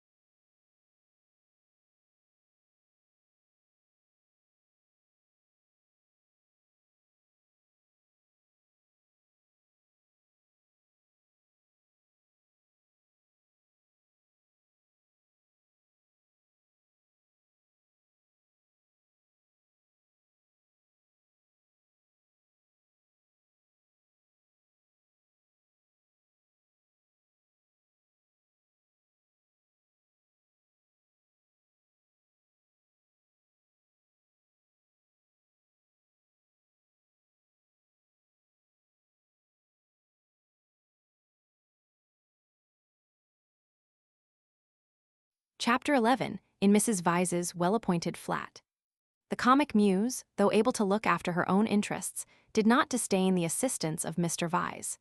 His idea of bringing the Emersons to Windy Corner struck her as decidedly good, and she carried through the negotiations without a hitch. Sir Harry Otway signed the agreement, met Mr. Emerson, who was duly disillusioned. The Miss Allens were duly offended, and wrote a dignified letter to Lucy, whom they held responsible for the failure. Mr. Beebe planned pleasant moments for the newcomers, and told Mrs. Honeychurch that Freddie must call on them as soon as they arrived. Indeed, so ample was the muse's equipment that she permitted Mr. Harris, never a very robust criminal, to droop his head, to be forgotten, and to die. Lucy, to descend from bright heaven to earth, whereon there are shadows because there are hills. Lucy was at first plunged into despair, but settled after a little thought that it did not matter the very least. Now that she was engaged, the Emersons would scarcely insult her, and were welcome into the neighborhood. And Cecil was welcome to bring whom he would into the neighborhood. Therefore Cecil was welcome to bring the Emersons into the neighborhood. But as I say, this took a little thinking, and, so illogical are girls, the event remained rather greater and rather more dreadful than it should have done. She was glad that a visit to Mrs. Vyse now fell due. The tenants moved into Sissy Villa while she was safe in the London flat. Cecil, Cecil, darling, she whispered the evening she arrived, and crept into his arms. Cecil, too, became demonstrative. He saw that the needful fire had been kindled in Lucy. At last she longed for attention, as a woman should, and looked up to him because he was a man. "So you do love me, little thing," he murmured. "Oh, Cecil, I do. I don't know what I should do without you." Several days passed. Then she had a letter from Miss Bartlett. A coolness had sprung up between the two cousins, and they had not corresponded since they parted in August. The coolness dated from what Charlotte would call the flight to Rome, and in Rome it had increased amazingly. For the companion who is merely uncongenial in the medieval world becomes exasperating in the classical. Charlotte, unselfish in the forum, would have tried a sweeter temper than Lucy S., and once, in the baths of Caracalla, they had doubted whether they could continue their tour. Lucy had said she would join the Vyses. Mrs. Vyse was an acquaintance of her mother, so there was no impropriety in the plan, and Miss Bartlett had replied that she was quite used to being abandoned suddenly. Finally, nothing happened, but the coolness remained, and for Lucy, was even increased when she opened the letter and read as follows. It had been forwarded from Windy Corner. Tunbridge Wells, September. Dearest Lucia, I have news of you at last. Miss Lavish has been bicycling in your parts, but was not sure whether a call would be welcome. Puncturing her tire near Summer Street, and it being mended while she sat very woebegone in that pretty churchyard, she saw to her astonishment a door open opposite and the younger Emerson man come out. He said his father had just taken the house. He said he did not know that you lived in the neighborhood. He never suggested giving Alina a cup of tea. Dear Lucy, I am much worried, and I advise you to make a clean breast of his past behavior to your mother, Freddie, and Mr. Vyse, who will forbid him to enter the house, etc. That was a great misfortune, and I dare say you have told them already. Mr. Vyse is so sensitive. I remember how I used to get on his nerves at Rome. I am very sorry about it all, and should not feel easy unless I warned you. Believe me, your anxious and loving cousin, Charlotte. Lucy was much annoyed, and replied as follows. Beauchamp Mansions, S.W. Dear Charlotte, many thanks for your warning. When Mr. Emerson forgot himself on the mountain, you made me promise not to tell Mother, because you said she would blame you for not being always with me. I have kept that promise, and cannot possibly tell her now. I have said both to her and Cecil that I met the Emersons at Florence, and that they are respectable people, which I do think, and the reason that he offered Miss Lavish no tea was probably that he had none himself. She should have tried at the rectory. I cannot begin making a fuss at this stage. You must see that it would be too absurd. If the Emersons heard I had complained of them, they would think themselves of importance, which is exactly what they are not. I like the old father and look forward to seeing him again. As for the son, I am sorry for him when we meet, rather than for myself. They are known to Cecil, who is very well and spoke of you the other day. We expect to be married in January. Miss Lavish cannot have told you much about me, for I am not at Windy Corner at all but here. Please do not put private outside your envelope again. No one opens my letters. Yours affectionately, L.M. Honeychurch. Secrecy has this disadvantage. We lose the sense of proportion. We cannot tell whether our secret is important or not. Were Lucy and her cousin closeted with a great thing which would destroy Cecil's life if he discovered it, or with a little thing which he would laugh at? Miss Bartlett suggested the former. Perhaps she was right. It had become a great thing now. Left to herself, Lucy would have told her mother and her lover ingenuously, and it would have remained a little thing. Emerson, not Harris.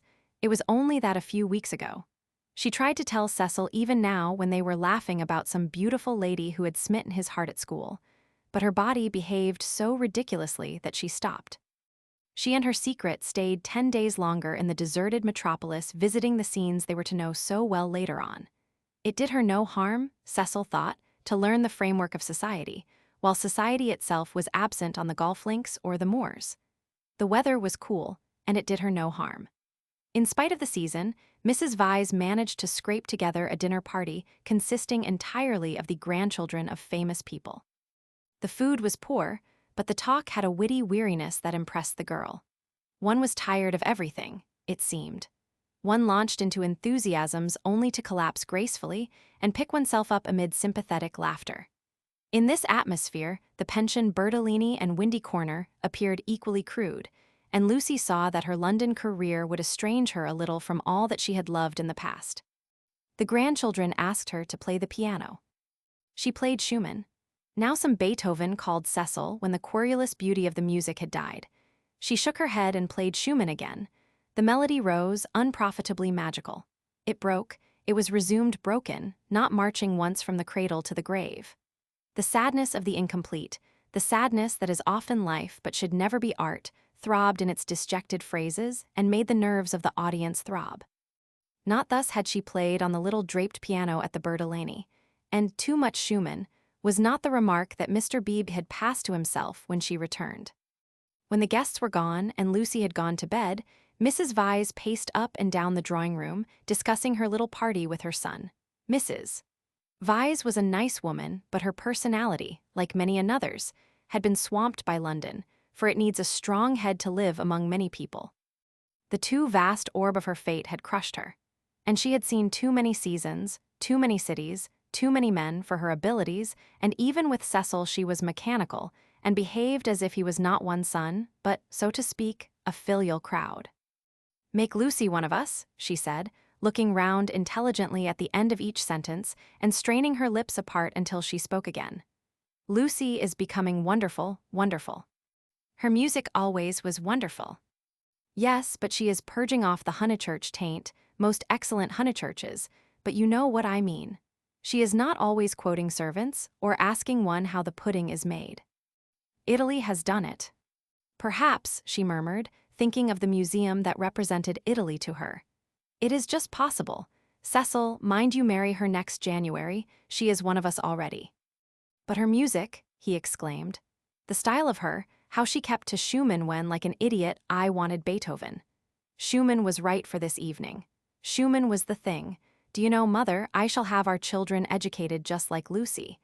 Bring them up among honest country folks for freshness, send them to Italy for subtlety, and then, not till then, let them come to London. I don't believe in these London educations." He broke off, remembering that he had had one himself, and concluded, at all events, not for women. "Make her one of us," repeated Mrs. Vyse, and processed to bed. As she was dozing off, a cry, the cry of nightmare, rang from Lucy's room. Lucy could ring for the maid if she liked, but Mrs. Vyse thought it kind to go herself. She found the girl sitting upright with her hand on her cheek. "I am so sorry, Mrs. Vyse, it is these dreams." "Bad dreams." "Just dreams." The elder lady smiled and kissed her, saying very distinctly, "You should have heard us talking about you, dear. He admires you more than ever. Dream of that." Lucy returned the kiss, still covering one cheek with her hand. Mrs. Vyse recessed to bed. Cecil, whom the cry had not awoke, snored, darkness enveloped the flat.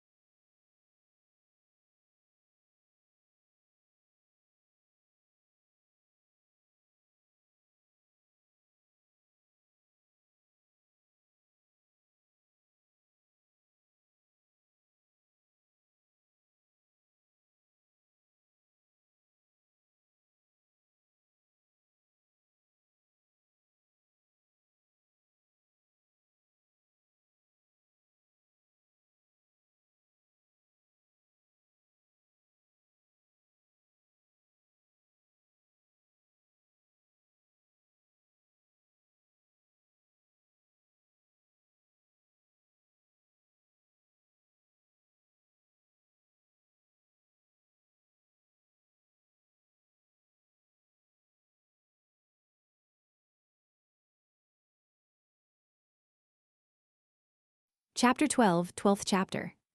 It was a Saturday afternoon, gay and brilliant after abundant rains, and the spirit of youth dwelt in it, though the season was now autumn. All that was gracious triumphed. As the motorcars passed through Summer Street, they raised only a little dust, and their stench was soon dispersed by the wind and replaced by the scent of the wet birches or of the pines.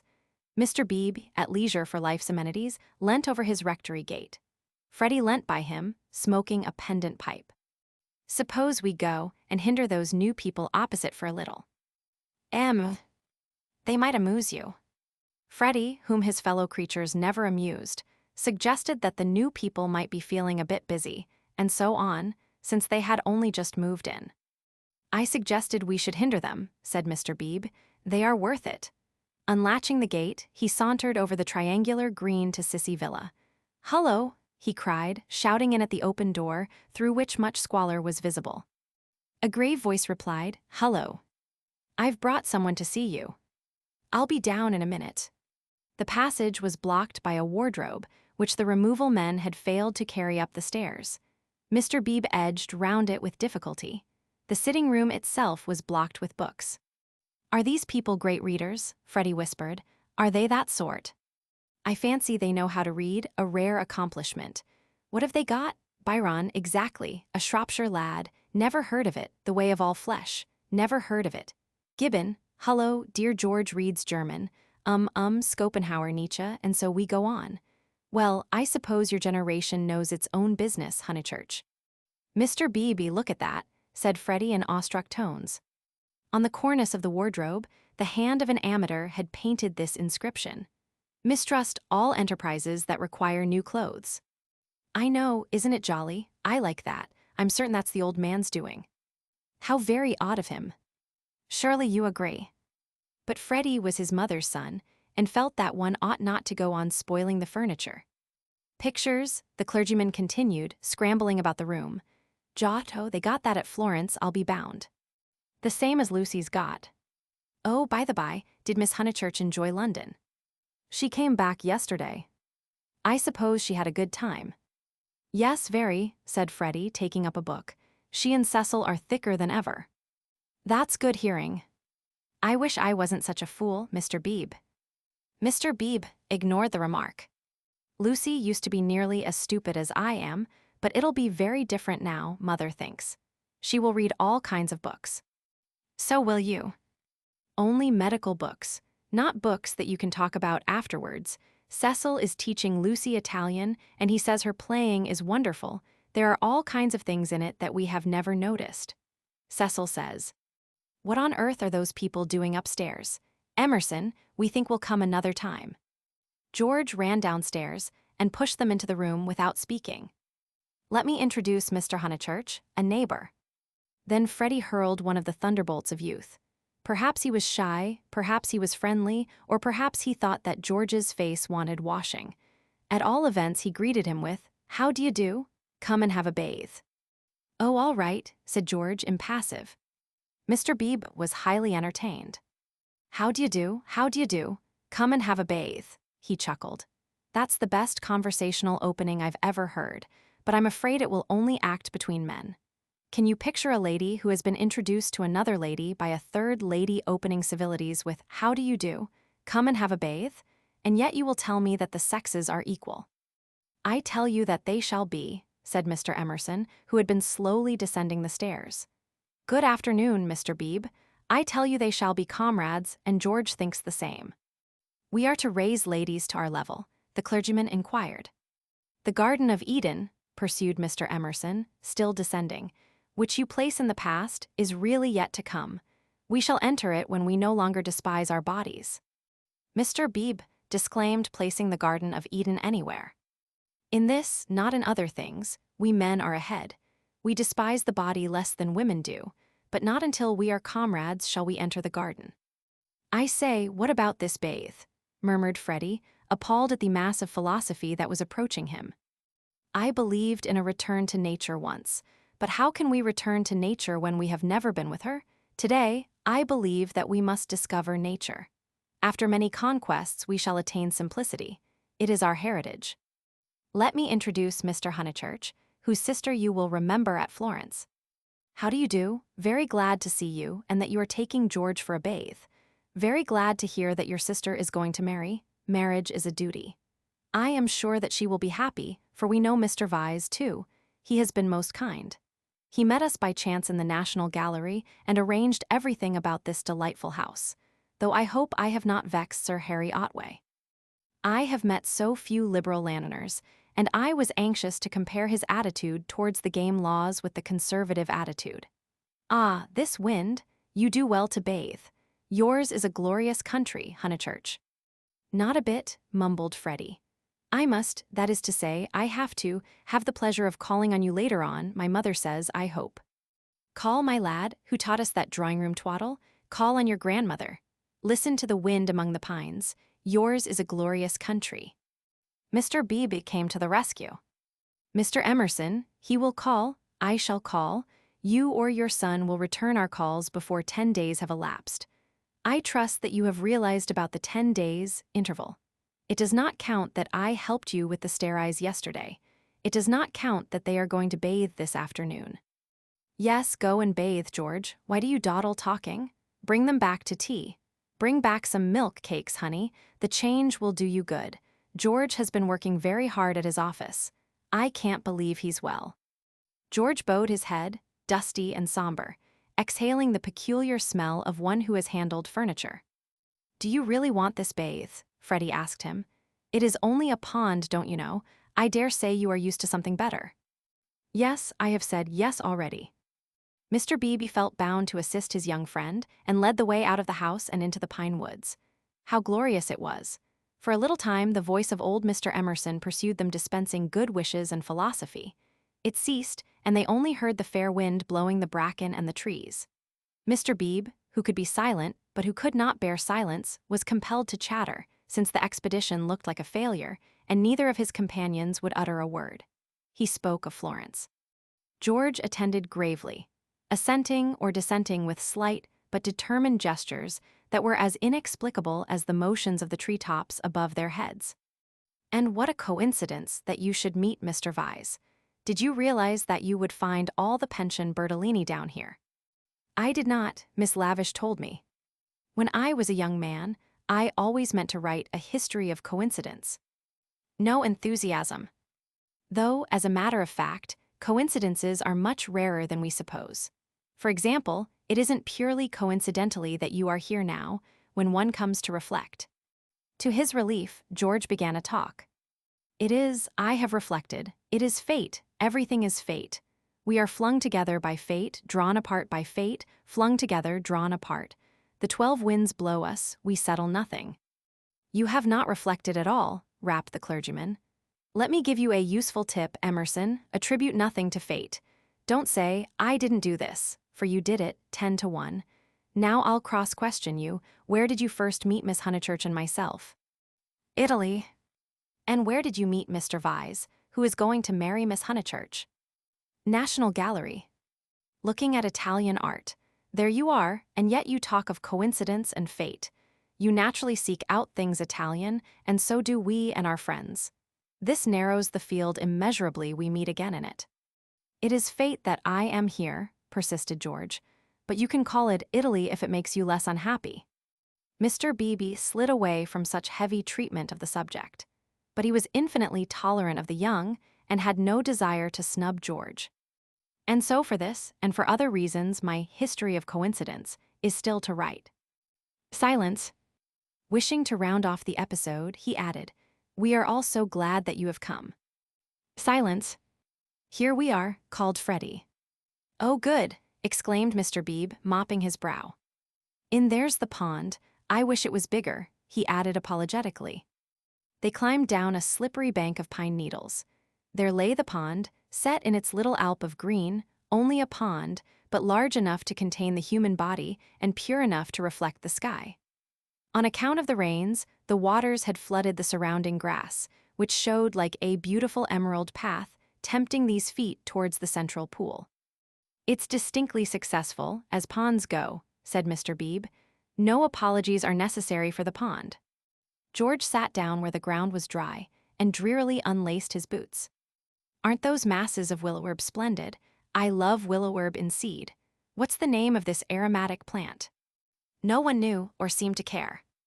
These abrupt changes of vegetation, this little spongeous tract of water plants, and on either side of it all the growths are tough or brittle, heather, bracken, hurts, pines. Very charming, very charming. Mr. Beebe, aren't you bathing? Called Freddie as he stripped himself. Mr. Beebe thought he was not. Water's wonderful, cried Freddie, prancing in. Water's water, murmured George. Wetting his hair first, a sure sign of apathy, he followed Freddie into the divine, as indifferent as if he were a statue and the pond a pail of soapsuds. It was necessary to use his muscles. It was necessary to keep clean.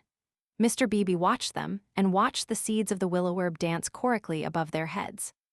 A-pooshu, a-pooshu, a-pooshu, went Freddie, swimming for 2 strokes in either direction, and then becoming involved in reeds or mud. Is it worth it? Asked the other, Michelangelesque on the flooded margin. The bank broke away, and he fell into the pool before he had weighed the question properly. He poof, I've swallowed a pollywog, Mr. Beebe. Water's wonderful, water's simply ripping. Water's not so bad, said George, reappearing from his plunge and sputtering at the sun. Water's wonderful, Mr. Beebe do. A pooshu coof. Mr. Beebe, who was hot and who always acquiesced where possible, looked around him. He could detect no parishioners except the pine trees, rising up steeply on all sides and gesturing to each other against the blue. How glorious it was! The world of motor cars and rural deans receded inimitably. Water, sky, evergreens, a wind, these things not even the seasons can touch, and surely they lie beyond the intrusion of man. I may as well wash too. And soon his garments made a third little pile on the sward, and he too asserted the wonder of the water. It was ordinary water, nor was there very much of it, and, as Freddie said, it reminded one of swimming in a salad. The 3 gentlemen rotated in the pool breast high, after the fashion of the nymphs in Götterdammerung. But either because the rains had given a freshness, or because the sun was shedding a most glorious heat, or because 2 of the gentlemen were young in years and the 3rd young in spirit, for some reason or other a change came over them, and they forgot Italy and botany and fate. They began to play. Mr. Beebe and Freddie splashed each other. A little deferentially, they splashed George. He was quiet. They feared they had offended him. Then all the forces of youth burst out. He smiled, flung himself at them, splashed them, ducked them, kicked them, mudded them, and drove them out of the pool. Race you round it, then, cried Freddie, and they raced in the sunshine, and George took a short cut and dirtied his shins and had to bathe a 2nd time. Then Mr. Beebe consented to run, a memorable sight. They ran to get dry, they bathed to get cool, they played at being Indians in the willow herbs and in the bracken, they bathed to get clean. And all the time 3 little bundles lay discreetly on the sward, proclaiming, No, we are what matters. Without us shall no enterprise begin. To us shall all flesh turn in the end. A try, yelled Freddie, snatching up George's bundle and placing it beside an imaginary goal-post. Soccer rules, George retorted, scattering Freddie's bundle with a kick. Goal. Goal. Pass. Take care, my watch, cried Mr. Beebe. Clothes flew in all directions. Take care, my hat. No, that's enough, Freddie. Dress now. No, I say. But the 2 young men were delirious. Away they twinkled into the trees, Freddie with a clerical waistcoat under his arm, George with a wide-awake hat on his dripping hair. That'll do, shouted Mr. Beebe, remembering that after all he was in his own parish. Then his voice changed as if every pine tree was a rural dean. Hi, steady on, I see people coming, you fellows. Yells and widening circles over the dappled earth. Hi, ladies. Neither George nor Freddie was truly refined. Still, they did not hear Mr. Beebe's last warning, or they would have avoided Mrs. Honeychurch, Cecil, and Lucy, who were walking down to call on old Mrs. Butterworth. Freddie dropped the waistcoat at their feet and dashed into some bracken. George whooped in their faces, turned and scudded away down the path to the pond, still clad in Mr. Beebe's hat. Gracious alive, cried Mrs. Honeychurch. Whoever were those unfortunate people, oh dears, look away, and poor Mr. Beebe too, whatever has happened.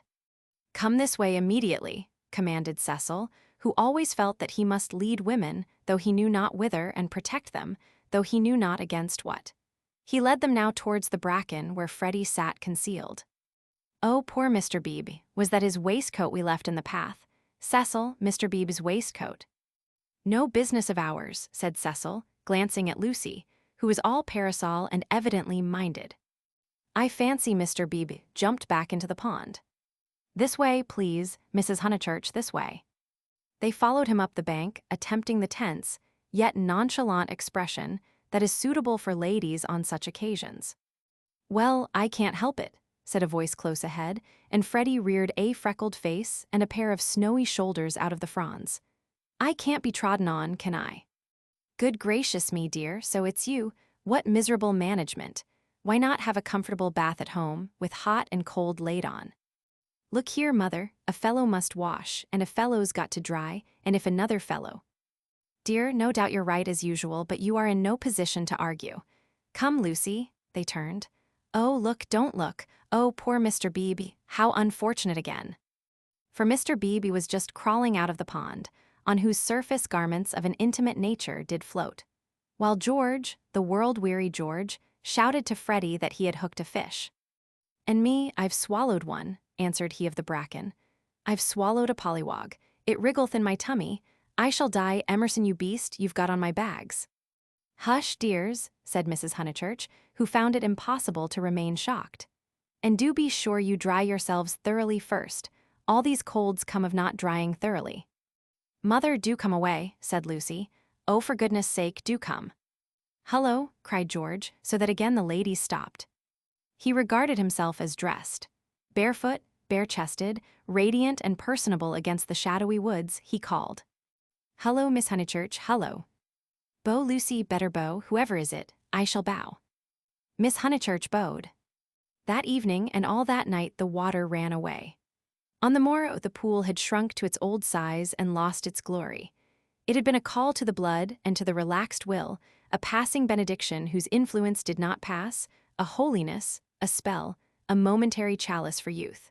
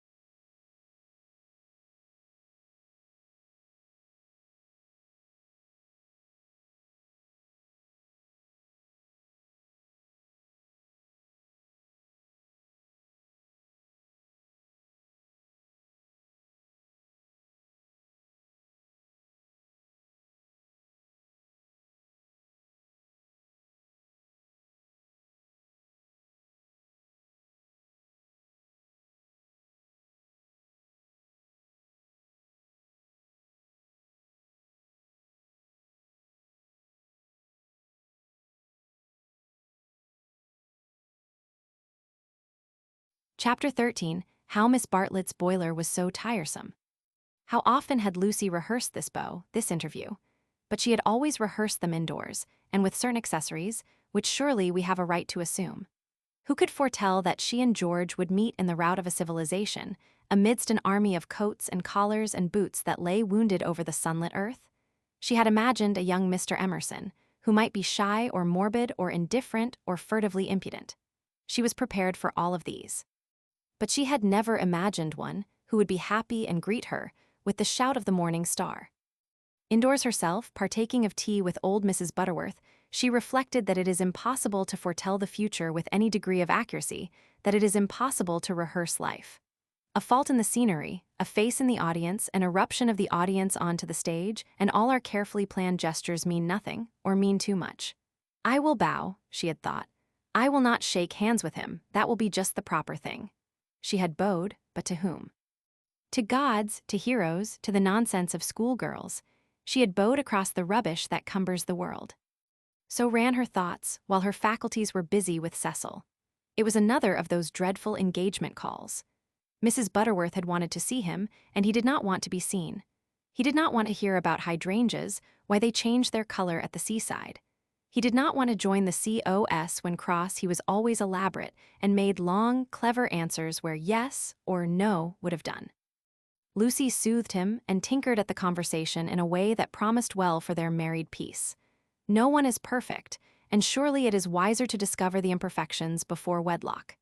Miss Bartlett, indeed, though not in word, had taught the girl that this our life contains nothing satisfactory. Lucy, though she disliked the teacher, regarded the teaching as profound and applied it to her lover. "Lucy," said her mother when they got home, "is anything the matter with Cecil?"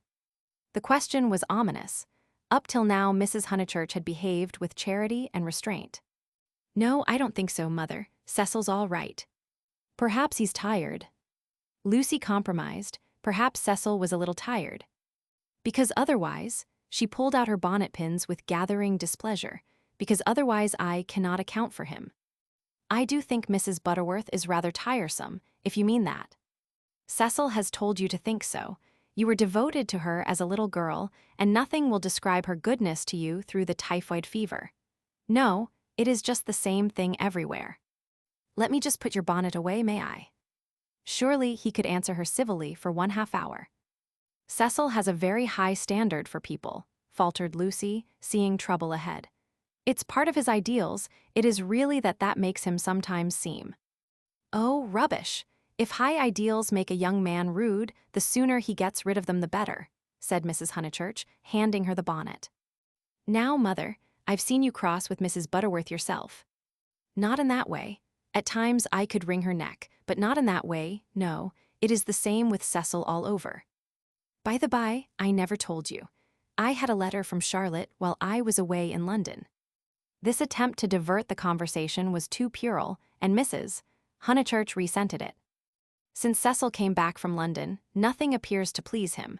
Whenever I speak he winces. I see him, Lucy. It is useless to contradict me. No doubt I am neither artistic nor literary nor intellectual nor musical, but I cannot help the drawing-room furniture. Your father bought it, and we must put up with it. Will Cecil kindly remember?" I see what you mean, and certainly Cecil oughtn't to. But he does not mean to be uncivil. He once explained, it is the things that upset him. He is easily upset by ugly things. He is not uncivil to people. Is it a thing or a person when Freddie sings? You can't expect a really musical person to enjoy comic songs as we do. Then why didn't he leave the room? Why sit wriggling and sneering and spoiling everyone's pleasure? "We mustn't be unjust to people," faltered Lucy. Something had enfeebled her, and the case for Cecil, which she had mastered so perfectly in London, would not come forth in an effective form. The two civilizations had clashed. Cecil hinted that they might, and she was dazzled and bewildered, as though the radiance that lies behind all civilization had blinded her eyes. Good taste and bad taste were only catchwords, garments of diverse cut, and music itself dissolved to a whisper through pine trees, where the song is not distinguishable from the comic song. She remained in much embarrassment, while Mrs. Honeychurch changed her frock for dinner, and every now and then she said a word and made things no better. There was no concealing the fact. Cecil had meant to be supercilious, and he had succeeded. And Lucy, she knew not why, wished that the trouble could have come at any other time. "Go and dress, dear, you'll be late." "All right, mothers." "Don't say all right and stop. Go." She obeyed, but loitered disconsolately at the landing window. It faced north, so there was little view and no view of the sky. Now, as in the winter, the pine trees hung close to her eyes. One connected the landing window with depression.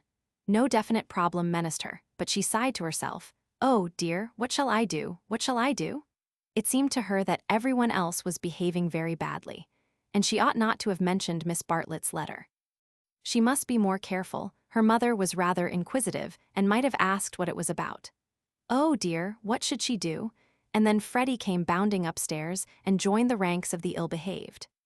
"I say, those are topping people." "My dear baby, how tiresome you've been. You have no business to take them bathing in the sacred lake. It's much too public. It was all right for you, but most awkward for everyone else. Do be more careful. You forget the place is growing half suburban. I say, is anything on tomorrow week?" Not that I know of. Then I want to ask the Emersons up to Sunday tennis. Oh, I wouldn't do that, Freddie. I wouldn't do that with all this muddle. What's wrong with the court? They won't mind a bump or two, and I've ordered new balls.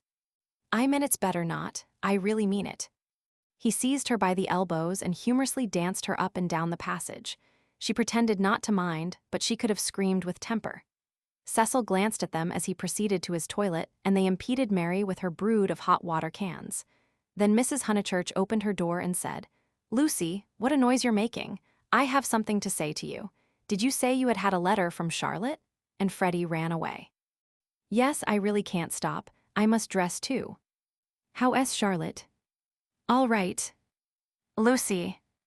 The unfortunate girl returned. "You've a bad habit of hurrying away in the middle of one's sentences. Did Charlotte mention her boiler?" "Her what?" "Don't you remember that her boiler was to be had out in October, and her bath cistern cleaned out, and all kinds of terrible to-doings?" "I can't remember all Charlotte's worries," said Lucy bitterly. "I shall have enough of my own now that you are not pleased with Cecil." Mrs. Honeychurch might have flamed out. She did not. She said, "Come here, old lady, thank you for putting away my bonnet, kiss me." And though nothing is perfect, Lucy felt for the moment that her mother and Windy Corner and the Weald in the declining sun were perfect. So the grittiness went out of life. It generally did at Windy Corner. At the last minute, when the social machine was clogged hopelessly, one member or other of the family poured in a drop of oil. Cecil despised their methods, perhaps rightly. At all events, they were not his own. Dinner was at 7:30. Freddie gabbled the grace, and they drew up their heavy chairs and fell to. Fortunately, the men were hungry. Nothing untoward occurred until the pudding. Then Freddie said, "Lucy, what's Emerson like?" "I saw him in Florence," said Lucy, hoping that this would pass for a reply. "Is he the clever sort, or is he a decent chap?" "Ask Cecil. It is Cecil who brought him here." "He is the clever sort like myself," said Cecil. Freddie looked at him doubtfully. "How well did you know them at the Bertolini?" asked Mrs. Honeychurch. "Oh, very slightly. I mean, Charlotte knew them even less than I did." "Oh, that reminds me. You never told me what Charlotte said in her letter." "One thing and another," said Lucy, wondering whether she would get through the meal without a lie. "Among other things, that an awful friend of hers had been bicycling through Summer Street, wondered if she'd come up and see us, and mercifully didn't." "Lucy, I do call the way you talk unkind." "She was a novelist," said Lucy craftily. The remark was a happy one, for nothing roused Mrs. Honeychurch so much as literature in the hands of females. She would abandon every topic to inveigh against those women who, instead of minding their houses and their children, seek notoriety by print. Her attitude was, if books must be written, let them be written by men, and she developed it at great length, while Cecil yawned and Freddie played at this year, next year, now never, with his plumstones, and Lucy artfully fed the flames of her mother's wrath. But soon the conflagration died down, and the ghosts began to gather in the darkness. There were too many ghosts about. The original ghost, that touch of lips on her cheek, had surely been laid long ago. It could be nothing to her that a man had kissed her on a mountain once. But it had begotten a spectral family. Mr. Harris, Miss Bartlett's letter, Mr. Beebe's memories of violets, and one or other of these was bound to haunt her before Cecil's very eyes. It was Miss Bartlett who returned now, and with appalling vividness. "I have been thinking, Lucy, of that letter of Charlotte S. How is she?" "I tore the thing up." "Didn't she say how she was? How does she sound? Cheerful?" "Oh, yes, I suppose so. No, not very cheerful, I suppose." "Then, depend upon it, it is the boiler. I know myself how water preys upon one's mind. I would rather anything else, even a misfortune with the meat." Cecil laid his hand over his eyes. "So would I," asserted Freddie, backing his mother up, backing up the spirit of her remark rather than the substance. "And I have been thinking," she added rather nervously, "surely we could squeeze Charlotte in here next week and give her a nice holiday while the plumbers at Tunbridge Wells finish. I have not seen poor Charlotte for so long." It was more than her nerves could stand, and she could not protest violently after her mother's goodness to her upstairs. "Mother, no," she pleaded. "It's impossible. We can't have Charlotte on the top of the other things. We're squeezed to death as it is." Freddie's got a friend coming Tuesday, there's Cecil, and you've promised to take in Minnie Beebe because of the diphtheria scare. It simply can't be done. Nonsense, it can. If Minnie sleeps in the bath, not otherwise. Minnie can sleep with you. I won't have her. Then, if you're so selfish, Mr. Floyd must share a room with Freddie. Miss Bartlett, Miss Bartlett, Miss Bartlett, moaned Cecil, again laying his hand over his eyes. It's impossible, repeated Lucy. I don't want to make difficulties, but it really isn't fair on the maids to fill up the house so. Alas. The truth is, dear, you don't like Charlotte. No, I don't, and no more does Cecil. She gets on our nerves. You haven't seen her lately and don't realize how tiresome she can be, though so good. So please, Mother, don't worry us this last summer, but spoil us by not asking her to come. Hear, hear, said Cecil. Mrs. Honeychurch, with more gravity than usual, and with more feeling than she usually permitted herself, replied, This isn't very kind of you two. You have each other and all these woods to walk in, so full of beautiful things, and poor Charlotte has only the water turned off and plumbers. You are young, dears, and however clever young people are, and however many books they read, they will never guess what it feels like to grow old. Cecil crumbled his bread. I must say Cousin Charlotte was very kind to me that year I called on my bike, put in Freddie. She thanked me for coming till I felt like such a fool and fussed round no end to get an egg boiled for my tea just right. I know, dear. She is kind to everyone, and yet Lucy makes this difficulty when we try to give her some little return. But Lucy hardened her heart. It was no good being kind to Miss Bartlett. She had tried herself too often and too recently. One might lay up treasure in heaven by the attempt, but one enriched neither Miss Bartlett nor anyone else upon earth. She was reduced to saying, I can't help it, Mother. I don't like Charlotte. I admit it's horrid of me. From your own account, you told her as much. Well, she would leave Florence so stupidly. She flurried. The ghosts were returning. They filled Italy. They were even usurping the places she had known as a child. The sacred lake would never be the same again, and, on Sunday week, something would even happen to Windy Corner. How would she fight against ghosts? For a moment the visible world faded away, and memories and emotions alone seemed real. I suppose Miss Bartlett must come, since she boils eggs so well, said Cecil, who was in rather a happier frame of mind, thanks to the admirable cooking. I didn't mean the egg was well boiled, corrected Freddie, because in point of fact she forgot to take it off, and as a matter of fact I don't care for eggs. I only meant how jolly kind she seemed. Cecil frowned again. Oh, these Honeychurches, eggs, boilers, hydrangeas, maids of such were their lives compact. May me and Lucy get down from our chairs? He asked, with scarcely veiled insolence. We don't want no dessert.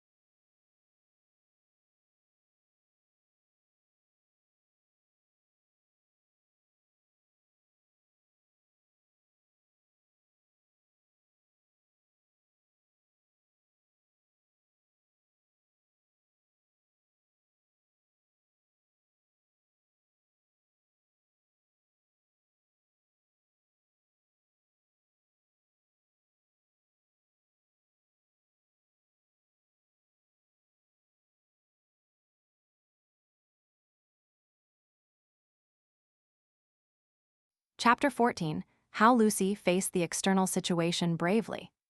Of course Miss Bartlett accepted. And, equally of course, she felt sure that she would prove a nuisance and begged to be given an inferior spare room, something with no view, anything. Her love to Lucy. And equally of course, George Emerson could come to tennis on the Sunday week. Lucy faced the situation bravely, though, like most of us, she only faced the situation that encompassed her.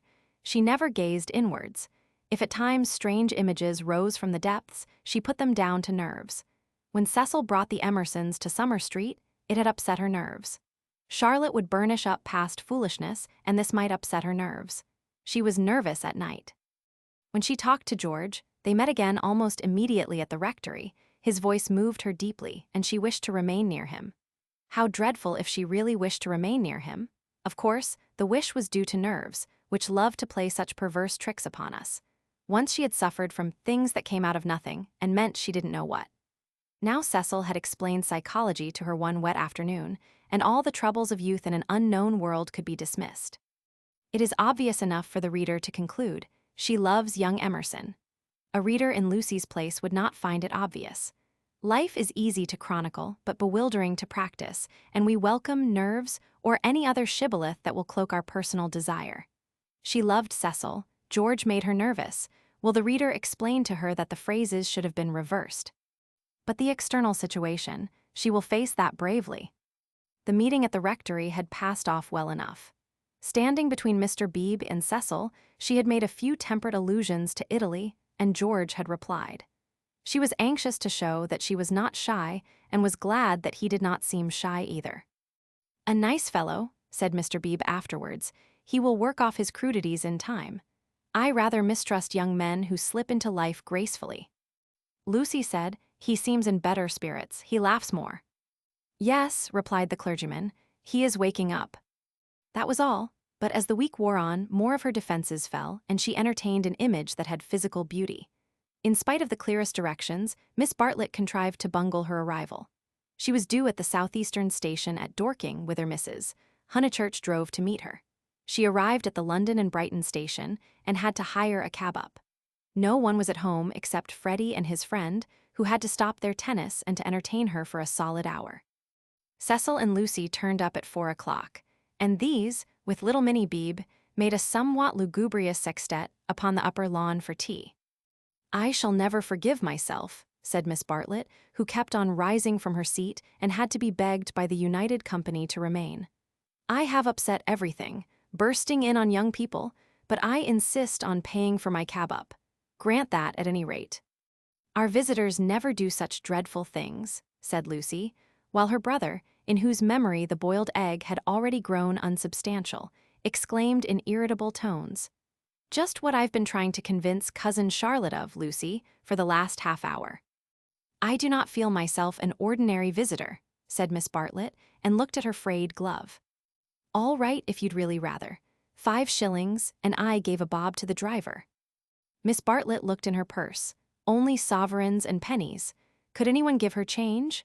Freddie had half a quid and his friend had 4 half-crowns. Miss Bartlett accepted their moneys and then said, "But who am I to give the sovereign to?"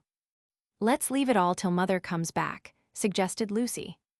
"No, dear, your mother may take quite a long drive now that she is not hampered with me. We all have our little foibles, and mine is the prompt settling of accounts." Here Freddie's friend, Mr. Floyd, made the one remark of his that need be quoted.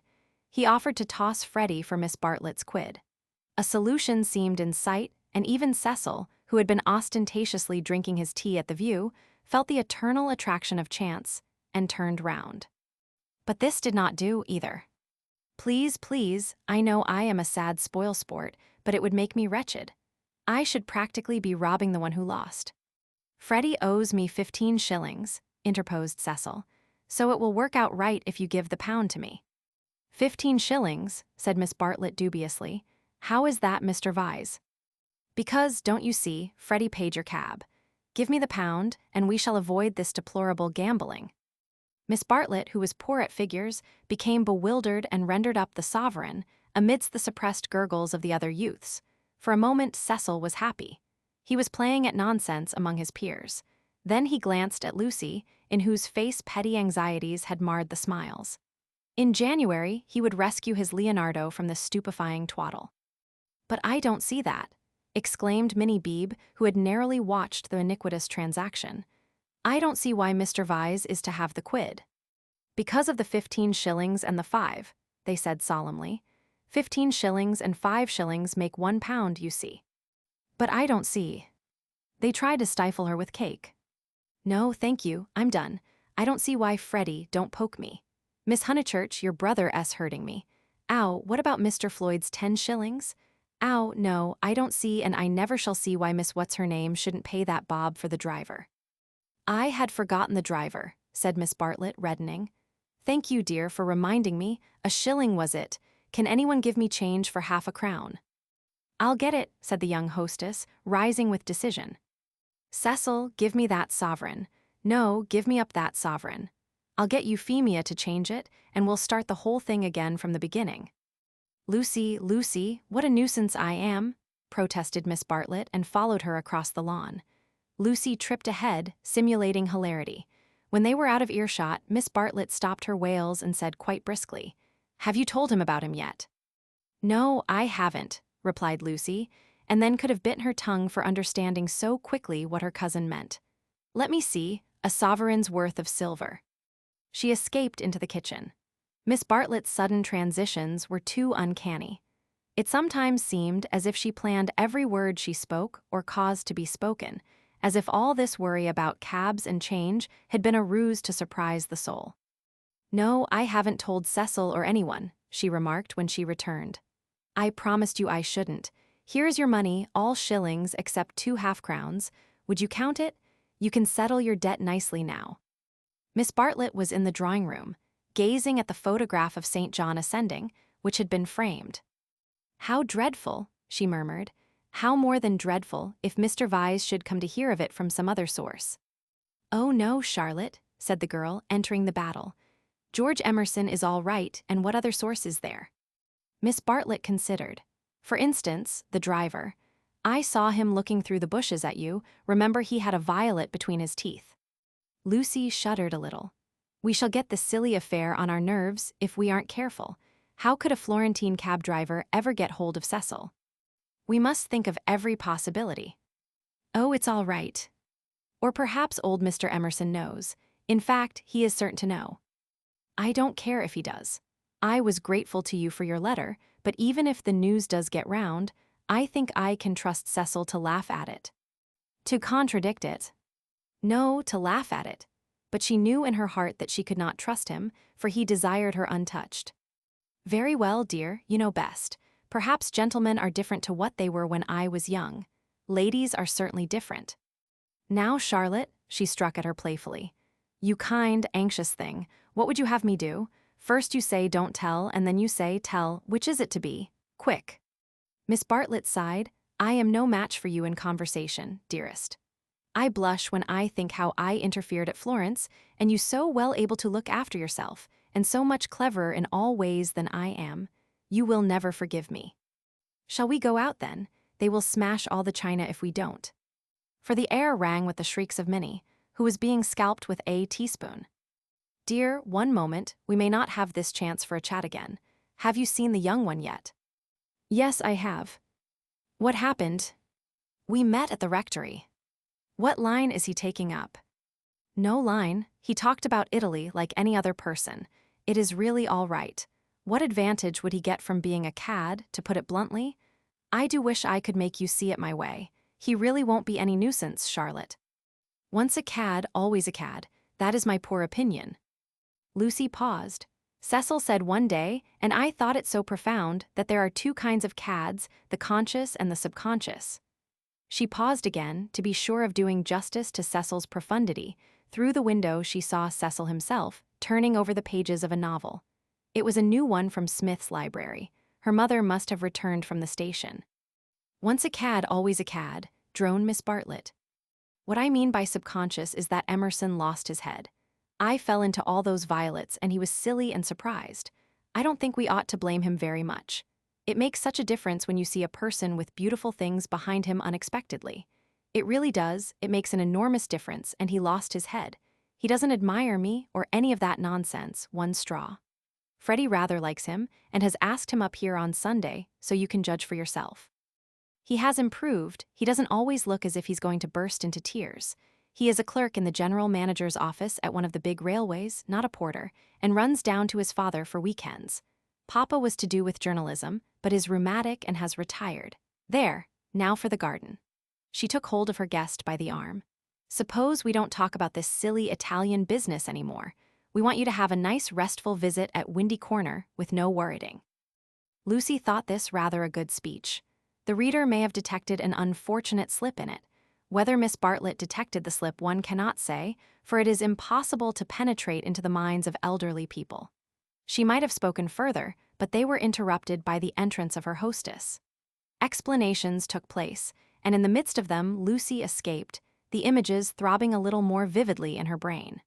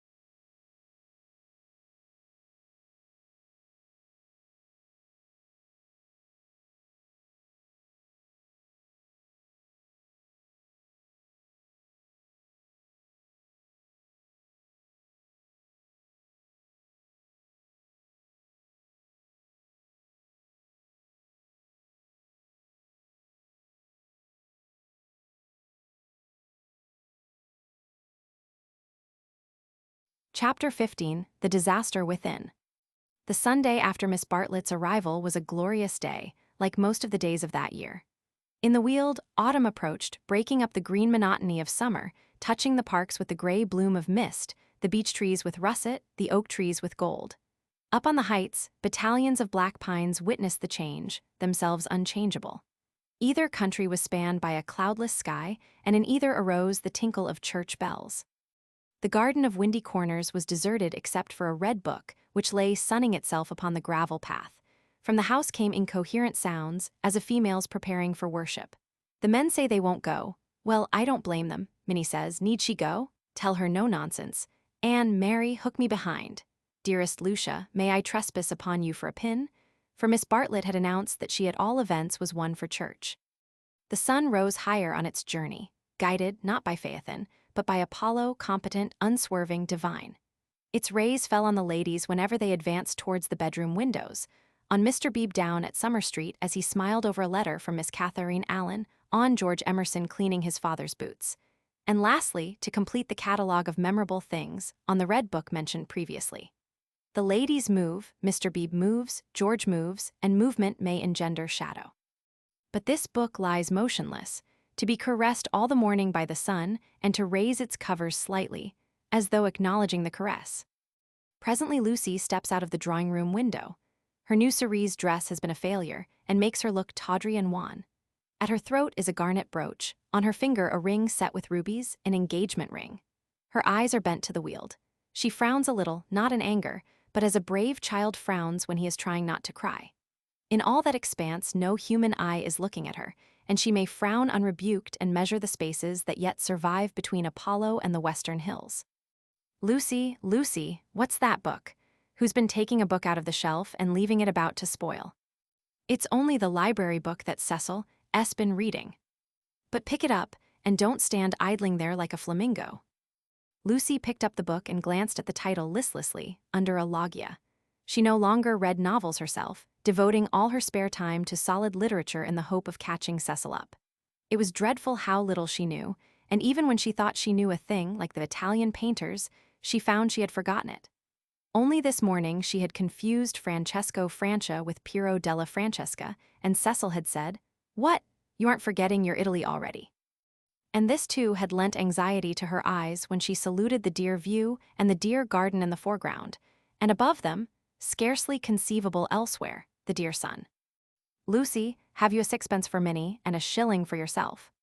She hastened in to her mother, who was rapidly working herself into a Sunday fluster. "It's a special collection, I forget what for. I do beg, no vulgar clinking in the plate with halfpennies, see that Minnie has a nice bright sixpence. Where is the child? Minnie, that book's all warped.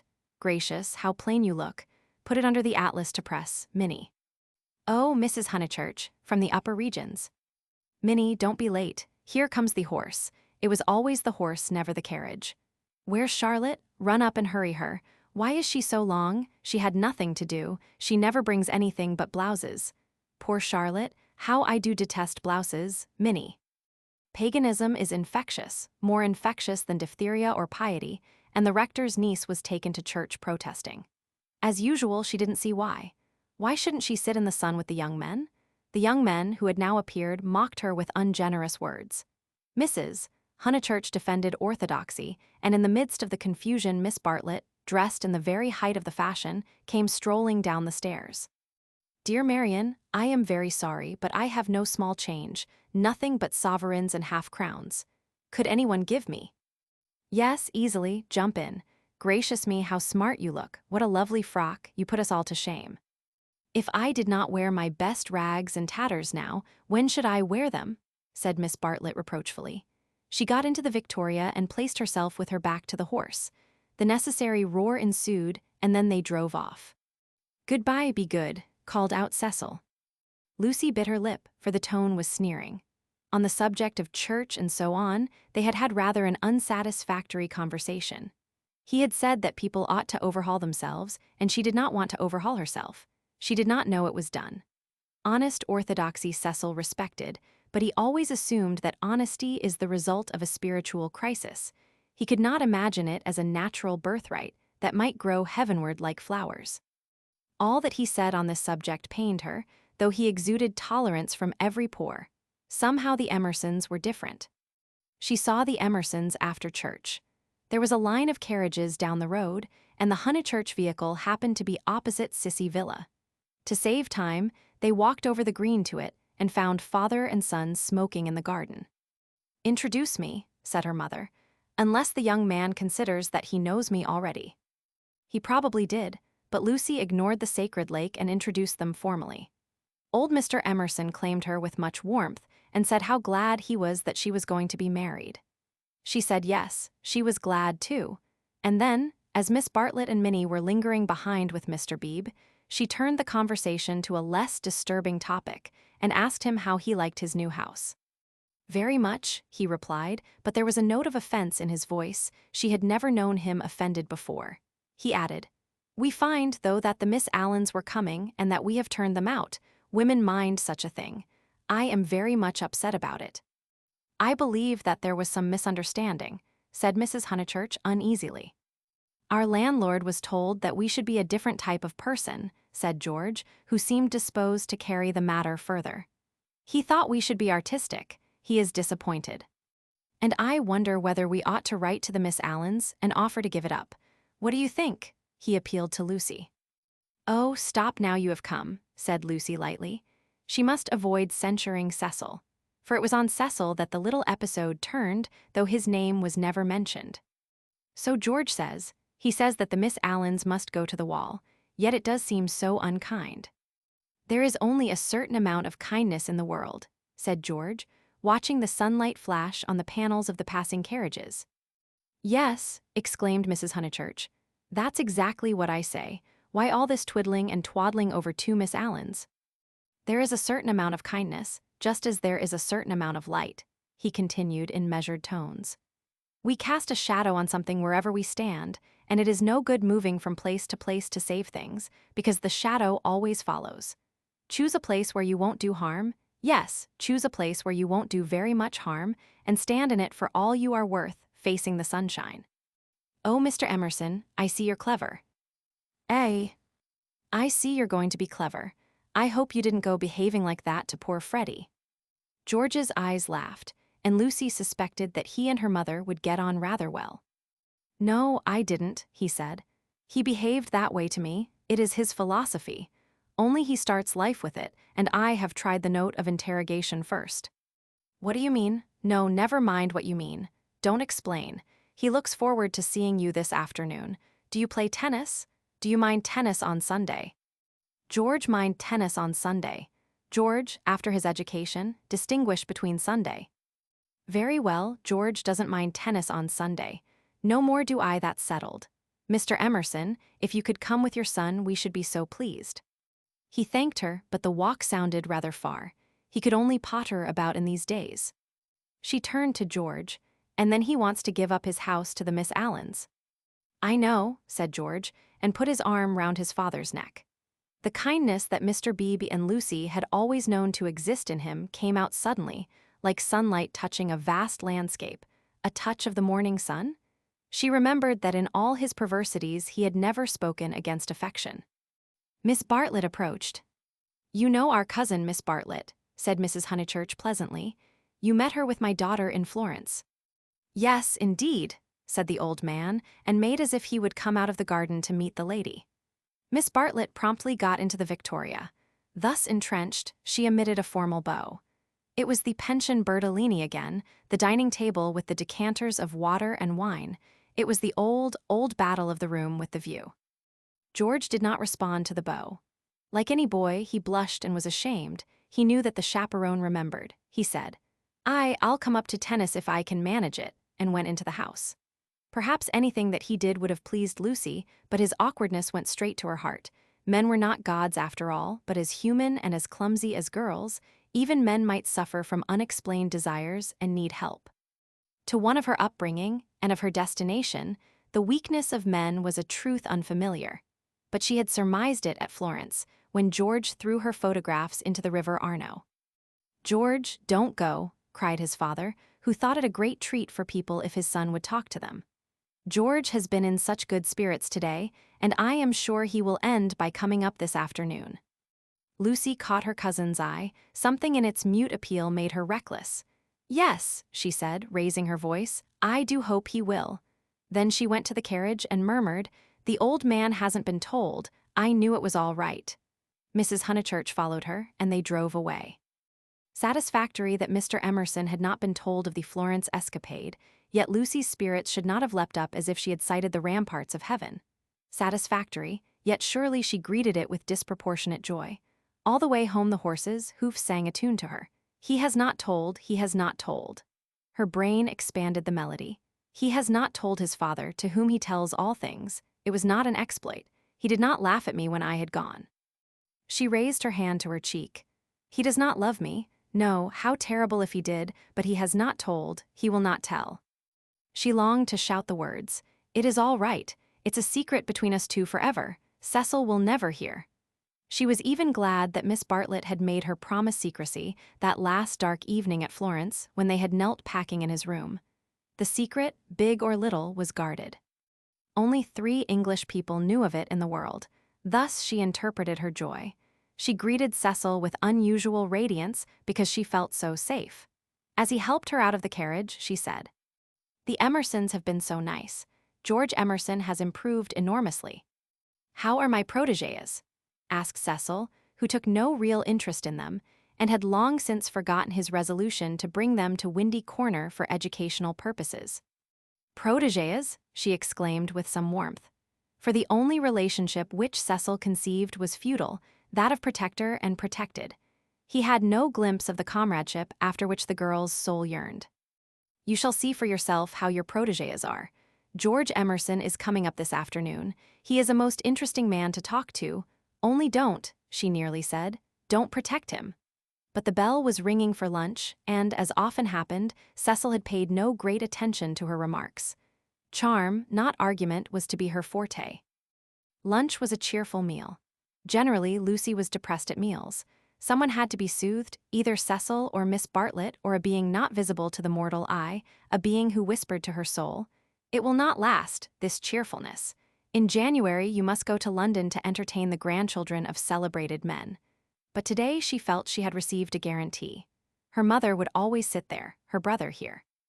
The sun, though it had moved a little since the morning, would never be hidden behind the western hills. After luncheon, they asked her to play. She had seen Gluck's Armide that year, and played from memory the music of the enchanted garden, the music to which Renaud approaches, beneath the light of an eternal dawn, the music that never gains, never wanes, but ripples forever like the tideless seas of fairyland. Such music is not for the piano, and her audience began to get restive, and Cecil, sharing the discontent, called out, "Now play us the other garden, the one in Parsifal." She closed the instrument.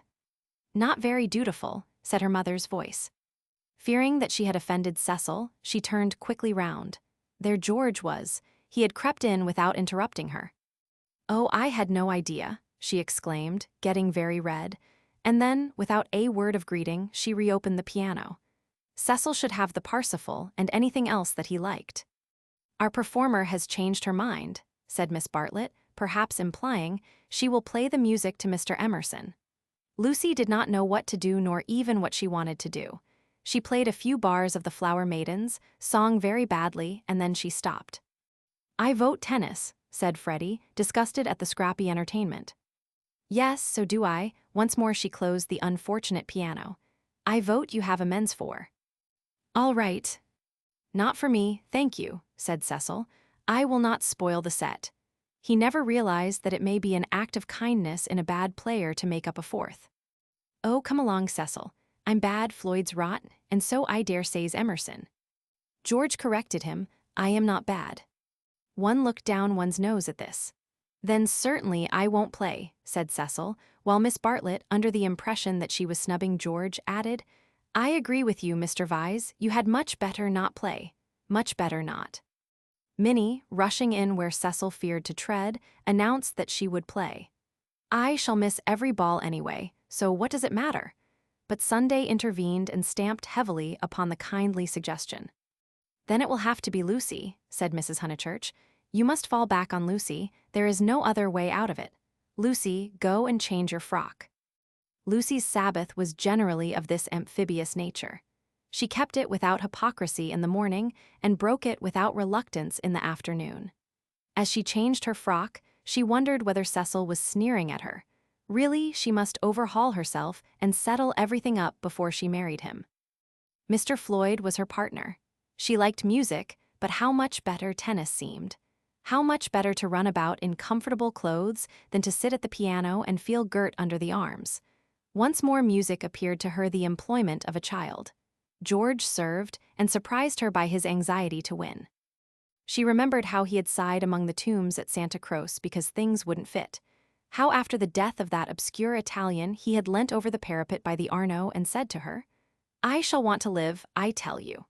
He wanted to live now, to win at tennis, to stand for all he was worth in the sun which had begun to decline and was shining in her eyes, and he did win. Ah, how beautiful the Weald looked. The hills stood out above its radiance, as Fiesole stands above the Tuscan plain, and the South Downs, if one chose, were the mountains of Carrara. She might be forgetting her Italy, but she was noticing more things in her England. One could play a new game with the view and try to find in its innumerable folds some town or village that would do for Florence. Ah, how beautiful the Weald looked. But now Cecil claimed her. He chanced to be in a lucid critical mood and would not sympathize with exaltation. He had been rather a nuisance all through the tennis, for the novel that he was reading was so bad that he was obliged to read it aloud to others. He would stroll round the precincts of the court and call out, "I say, listen to this, Lucy, 3 split infinitives." "Dreadful," said Lucy, and missed her stroke. When they had finished their set, he still went on reading. There was some murder scene, and really everyone must listen to it. Freddie and Mr. Floyd were obliged to hunt for a lost ball in the laurels, but the other two acquiesced. The scene is laid in Florence. "What fun," Cecil read away. "Come, Mr. Emerson, sit down after all your energy." She had forgiven George, as she put it, and she made a point of being pleasant to him. He jumped over the net and sat down at her feet asking, "And are you tired?" "Of course I'm not." "Do you mind being beat?" She was going to answer, "No," when it struck her that she did mind, so she answered, "Yes." She added merrily, "I don't see you're such a splendid player, though. The light was behind you and it was in my eyes." "I never said I was." "Why, you did. You didn't attend. You said, 'Oh, don't go in for accuracy at this house.' We all exaggerate, and we get very angry with people who don't." "The scene is laid in Florence," repeated Cecil with an upward note. Lucy recollected herself. "Sunset," Leonora was speeding. Lucy interrupted. "Leonora, Is Leonora the heroine? Who's the book by? Joseph Emery Prank. Sunset, Leonora speeding across the square. Pray the saints she might not arrive too late. Sunset, the sunset of Italy, under Orcagna's loggia, the Loggia de Lanzi, as we sometimes call it now. Lucy burst into laughter. Joseph Emery Prank, indeed. Why, it's Miss Lavish. It's Miss Lavish's novel, and she's publishing it under somebody else's name. Who may Miss Lavish be? Oh, a dreadful person. Mr. Emerson, you remember Miss Lavish. Excited by her pleasant afternoon, she clapped her hands. George looked up. Of course I do. I saw her the day I arrived at Summer Street. It was she who told me that you lived here. Weren't you pleased? She meant to see Miss Lavish, but when he bent down to the grass without replying, it struck her that she could mean something else. She watched his head, which was almost resting against her knee, and she thought that the ears were reddening. No wonder the novel's bad, she added.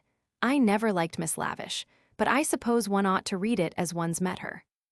All modern books are bad, said Cecil, who was annoyed at her inattention, and vented his annoyance on literature. Everyone writes for money in these days. Oh, Cecil. It is so. I will inflict Joseph Emery Prank on you no longer. Cecil this afternoon seemed such a twittering sparrow. The ups and downs in his voice were noticeable, but they did not affect her. She had dwelt amongst melody and movement, and her nerves refused to answer to the clang of his. Leaving him to be annoyed, she gazed at the black head again. She did not want to stroke it, but she saw herself wanting to stroke it. The sensation was curious. How do you like this view of ours, Mr. Emerson? I never notice much difference in views. What do you mean? Because they're all alike, because all that matters in them is distance and air. Said Cecil, uncertain whether the remark was striking or not. My father, he looked up at her, and he was a little flushed, says that there is only one perfect view, the view of the sky straight over our heads, and that all these views on earth are but bungled copies of it. I expect your father has been reading Dante, said Cecil, fingering the novel, which alone permitted him to lead the conversation. He told us another day that views are really crowds of trees and houses and hills, and are bound to resemble each other, like human crowds, and that the power they have over us is sometimes supernatural for the same reason. Lucy's lips parted. For a crowd is more than the people who make it up. Something gets added to it, no one knows how, just as something has got added to those hills. He pointed with his racket to the South Downs. What a splendid idea, she murmured. I shall enjoy hearing your father talk again. I'm so sorry he's not so well. No, he isn't well. There's an absurd account of a view in this book, said Cecil. Also that men fall into two classes, those who forget views and those who remember them, even in small rooms. Mr. Emerson, have you any brothers or sisters? None. Why? You spoke of us. My mother, I was meaning. Cecil closed the novel with a bang. Oh, Cecil, how you made me jump. I will inflict Joseph Emery Prank on you no longer. I can just remember us all three going into the country for the day and seeing as far as Hindhead. It is the first thing that I remember. Cecil got up. The man was ill-bred. He hadn't put on his coat after tennis. He didn't do. He would have strolled away if Lucy had not stopped him. Cecil, do read the thing about the view. Not while Mr. Emerson is here to entertain us. No, read away. I think nothing's funnier than to hear silly things read out loud. If Mr. Emerson thinks us frivolous, he can go. This struck Cecil as subtle and pleased him. It put their visitor in the position of a prig. Somewhat mollified, he sat down again. Mr. Emerson, go and find tennis balls. She opened the book. Cecil must have his reading and anything else that he liked, but her attention wandered to George's mother, who, according to Mr. Eager, had been murdered in the sight of God and, according to her son, had seen as far as Hindhead. Am I really to go? Asked George. No, of course not really, she answered. Chapter 2, said Cecil, yawning. Find me Chapter 2 if it isn't bothering you. Chapter 2 was found, and she glanced at its opening sentences. She thought she had gone mad. Here, hand me the book. She heard her voice saying, It isn't worth reading, it's too silly to read, I never saw such rubbish, it oughtn't to be allowed to be printed. He took the book from her. Leonora, he read, sat pensive and alone. Before her lay the rich champaign of Tuscany, dotted over with many a smiling village. The season was spring. Miss Lavish knew somehow, and had printed the past in draggled prose, for Cecil to read and for George to hear. A golden haze, he read, afar off the towers of Florence, while the bank on which she sat was carpeted with violets. All unobserved Antonio stole up behind her. Lest Cecil should see her face, she turned to George and saw his face. He read. There came from his lips no wordy protestation such as formal lovers use. No eloquence was his, nor did he suffer from the lack of it. He simply enfolded her in his manly arms. This isn't the passage I wanted, he informed them. There is another much funnier further on. He turned over the leaves. Should we go in to tea? Said Lucy, whose voice remained steady. She led the way up the garden, Cecil following her, George last. She thought a disaster was averted. But when they entered the shrubbery it came. The book, as if it had not worked mischief enough, had been forgotten, and Cecil must go back for it, and George, who loved passionately, must blunder against her in the narrow path. No, she gasped, and for the second time was kissed by him. As if no more was possible, he slipped back. Cecil rejoined her. They reached the upper lawn alone.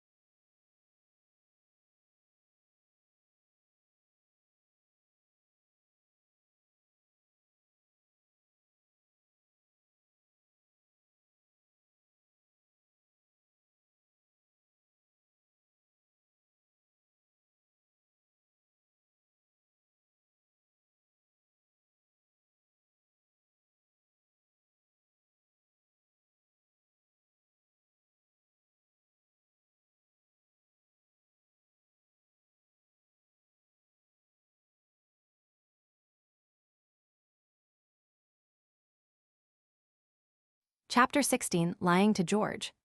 But Lucy had developed since the spring. That is to say, she was now better able to stifle the emotions of which the conventions and the world disapprove. Though the danger was greater, she was not shaken by deep sobs. She said to Cecil, I am not coming in to tea, tell Mother, I must write some letters, and went up to her room. Then she prepared for action. Love felt and returned, love which our bodies exact and our hearts have transfigured, love which is the most real thing that we shall ever meet, reappeared now as the world's enemy, and she must stifle it. She sent for Miss Bartlett. The contest lay not between love and duty. Perhaps there never is such a contest. It lay between the real and the pretended, and Lucy's first aim was to defeat herself. As her brain clouded over, as the memory of the views grew dim and the words of the book died away, she returned to her old shibboleth of nerves. She conquered her breakdown. Tampering with the truth, she forgot that the truth had ever been. Remembering that she was engaged to Cecil, she compelled herself to confused remembrances of George. He was nothing to her, he never had been anything, he had behaved abominably, she had never encouraged him. The armor of falsehood is subtly wrought out of darkness, and hides a man not only from others, but from his own soul. In a few moments, Lucy was equipped for battle. Something too awful has happened, she began, as soon as her cousin arrived. Do you know anything about Miss Lavish's novel? Miss Bartlett looked surprised, and said that she had not read the book, nor known that it was published. Elinor was a reticent woman at heart. There is a scene in it. The hero and heroine make love. Do you know about that? Dear. Do you know about it, please? She repeated. They are on a hillside, and Florence is in the distance. My good Lucia, I am all at sea. I know nothing about it whatever. There are violets. I cannot believe it is a coincidence. Charlotte, how could you have told her? I have thought before speaking, it must be you. Told her what? She asked with growing agitation. About that dreadful afternoon in February. Miss Bartlett was genuinely moved. Oh, Lucy, dearest girl, she hasn't put that in her book. Lucy nodded. Not so that one could recognize it. Yes. Then never, never, never more shall Elinor Lavish be a friend of mine. So you did tell. I did just happen, when I had tea with her at Rome, in the course of conversation. But Charlotte, what about the promise you gave me when we were packing? Why did you tell Miss Lavish, when you wouldn't even let me tell Mother? I will never forgive Elinor. She has betrayed my confidence. Why did you tell her, though? This is a most serious thing. Why does anyone tell anything? The question is eternal, and it was not surprising that Miss Bartlett should only sigh faintly in response. She had done wrong, she admitted it, she only hoped that she had not done harm. She had told Elinor in the strictest confidence. Lucy stamped with irritation. Cecil happened to read out the passage aloud to me and to Mr. Emerson. It upset Mr. Emerson, and he insulted me again. Behind Cecil's back. Ugh, is it possible that men are such brutes? Behind Cecil's back as we were walking up the garden. Miss Bartlett burst into self-accusations and regrets. What is to be done now? Can you tell me? Oh, Lucy, I shall never forgive myself, never to my dying day. Fancy if your prospects. I know, said Lucy, wincing at the word. I see now why you wanted me to tell Cecil, and what you meant by some other source. You knew that you had told Miss Lavish, and that she was not reliable. It was Miss Bartlett's turn to wince. However, said the girl, despising her cousin's shiftiness, what's done's done. You have put me in a most awkward position. How am I to get out of it? Miss Bartlett could not think. The days of her energy were over. She was a visitor, not a chaperone, and a discredited visitor at that. She stood with clasped hands while the girl worked herself into the necessary rage. That man must have such a setting down that he won't forget, and who's to give it him? I can't tell Mother now owing to you. Nor Cecil, Charlotte owing to you. I am caught up every way. I think I shall go mad. I have no one to help me. That's why I've sent for you. What's wanted is a man with a whip. Miss Bartlett agreed. One wanted a man with a whip. Yes, but it's no good agreeing. What's to be done? We women go maundering on. What does a girl do when she comes across a cad? I always said he was a cad, dear. Give me credit for that, at all events. From the very first moment, when he said his father was having a bath. Oh, bother the credit and who's been right or wrong, we've both made a muddle of it. George Emerson is still down the garden there, and is he to be left unpunished, or isn't he? I want to know. Miss Bartlett was absolutely helpless. Her own exposure had unnerved her, and thoughts were colliding painfully in her brain. She moved feebly to the window and tried to detect the cad's white flannels among the laurels. You were ready enough at the Bertolini when you rushed me off to Rome. Can't you speak again to him now? Willingly would I move heaven and earth. I want something more definite, said Lucy contemptuously. Will you speak to him? It is the least you can do, surely, considering it all happened because you broke your word. Never again shall Elinor Lavish be a friend of mine. Really, Charlotte was outdoing herself. Yes or no, please, yes or no. It is the kind of thing that only a gentleman can settle. George Emerson was coming up the garden with a tennis ball in his hand. Very well, said Lucy, with an angry gesture. No one will help me. I will speak to him myself. And immediately she realized that this was what her cousin had intended all along. Hello, Emerson, called Freddie from below. Found the lost ball, good man, want any tea? And there was an eruption from the house onto the terrace. Oh, Lucy, but that is brave of you. I admire you.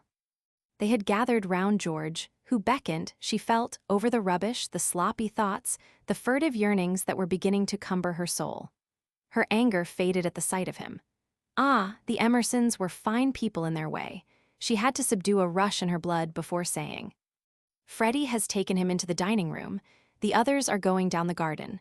Come, let us get this over quickly. Come, I want you in the room, of course. Lucy, do you mind doing it? How can you ask such a ridiculous question? Poor Lucy, she stretched out her hand. I seem to bring nothing but misfortune wherever I go. Lucy nodded. She remembered their last evening at Florence, the packing, the candle, the shadow of Miss Bartlett's toque on the door. She was not to be trapped by pathos a second time. Eluding her cousin's caress, she led the way downstairs. Try the jam, Freddie was saying. The jam's jolly good. George, looking big and disheveled, was pacing up and down the dining room. As she entered, he stopped and said, "No, nothing to eat." "You go down to the others," said Lucy. "Charlotte and I will give Mr. Emerson all he wants. Where's Mother?" "She started on her Sunday writing. She's in the drawing room."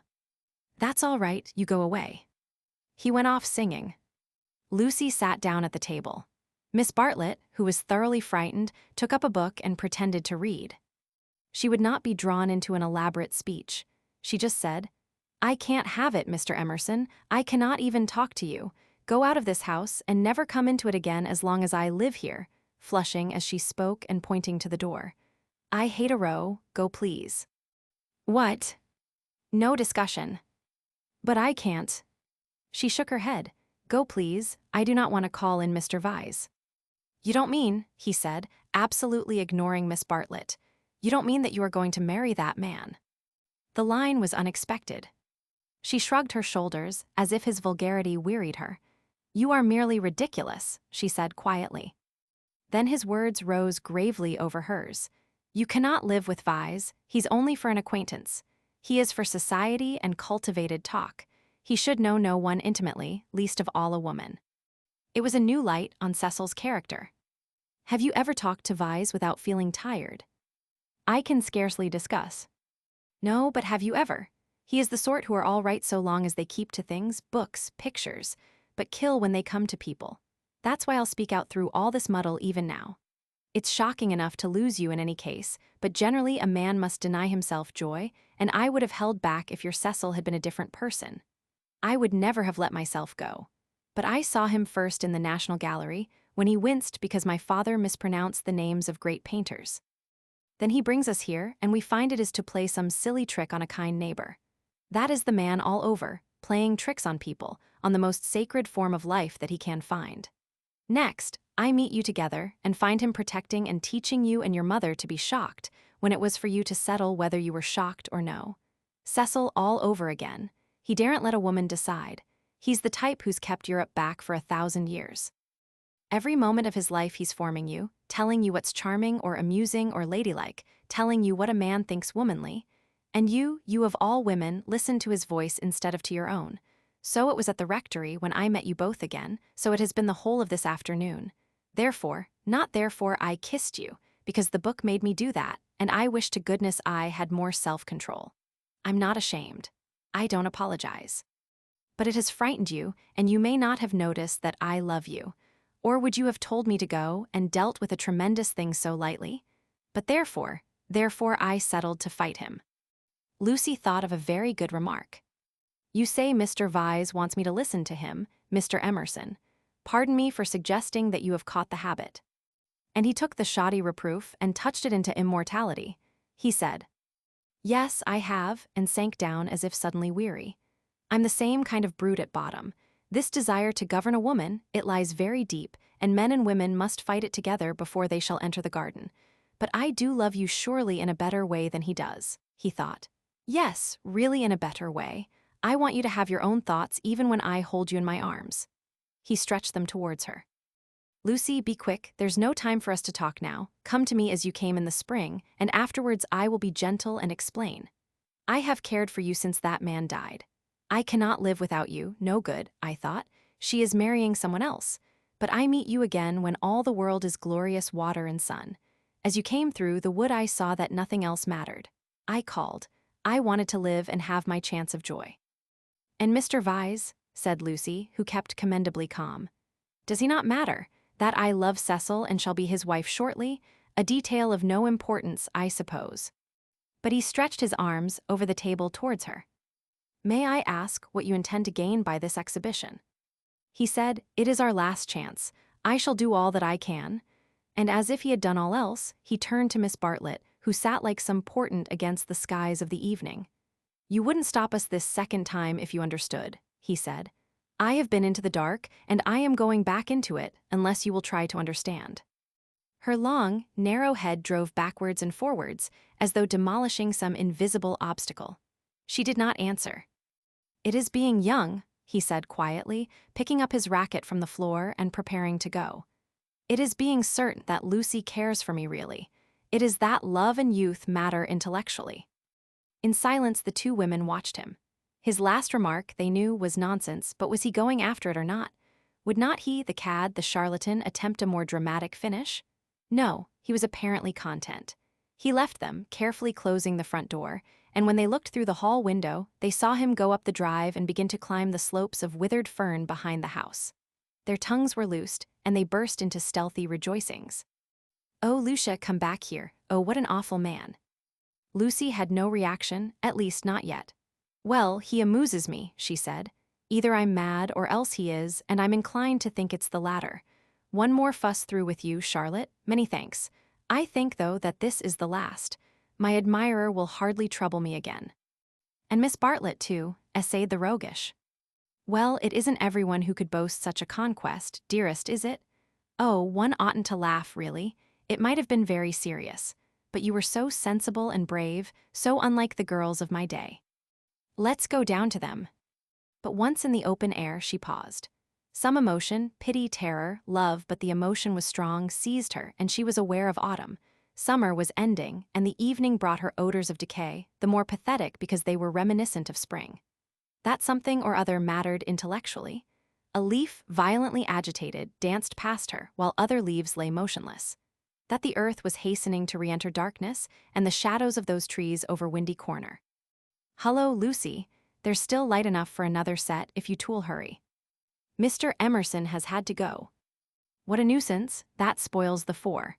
I say, Cecil, do play, do, there's a good chapter, it's Floyd's last day. Do play tennis with us just this once." Cecil's voice came. "My dear Freddie, I am no athlete. As you well remarked this very morning, there are some chaps who are no good for anything but books. I plead guilty to being such a chap, and will not inflict myself on you." The scales fell from Lucy's eyes. How had she stood Cecil for a moment? He was absolutely intolerable, and the same evening she broke off her engagement.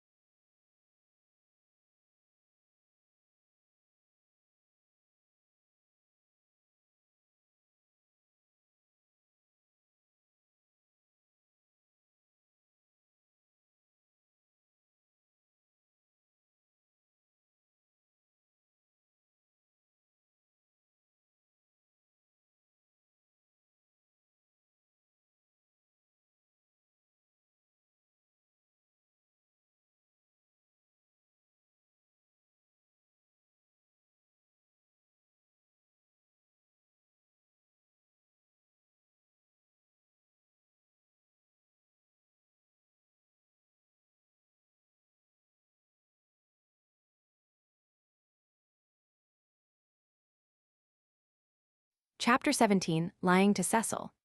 He was bewildered. He had nothing to say. He was not even angry, but stood, with a glass of whiskey between his hands, trying to think what had led her to such a conclusion. She had chosen the moment before bed, when, in accordance with their bourgeois habit, she always dispensed drinks to the men. Freddie and Mr. Floyd were sure to retire with their glasses, while Cecil invariably lingered, sipping at his while she locked up the sideboard. "I am very sorry about it," she said. "I have carefully thought things over. We are too different. I must ask you to release me and try to forget that there ever was such a foolish girl." It was a suitable speech, but she was more angry than sorry, and her voice showed it. "Different how? I haven't had a really good education, for one thing," she continued, still on her knees by the sideboard. "My Italian trip came too late, and I am forgetting all that I learnt there. I shall never be able to talk to your friends or behave as a wife of yours should. I don't understand you. You aren't like yourself. You're tired, Lucy."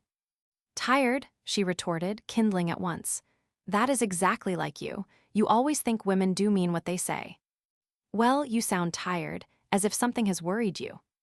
"What if I do? It doesn't prevent me from realizing the truth. I can't marry you, and you will thank me for saying so someday. You had that bad headache yesterday, all right, for she had exclaimed indignantly. I see it's much more than headaches, but give me a moment's time. He closed his eyes.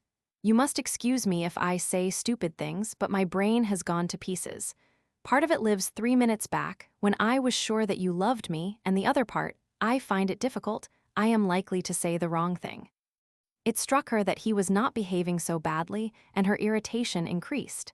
She again desired a struggle, not a discussion. To bring on the crisis, she said, there are days when one sees clearly, and this is one of them.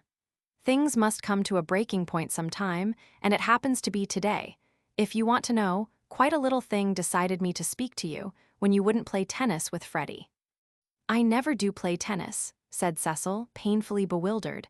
I never could play. I don't understand a word you say. You can play well enough to make up a 4. I thought it abominably selfish of you. No, I can't. Well, never mind the tennis. Why couldn't you? Couldn't you have warned me if you felt anything wrong? You talked of our wedding at lunch, at least you let me talk. I knew you wouldn't understand, said Lucy quite crossly. I might have known there would have been these dreadful explanations. Of course, it isn't the tennis. That was only the last straw to all I have been feeling for weeks. Surely it was better not to speak until I felt certain. She developed this position. Often before I have wondered if I was fitted for your wife, for instance, in London, and are you fitted to be my husband? I don't think so. You don't like Freddie, nor my mother.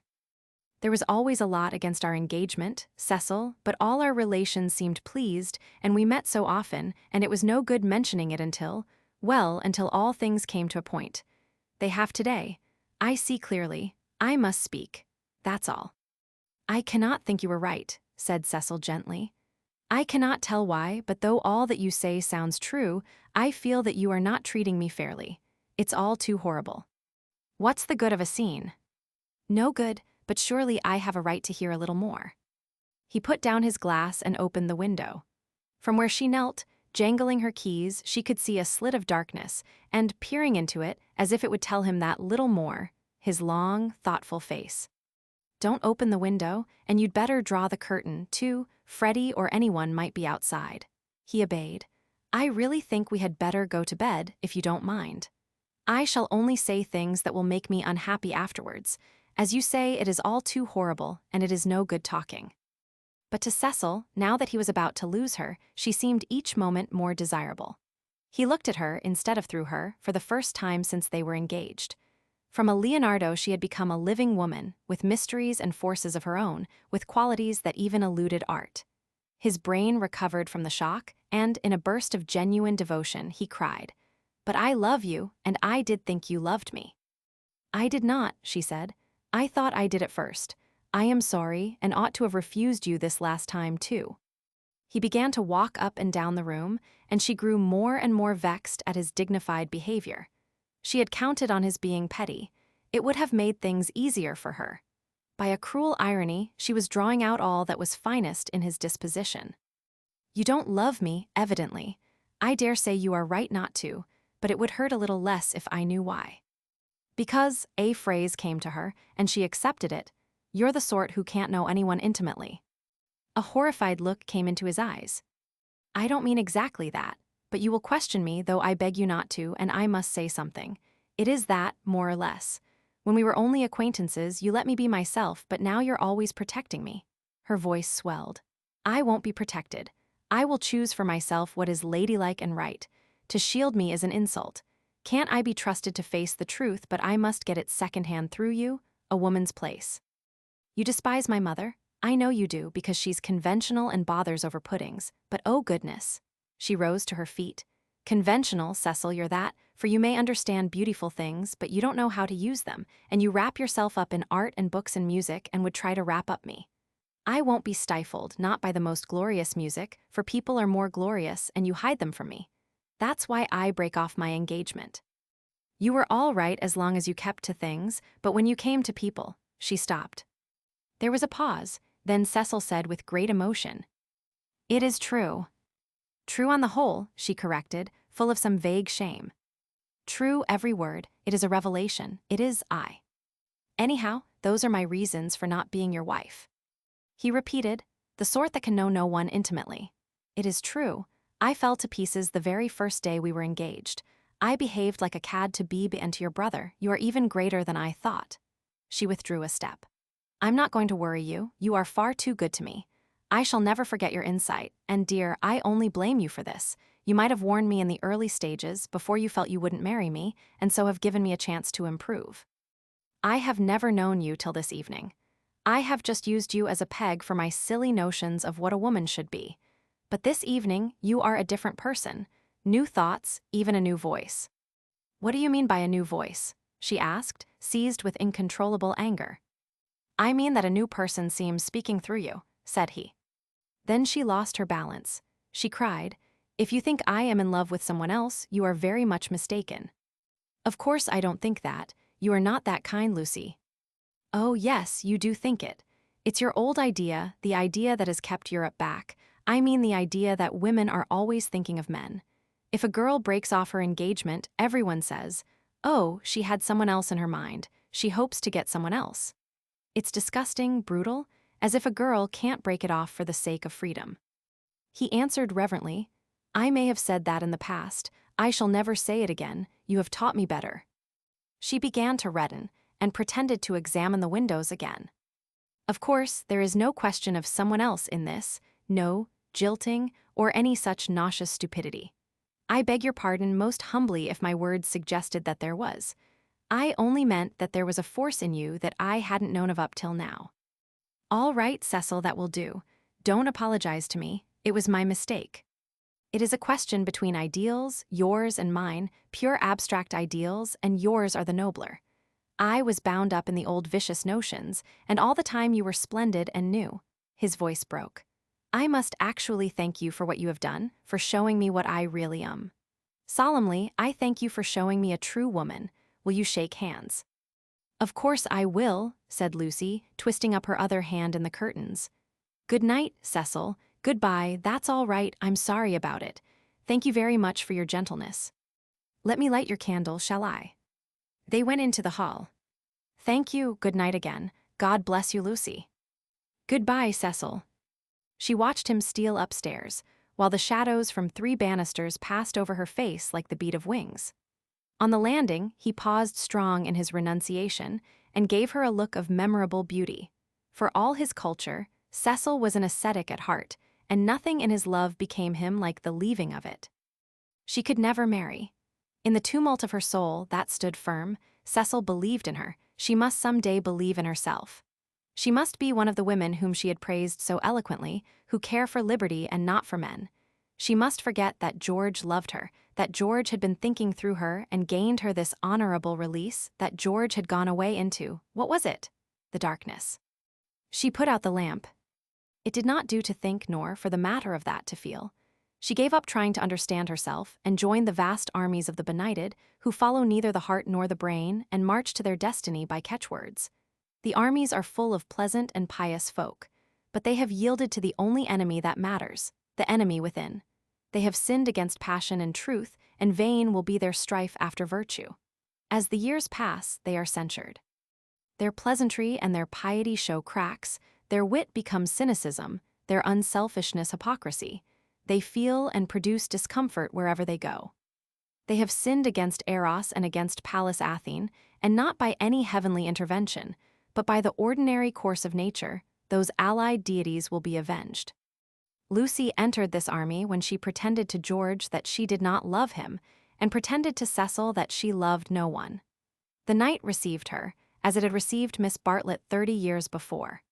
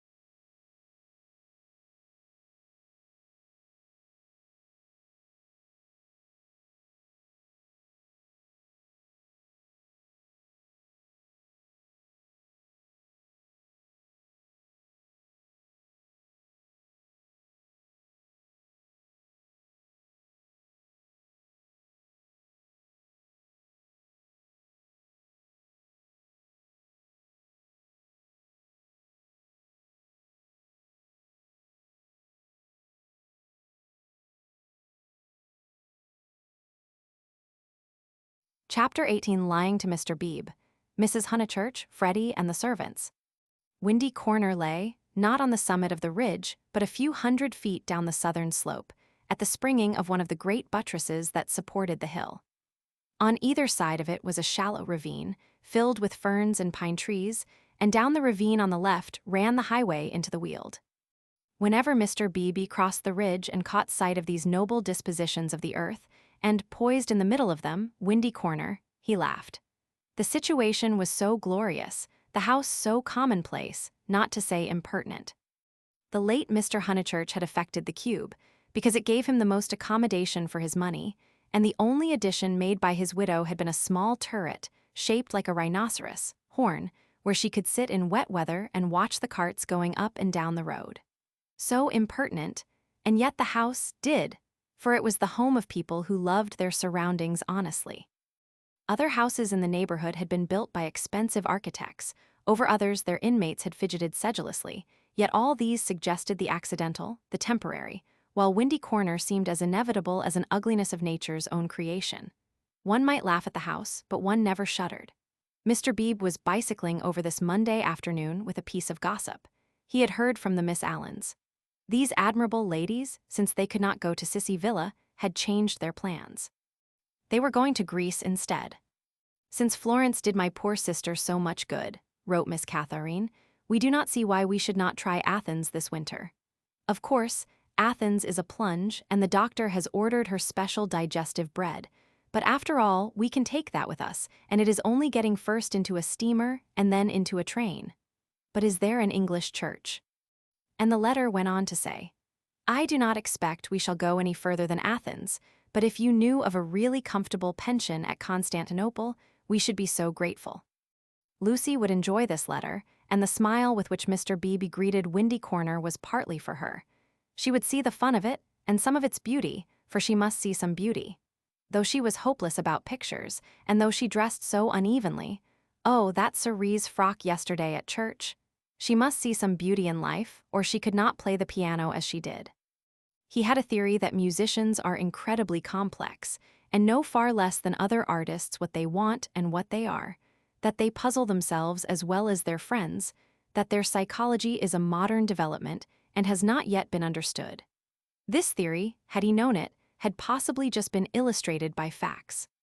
Ignorant of the events of yesterday, he was only riding over to get some tea, to see his niece, and to observe whether Miss Honeychurch saw anything beautiful in the desire of two old ladies to visit Athens.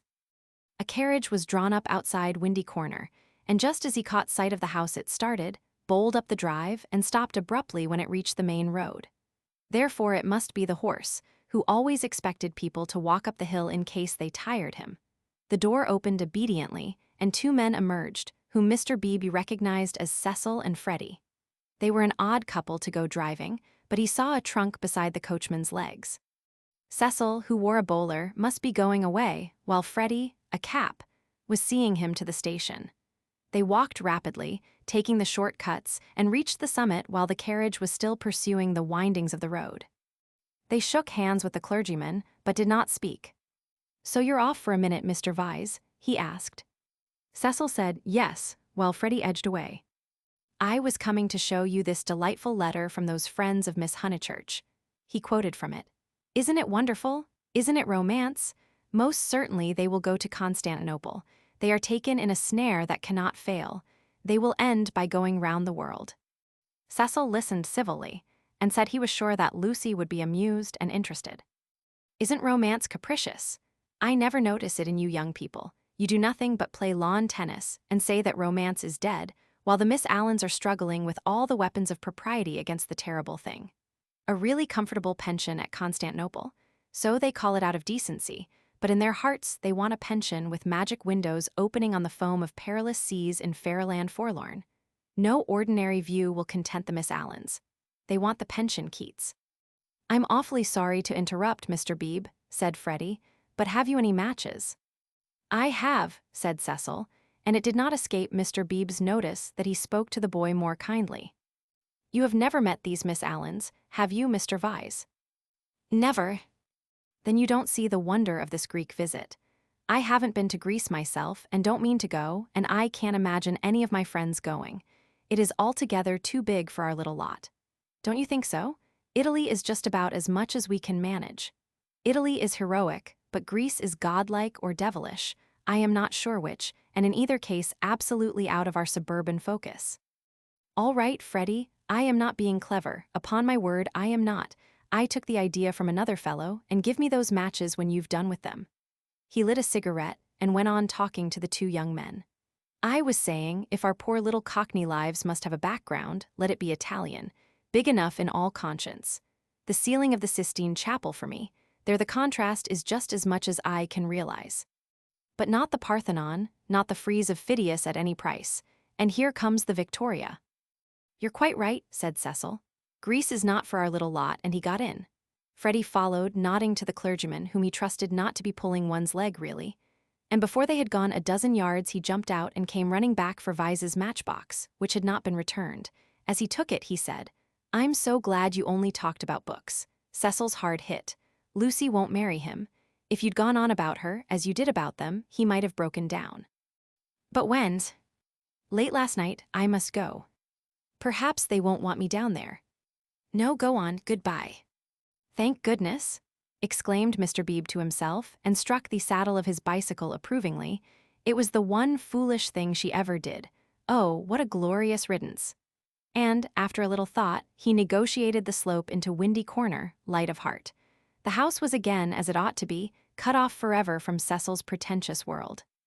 He would find Miss Minnie down in the garden. In the drawing-room, Lucy was tinkling at a Mozart sonata. He hesitated a moment, but went down the garden as requested. There he found a mournful company.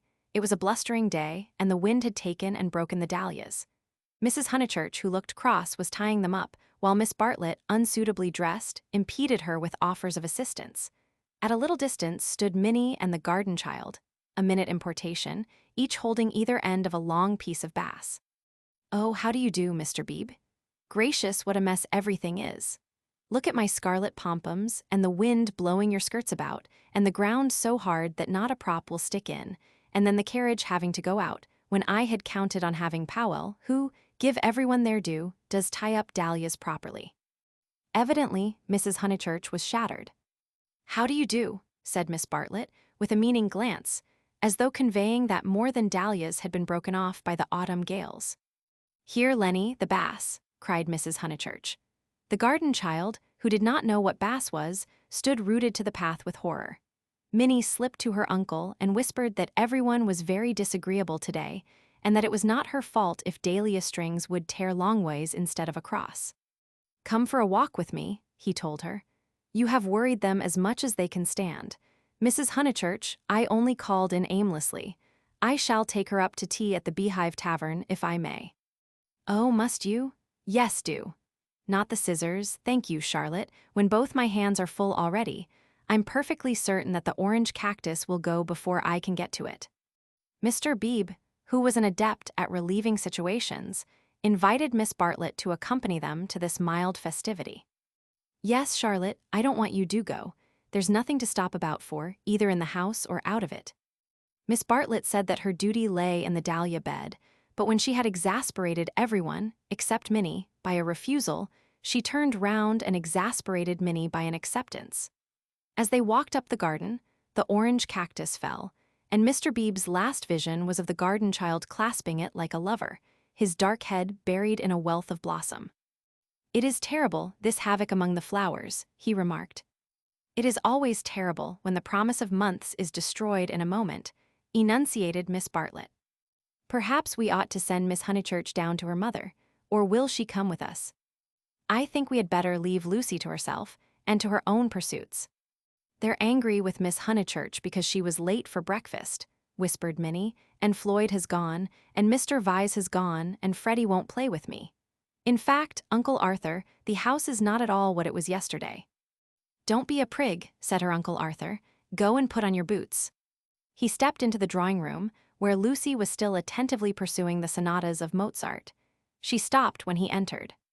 How do you do? Miss Bartlett and Minnie are coming with me to tea at the Beehive. Would you come too? I don't think I will, thank you. No, I didn't suppose you would care too much. Lucy turned to the piano and struck a few chords. "How delicate those sonatas are," said Mr. Beebe, though at the bottom of his heart he thought them silly little things. Lucy passed into Schumann. "Miss Honeychurch." "Yes."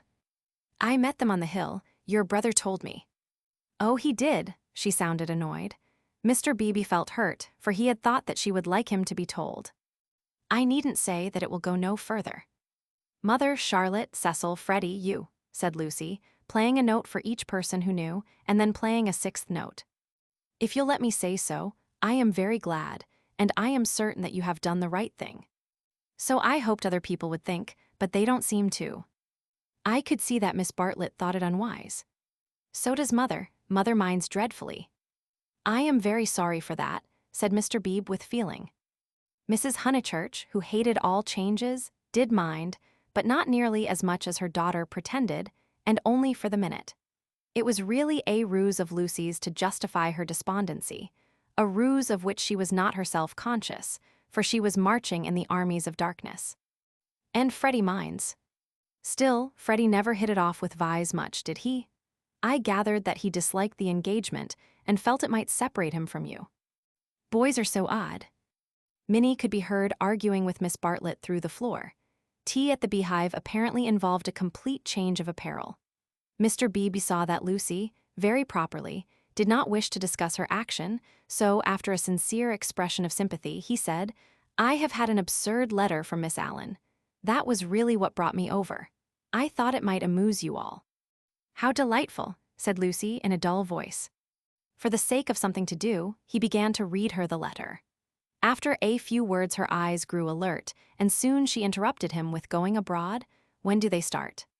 "Next week, I gather." "Did Freddie say whether he was driving straight back?" "No, he didn't. Because I do hope he won't go gossiping." So she did want to talk about her broken engagement. Always complacent, he put the letter away. But she at once exclaimed in a high voice, "Oh, do tell me more about the Miss Allens. How perfectly splendid of them to go abroad. I want them to start from Venice and go in a cargo steamer down the Illyrian coast." She laughed heartily. "Oh, delightful, I wish they'd take me." "Has Italy filled you with the fever of travel? Perhaps George Emerson is right. He says that Italy is only an euphuism for fate." "Oh, not Italy, but Constantinople. I have always longed to go to Constantinople. Constantinople is practically Asia, isn't it?" Mr. Beebe reminded her that Constantinople was still unlikely, and that the Miss Allens only aimed at Athens, with Delphi perhaps, if the roads are safe. But this made no difference to her enthusiasm. She had always longed to go to Greece even more, it seemed. He saw, to his surprise, that she was apparently serious. "I didn't realize that you and the Miss Allens were still such friends, after Sissy Villa." "Oh, that's nothing. I assure you Sissy Villa's nothing to me. I would give anything to go with them." "Would your mother spare you again so soon? You have scarcely been home 3 months." "She must spare me," cried Lucy in growing excitement. "I simply must go away. I have to." She ran her fingers hysterically through her hair. "Don't you see that I have to go away? I didn't realize at the time, and of course I want to see Constantinople so particularly." "You mean that, since you have broken off your engagement, you feel—" Yes, yes, I knew you'd understand." Mr. Beebe did not quite understand. Why could not Miss Honeychurch repose in the bosom of her family?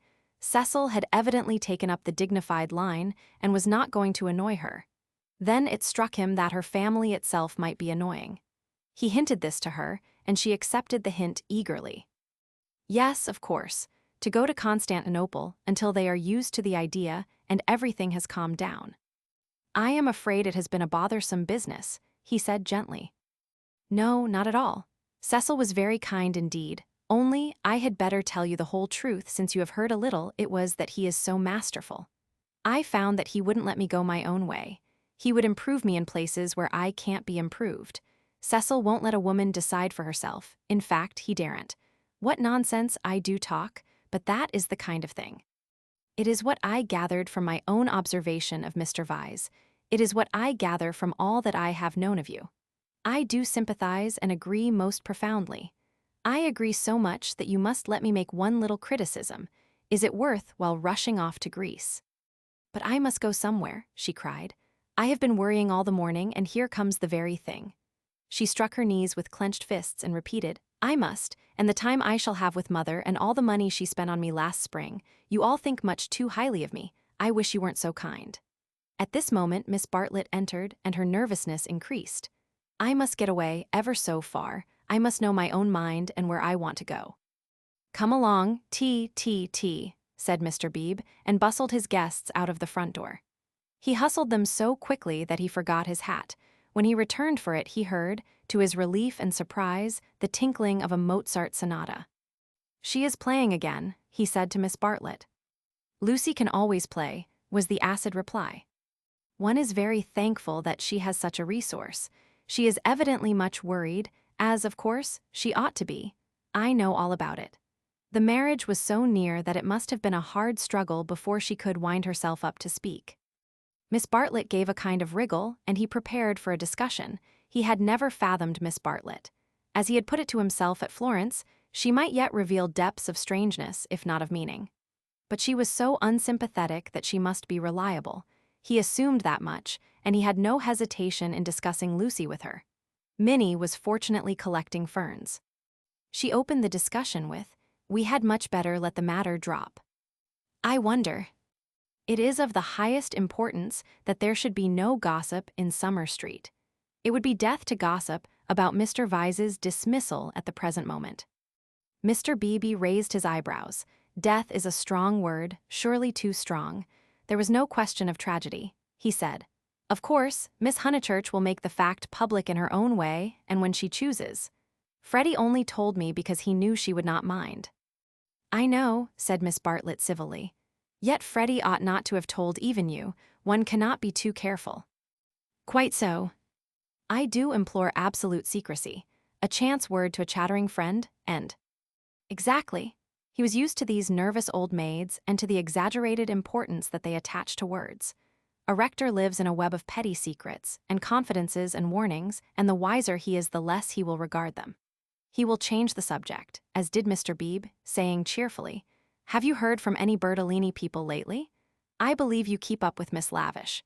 It is odd how we of that pension, who seemed such a fortuitous collection, have been working into one another's lives. 2, 3, 4, 6 of us, no, 8, I had forgotten the Emersons, have kept more or less in touch. We must really give the Signora a testimonial. And Miss Bartlett not favoring the scheme, they walked up the hill in a silence which was only broken by the rector naming some fern. On the summit they paused. The sky had grown wilder since he stood there last hour, giving to the land a tragic greatness that is rare in Surrey. Gray clouds were charging across tissues of white, which stretched and shredded and tore slowly, until through their final layers there gleamed a hint of the disappearing blue. Summer was retreating. The wind roared, the trees groaned, yet the noise seemed insufficient for those vast operations in heaven. The weather was breaking up, broken, and it is a sense of the fit rather than of the supernatural that equips such crises with the salvos of angelic artillery. Mr. Beebe's eyes rested on Windy Corner, where Lucy sat, practicing Mozart. No smile came to his lips, and changing the subject again, he said, We shan't have rain, but we shall have darkness, so let us hurry on. The darkness last night was appalling. They reached the Beehive Tavern at about 5 o'clock. That amiable hostelry possesses a veranda, in which the young and the unwise do dearly love to sit, while guests of more mature years seek a pleasant sanded room and have tea at a table comfortably. Mr. Beebe saw that Miss Bartlett would be cold if she sat out, and that Minnie would be dull if she sat in, so he proposed a division of forces. They would hand the child her food through the window. Thus he was incidentally enabled to discuss the fortunes of Lucy. I have been thinking, Miss Bartlett, he said, and unless you very much object, I would like to reopen that discussion. She bowed. Nothing about the past. I know little and care less about that. I am absolutely certain that it is to your cousin's credit. She has acted loftily and rightly, and it is like her gentle modesty to say that we think too highly of her. But the future. Seriously, what do you think of this Greek plan? He pulled out the letter again. I don't know whether you overheard, but she wants to join the Miss Allens in their mad career. It's all, I can't explain, it's wrong. Miss Bartlett read the letter in silence, laid it down, seemed to hesitate, and then read it again. I can't see the point of it myself. To his astonishment, she replied, There I cannot agree with you. In it, I spy Lucy's salvation. Really? Now why? She wanted to leave Windy Corner. I know, but it seems so odd, so unlike her, so I was going to say selfish. It is natural, surely, after such painful scenes, that she should desire a change. Here, apparently, was one of those points that the male intellect misses. Mr. Beebe exclaimed. So she says herself, and since another lady agrees with her, I must own that I am partially convinced. Perhaps she must have a change. I have no sisters, and I don't understand these things. But why need she go as far as Greece? You may well ask that, replied Miss Bartlett, who was evidently interested and had almost dropped her evasive manner. Why Greece? What is it, Minnie dear Jam? Why not Tunbridge Wells? Oh, Mr. Beebe, I had a long and most unsatisfactory interview with dear Lucy this morning. I cannot help her. I will say no more. Perhaps I have already said too much. I am not to talk. I wanted her to spend 6 months with me at Tunbridge Wells, and she refused. Mr. Beebe poked at a crumb with his knife. But my feelings are of no importance. I know too well that I get on Lucy's nerves. Our tour was a failure. She wanted to leave Florence, and when we got to Rome, she did not want to be in Rome, and all the time I felt that I was spending her mother's money. Let us keep to the future, though, interrupted Mr. Beebe. I want your advice. Very well, said Charlotte, with a choky abruptness that was new to him, though familiar to Lucy. I, for one, will help her to go to Greece. Will you? Mr. Beebe considered. It is absolutely necessary, she continued, lowering her veil and whispering through it with a passion and intensity that surprised him. I know. The darkness was coming on, and he felt that this odd woman really did know. She must not stop here a moment, and we must keep quiet till she goes. I trust that the servants know nothing afterwards, but I may have said too much already. Only, Lucy and I are helpless against Mrs. Honeychurch alone. If you help, we may succeed. Otherwise. Otherwise, she repeated as if the word held finality. Yes, I will help her, said the clergyman, setting his jaw firm. Come, let us go back now and settle the whole thing up. Miss Bartlett burst into florid gratitude. The tavern sign, a beehive trimmed evenly with bees, creaked in the wind outside as she thanked him. Mr. Beebe did not quite understand the situation, but then he did not desire to understand it, nor to jump to the conclusion of another man that would have attracted a grosser mind. He only felt that Miss Bartlett knew of some vague influence from which the girl desired to be delivered, and which might well be clothed in the fleshly form. Its very vagueness spurred him into knight-errantry. His belief in celibacy, so reticent, so carefully concealed beneath his tolerance and culture, now came to the surface and expanded like some delicate flower. They that marry do well, but they that refrain do better. So ran his belief, and he never heard that an engagement was broken off but with a slight feeling of pleasure. In the case of Lucy, the feeling was intensified through dislike of Cecil, and he was willing to go further, to place her out of danger until she could confirm her resolution of virginity. The feeling was very subtle and quite undogmatic, and he never imparted it to any other of the characters in this entanglement. Yet it existed, and it alone explains his actions subsequently, and his influence on the action of others. The compact that he made with Miss Bartlett in the tavern was to help not only Lucy, but religion also. They hurried home through a world of black and gray. He conversed on indifferent topics: the Emersons' need of a housekeeper, servants, Italian servants, novels about Italy, novels with a purpose. Could literature influence life? Windy Corner glimmered. In the garden, Mrs. Honeychurch, now helped by Freddie, still wrestled with the lives of her flowers. It gets too dark, she said hopelessly. This comes of putting off. We might have known the weather would break up soon, and now Lucy wants to go to Greece. I don't know what the world's coming to. Mrs. Honeychurch, he said, go to Greece she must.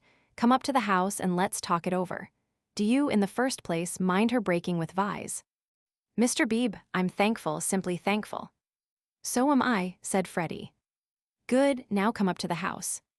They conferred in the dining room for half an hour. Lucy would never have carried the Greek scheme alone. It was expensive and dramatic, both qualities that her mother loathed. Nor would Charlotte have succeeded. The honors of the day rested with Mr. Beebe, by his tact and common sense, and by his influence as a clergyman. For a clergyman who was not a fool influenced Mrs. Honeychurch greatly. He bent her to their purpose. I don't see why Greece is necessary, she said. But as you do, I suppose it is all right. It must be something I can't understand. Lucy. Let's tell her, Lucy. She is playing the piano, Mr. Beebe said. He opened the door and heard the words of a song. Look not thou on beauty, charming. I didn't know that Miss Honeychurch sang, too. Sit thou still when kings are arming taste, not when the wine cup glistens. It's a song that Cecil gave her. How odd girls are. What's that? Called Lucy, stopping short. All right, dear, said Mrs. Honeychurch kindly. She went into the drawing room, and Mr. Beebe heard her kiss Lucy and say, I am sorry I was so cross about Greece, but it came on the top of the dahlias. Rather a hard voice said, Thank you, Mother, that doesn't matter a bit. And you are right, too, Greece will be all right. You can go if the Miss Allens will have you. Oh, splendid, oh, thank you. Mr. Beebe followed. Lucy still sat at the piano with her hands over the keys. She was glad, but he had expected greater gladness. Her mother bent over her. Freddie, to whom she had been singing, reclined on the floor with his head against her and an unlit pipe between his lips. Oddly enough, the group was beautiful. Mr. Beebe, who loved the art of the past, was reminded of a favorite theme, the Santa Conversazione, in which people who care for one another are painted chatting together about noble things, a theme neither sensual nor sensational, and therefore ignored by the art of today. Why should Lucy want either to marry or to travel when she had such friends at home? Taste not when the wine cup glistens, speak not when the people listens. She continued, Here s Mr. Beebe. Mr. Beebe knows my rude ways. It's a beautiful song and a wise one, said he. Go on. It isn't very good, she said listlessly. I forget why, harmony or something. I suspected it was unscholarly. It's so beautiful. The tune's right enough, said Freddie, but the words are rotten. Why throw up the sponge? How stupidly you talk, said his sister. The Santa Conversazione was broken up. After all, there was no reason that Lucy should talk about Greece or thank him for persuading her mother, so he said goodbye. Freddie lit his bicycle lamp for him in the porch, and with his usual felicity of phrase said, This has been a day and a half. Stop thine ear against the singer. Wait a minute, she is finishing. From the red gold keep thy finger, vacant heart and hand, and I easy live and quiet die. I love weather like this, said Freddie. Mr. Beebe passed into it. The two main facts were clear. She had behaved splendidly, and he had helped her. He could not expect to master the details of so big a change in a girl's life. If here and there he was dissatisfied or puzzled, he must acquiesce. She was choosing the better part. Vacant heart and hand and I. Perhaps the song stated the better part rather too strongly. He half fancied that the soaring accompaniment, which he did not lose in the shout of the gale, really agreed with Freddie and was gently criticizing the words that it adorned. Vacant heart and hand and I easy live and quiet die. However, for the fourth time Windy Corner lay poised below him, now as a beacon in the roaring tides of darkness.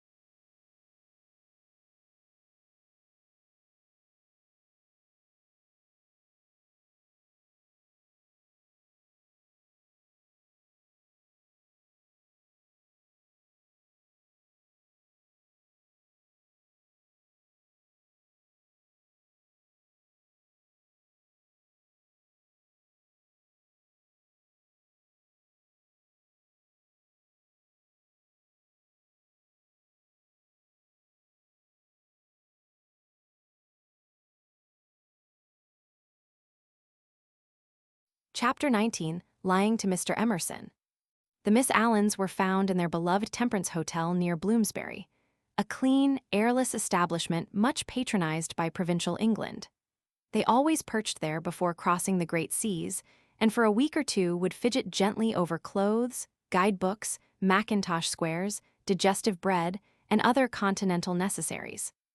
That there are shops abroad, even in Athens, never occurred to them, for they regarded travel as a species of warfare, only to be undertaken by those who have been fully armed at the Haymarket stores. Miss Honeychurch, they trusted, would take care to equip herself duly. Quinine could now be obtained in tabloids. Paper soap was a great help towards freshening up one's face in the train. Lucy promised, a little depressed. But of course, you know all about these things, and you have Mr. Vyse to help you. A gentleman is such a standby. Mrs. Honeychurch, who had come up to town with her daughter, began to drum nervously upon her card case. "We think it so good of Mr. Vyse to spare you," Miss Katharine continued. "It is not every young man who would be so unselfish, but perhaps he will come out and join you later on." "Or does his work keep him in London?" said Miss Teresa, the more acute and less kindly of the two sisters. "However, we shall see him when he sees you off. I do so long to see him." "No one will see Lucy off," interposed Mrs. Honeychurch. "She doesn't like it." "No, I hate seeings off," said Lucy. "Really, how funny. I should have thought that in this case." "Oh, Mrs. Honeychurch, you aren't going. It is such a pleasure to have met you." They escaped, and Lucy said with relief, "That's all right. We just got through that time." But her mother was annoyed. "I should be told, dear, that I am unsympathetic, but I cannot see why you didn't tell your friends about Cecil and be done with it. There all the time we had to sit fencing, and almost telling lies, and be seen through, too, I dare say, which is most unpleasant." Lucy had plenty to say in reply. She described the Miss Allens' character. They were such gossips, and if one told them, the news would be everywhere in no time. "But why shouldn't it be everywhere in no time?" "Because I settled with Cecil not to announce it until I left England. I shall tell them then. It's much pleasanter. How wet it is. Let's turn in here." Here was the British Museum. Mrs. Honeychurch refused. If they must take shelter, let it be in a shop. Lucy felt contemptuous, for she was on the tack of caring for Greek sculpture, and had already borrowed a mythical dictionary from Mr. Beebe to get up the names of the goddesses and gods. "Oh, well, let it be shop then. Let's go to Muties. I'll buy a guidebook." "You know, Lucy, you and Charlotte and Mr. Beebe all tell me I'm so stupid, so I suppose I am, but I shall never understand this hole-in corner work. You've got rid of Cecil, well and good, and I'm thankful he's gone, though I did feel angry for the minute. But why not announce it? Why this hushing up and tiptoeing? It's only for a few days." "But why at all?" Lucy was silent. She was drifting away from her mother. It was quite easy to say, "Because George Emerson has been bothering me, and if he hears I've given up Cecil may begin again." Quite easy, and it had the incidental advantage of being true. But she could not say it. She disliked confidences, for they might lead to self-knowledge and to that king of terrors, light. Ever since that last evening at Florence, she had deemed it unwise to reveal her soul. Mrs. Honeychurch, too, was silent. She was thinking, "My daughter won't answer me. She would rather be with those inquisitive old maids than with Freddie and me. Any rag, tag, and bobtail apparently does if she can leave her home." And as in her case thoughts never remained unspoken long, she burst out with, "You're tired of Windy Corner." This was perfectly true. Lucy had hoped to return to Windy Corner when she escaped from Cecil, but she discovered that her home existed no longer. It might exist for Freddie, who still lived and thought straight, but not for one who had deliberately warped the brain. She did not acknowledge that her brain was warped, for the brain itself must assist in that acknowledgement, and she was disordering the very instruments of life. She only felt, "I do not love George. I broke off my engagement because I did not love George. I must go to Greece because I do not love George. It is more important that I should look up gods in the dictionary than that I should help my mother. Everyone else is behaving very badly." She only felt irritable and petulant, and anxious to do what she was not expected to do, and in this spirit she proceeded with the conversation. "Oh, mother, what rubbish you talk. Of course I'm not tired of Windy Corner." "Then why not say so at once, instead of considering half an hour?" She laughed faintly. Half a minute would be nearer. "Perhaps you would like to stay away from your home altogether." "Hush, mother, people will hear you," for they had entered Muties. She bought Baedeker and then continued, Of course I want to live at home, but as we are talking about it, I may as well say that I shall want to be away in the future more than I have been. You see, I come into my money next year." Tears came into her mother's eyes. Driven by nameless bewilderment, by what is in older people termed eccentricity, Lucy determined to make this point clear. "I've seen the world so little, I felt so out of things in Italy. I have seen so little of life, one ought to come up to London more, not a cheap ticket like today, but to stop. I might even share a flat for a little with some other girl." "And mess with typewriters and latchkeys," exploded Mrs. Honeychurch, "and agitate and scream and be carried off kicking by the police. And call it a mission when no one wants you.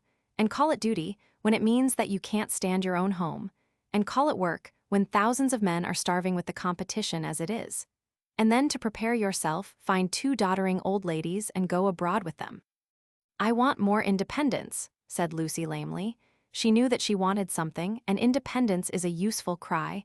We can always say that we have not got it. She tried to remember her emotions in Florence. Those had been sincere and passionate, and had suggested beauty rather than short skirts and latchkeys. But independence was certainly her cue. "Very well, take your independence and be gone. Rush up and down and round the world, and come back as thin as a lath with the bad food. Despise the house that your father built, and the garden that he planted, and our dear view, and then share a flat with another girl." Lucy screwed up her mouth and said, "Perhaps I spoke hastily." "Oh, goodness," her mother flashed, "how you do remind me of Charlotte Bartlett." "Charlotte," flashed Lucy in her turn, pierced at last by a vivid pain. "More every moment." "I don't know what you mean, Mother. Charlotte and I are not the very least alike." "Well, I see the likeness. The same eternal worrying, the same taking back of words. You and Charlotte trying to divide 2 apples among 3 people last night might be sisters." "What rubbish, and if you dislike Charlotte so, it's rather a pity you asked her to stop. I warned you about her. I begged you, implored you not to, but of course it was not listened to." "There you go." "I beg your pardon." "Charlotte again, my dear, that's all, her very words." Lucy clenched her teeth. "My point is that you oughtn't to have asked Charlotte to stop. I wish you would keep to the point." And the conversation died off into a wrangle. She and her mother shopped in silence, spoke little in the train, little again in the carriage, which met them at Dorking Station. It had poured all day, and as they ascended through the deep Surrey lanes, showers of water fell from the overhanging beech trees and rattled on the hood. Lucy complained that the hood was stuffy. Leaning forward, she looked out into the steaming dusk and watched the carriage lamp pass like a searchlight over mud and leaves and reveal nothing beautiful. "The crush when Charlotte gets in will be abominable," she remarked, for they were to pick up Miss Bartlett at Summer Street, where she had been dropped as the carriage went down to pay a call on Mr. Beebe's old mother. "We shall have to sit 3 aside because the trees drop and yet it isn't raining. Oh, for a little air." Then she listened to the horse's hoofs. "He has not told, he has not told." That melody was blurred by the soft road. "Can't we have the hood down?" she demanded, and her mother, with sudden tenderness, said, "Very well, old lady, stop the horse." And the horse was stopped, and Lucy and Powell wrestled with the hood and squirted water down Mrs. Honeychurch's neck. But now that the hood was down, she did see something that she would have missed. There were no lights in the windows of Sissy Villa, and round the garden gate she fancied she saw a padlock. "Is that house to let again, Powell?" she called. "Yes, miss," he replied. "Have they gone?" "It is too far out of town for the young gentleman, and his father's rheumatism has come on, so he can't stop on a loan, so they are trying to let furnished," was the answer. "They have gone, then?" "Yes, miss, they have gone." Lucy sank back. The carriage stopped at the rectory. She got out to call for Miss Bartlett. So the Emersons had gone, and all this bother about Greece had been unnecessary. Waste. That word seemed to sum up the whole of life. Wasted plans, wasted money, wasted love, and she had wounded her mother. Was it possible that she had muddled things away? Quite possible. Other people had. When the maid opened the door, she was unable to speak and stared stupidly into the hall. Miss Bartlett at once came forward, and after a long preamble asked a great favor. Might she go to church? Mr. Beebe and his mother had already gone, but she had refused to start until she obtained her hostess's full sanction, for it would mean keeping the horse waiting a good 10 minutes more. "Certainly," said the hostess wearily. "I forgot it was Friday. Let's all go. Powell can go round to the stables." "Lucy, dearest." "No church for me, thank you." A sigh, and they departed. The church was invisible, but up in the darkness to the left there was a hint of color. This was a stained window, through which some feeble light was shining, and when the door opened, Lucy heard Mr. Beebe's voice running through the litany to a minute congregation. Even their church, built upon the slope of the hill so artfully, with its beautiful raised transept and its spire of silvery shingle, even their church had lost its charm. And the thing one never talked about, religion, was fading like all the other things. She followed the maid into the rectory. Would she object to sitting in Mr. Beebe's study? There was only that one fire. She would not object. Someone was there already, for Lucy heard the words, "A lady to wait, sir." Old Mr. Emerson was sitting by the fire, with his foot upon a gout stool. "Oh, Miss Honeychurch, that you should come," he quavered, and Lucy saw an alteration in him since last Sunday. Not a word would come to her lips. George she had faced, and could have faced again, but she had forgotten how to treat his father. "Miss Honeychurch, dear, we are so sorry. George is so sorry. He thought he had a right to try. I cannot blame my boy, and yet I wish he had told me first. He ought not to have tried. I knew nothing about it at all." If only she could remember how to behave. He held up his hand, "But you must not scold him." Lucy turned her back and began to look at Mr. Beebe's books. "I taught him," he quavered, "to trust in love. I said, when love comes, that is reality. I said, passion does not blind. No, passion is sanity, and the woman you love, she is the only person you will ever really understand." He sighed, "True, everlastingly true, though my day is over and though there is the result. Poor boy, he is so sorry. He said he knew it was madness when you brought your cousin in, that whatever you felt you did not mean." Yet his voice gathered strength. He spoke out to make certain. "Miss Honeychurch, do you remember Italy?" Lucy selected a book, a volume of Old Testament commentaries. Holding it up to her eyes, she said, "I have no wish to discuss Italy or any subject connected with your son." "But you do remember it." "He has misbehaved himself from the first." "I only was told that he loved you last Sunday. I never could judge behavior. I suppose he has." Feeling a little steadier, she put the book back and turned round to him. His face was drooping and swollen, but his eyes, though they were sunken deep, gleamed with a child's courage. "Why, he has behaved abominably," she said. "I am glad he is sorry. Do you know what he did?" "Not abominably," was the gentle correction. "He only tried when he should not have tried. You have all you want, Miss Honeychurch. You are going to marry the man you love. Do not go out of George's life saying he is abominable." "No, of course," said Lucy, ashamed at the reference to Cecil. "Abominable is much too strong. I am sorry I used it about your son. I think I will go to church after all. My mother and my cousin have gone. I shall not be so very late." "Especially as he has gone under," he said quietly. "What was that?" "Gone under naturally." He beat his palms together in silence, his head fell on his chest. "I don't understand." "As his mother did." "But Mr. Emerson, Mr. Emerson, what are you talking about?" "When I wouldn't have George baptized," said he. Lucy was frightened. And she agreed that baptism was nothing, but he caught that fever when he was 12 and she turned round. She thought it a judgment. He shuddered. Oh, horrible, when we had given up that sort of thing and broken away from her parents. Oh, horrible, worst of all, worse than death, when you have made a little clearing in the wilderness, planted your little garden, let in your sunlight, and then the weeds creep in again. A judgment. And our boy had typhoid because no clergyman had dropped water on him in church. Is it possible, Miss Honeychurch? Shall we slip back into the darkness forever? "I don't know," gasped Lucy. "I don't understand this sort of thing. I was not meant to understand it." "But Mr. Eager, he came when I was out and acted according to his principles. I don't blame him or anyone. But by the time George was well, she was ill. He made her think about sin, and she went under thinking about it. It was thus that Mr. Emerson had murdered his wife in the sight of God." "Oh, how terrible," said Lucy, forgetting her own affairs at last. "He was not baptized," said the old man. "I did hold firm." And he looked with unwavering eyes at the rows of books as if, at what cost, he had won a victory over them. "My boy shall go back to the earth untouched." She asked whether young Mr. Emerson was ill. Oh, last Sunday. He started into the present.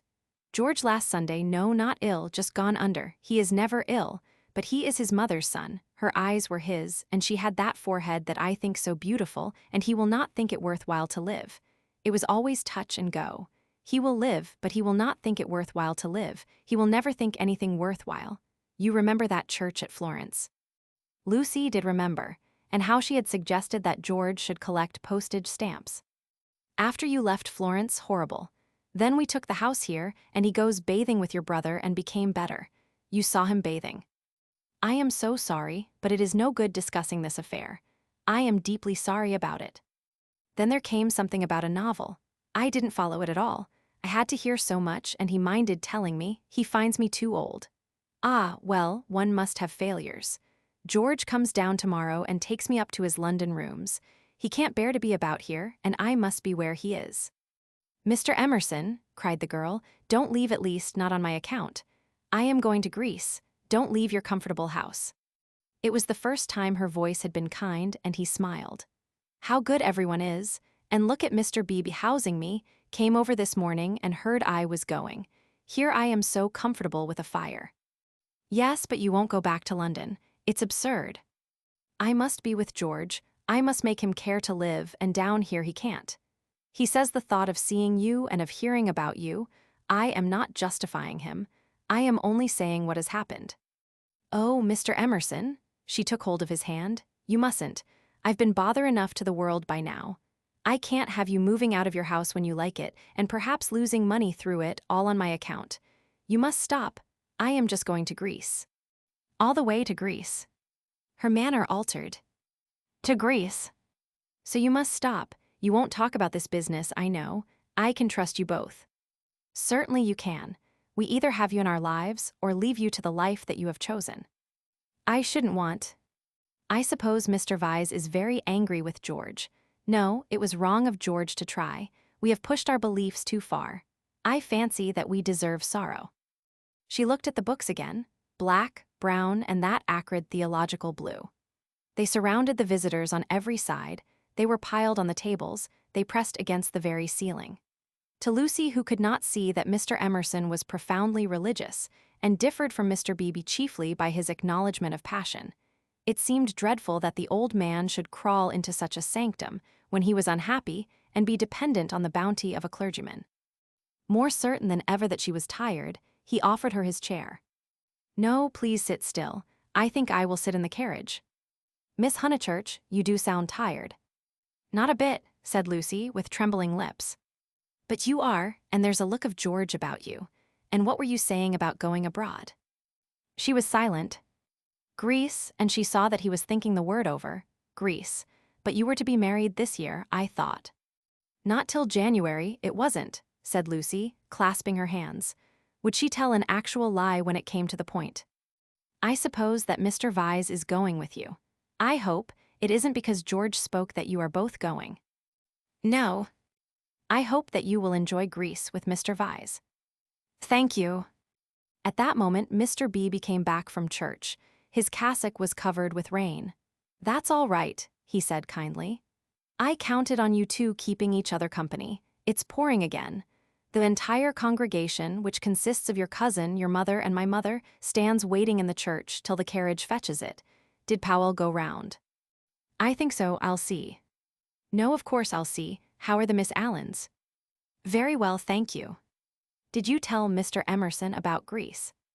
I did. Don't you think it very plucky of her, Mr. Emerson, to undertake the two Miss Allens? Now, Miss Honeychurch, go back, keep warm. I think 3 is such a courageous number to go traveling. And he hurried off to the stables. He is not going, she said hoarsely. I made a slip. Mr. Vyse does stop behind in England. Somehow it was impossible to cheat this old man. To George, to Cecil, she would have lied again.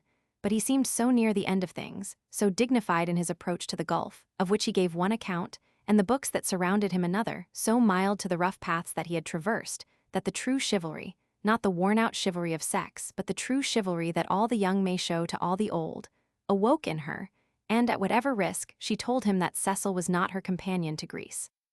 And she spoke so seriously that the risk became a certainty, and he, lifting his eyes, said, You are leaving him. You are leaving the man you love. I had to. Why, Miss Honeychurch, why? Terror came over her and she lied again. She made the long, convincing speech that she had made to Mr. Beebe and intended to make to the world when she announced that her engagement was no more. He heard her in silence and then said, "My dear, I am worried about you. It seems to me," dreamily, she was not alarmed, "that you are in a muddle." She shook her head. Take an old man's word, there's nothing worse than a muddle in all the world. It is easy to face death and fate and the things that sound so dreadful. It is on my muddles that I look back with horror, on the things that I might have avoided. We can help one another but little. I used to think I could teach young people the whole of life, but I know better now, and all my teaching of George has come down to this: beware of muddle. Do you remember in that church, when you pretended to be annoyed with me and were? Do you remember before, when you refused the room with the view? Those were muddles, little but ominous, and I am fearing that you are in one now. She was silent. Don't trust me, Miss Honeychurch. Though life is very glorious, it is difficult. She was still silent. Life, wrote a friend of mine, is a public performance on the violin in which you must learn the instrument as you go along. I think he puts it well. Man has to pick up the use of his functions as he goes along, especially the function of love. Then he burst out excitedly. That's it, that's what I mean. You love George.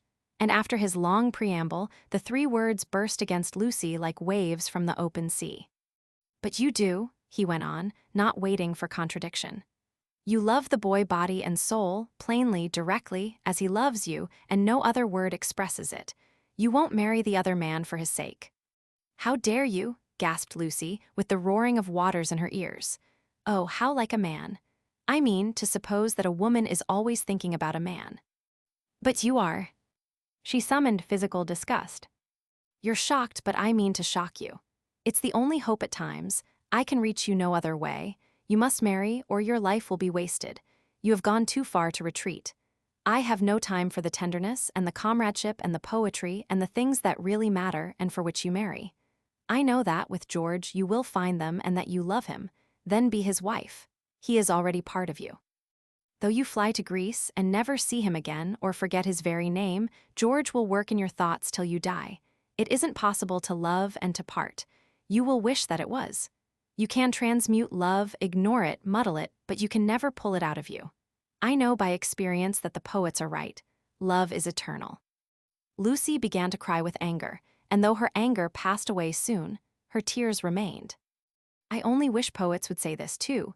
Love is of the body, not the body, but of the body. Ah, the misery that would be saved if we confessed that. Ah, for a little directness to liberate the soul. Your soul, dear Lucy. I hate the word now because of all the cant with which superstition has wrapped it round. But we have souls.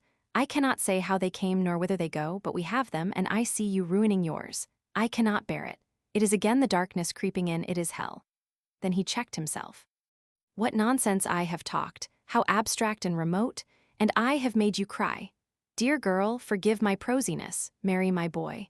When I think what life is, and how seldom love is answered by love, marry him. It is one of the moments for which the world was made. She could not understand him. The words were indeed remote. Yet as he spoke, the darkness was withdrawn, veil after veil, and she saw to the bottom of her soul. Then Lucy. You've frightened me, she moaned. Cecil, Mr. Beebe, the tickets bought everything.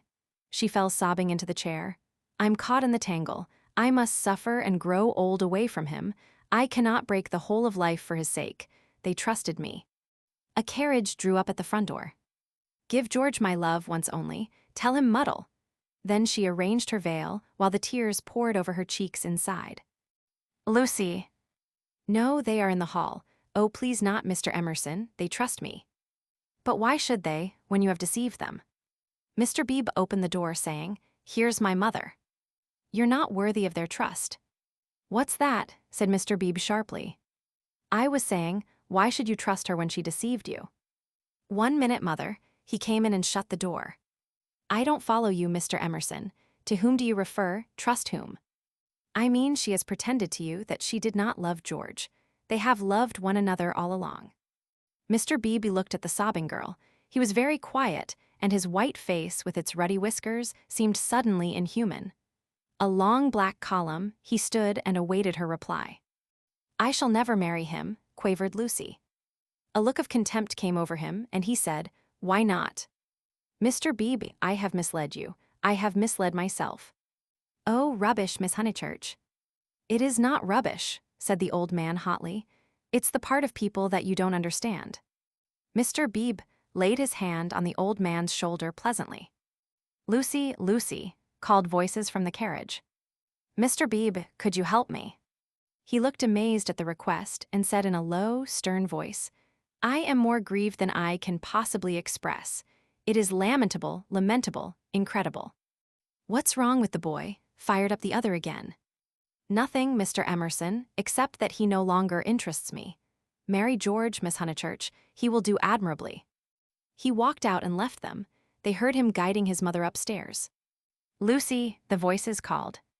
She turned to Mr. Emerson in despair, but his face revived her.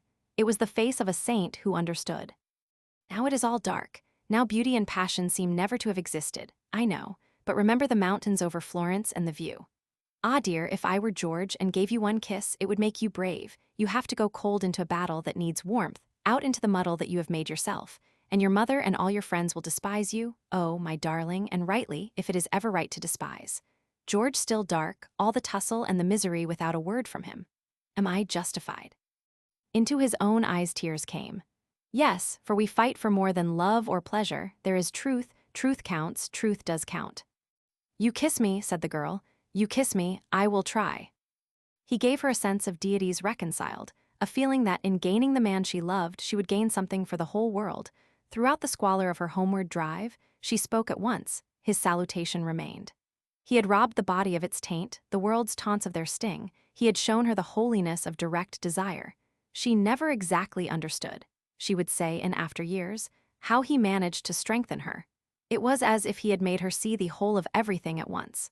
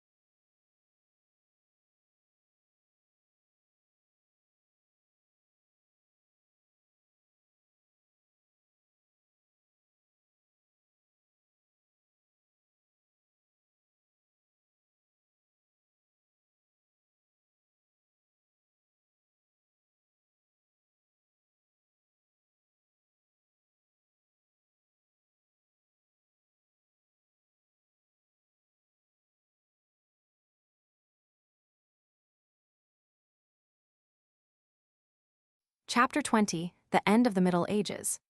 The Miss Allens did go to Greece, but they went by themselves. They alone of this little company will double Malia and plow the waters of the Saronic Gulf. They alone will visit Athens and Delphi and either shrine of intellectual song, that upon the Acropolis, encircled by blue seas, that under Parnassus, where the eagles build and the bronze charioteer drives undismayed towards infinity. Trembling, anxious, cumbered with much digestive bread, they did proceed to Constantinople, they did go round the world. The rest of us must be contented with a fair, but a less arduous, goal. Italium petimus, we return to the Pension Bertolini. George said it was his old room. "No, it isn't," said Lucy, "because it is the room I had, and I had your father's room. I forget why, Charlotte made me for some reason." He knelt on the tiled floor and laid his face in her lap. "George, you baby, get up." "Why shouldn't I be a baby?" murmured George.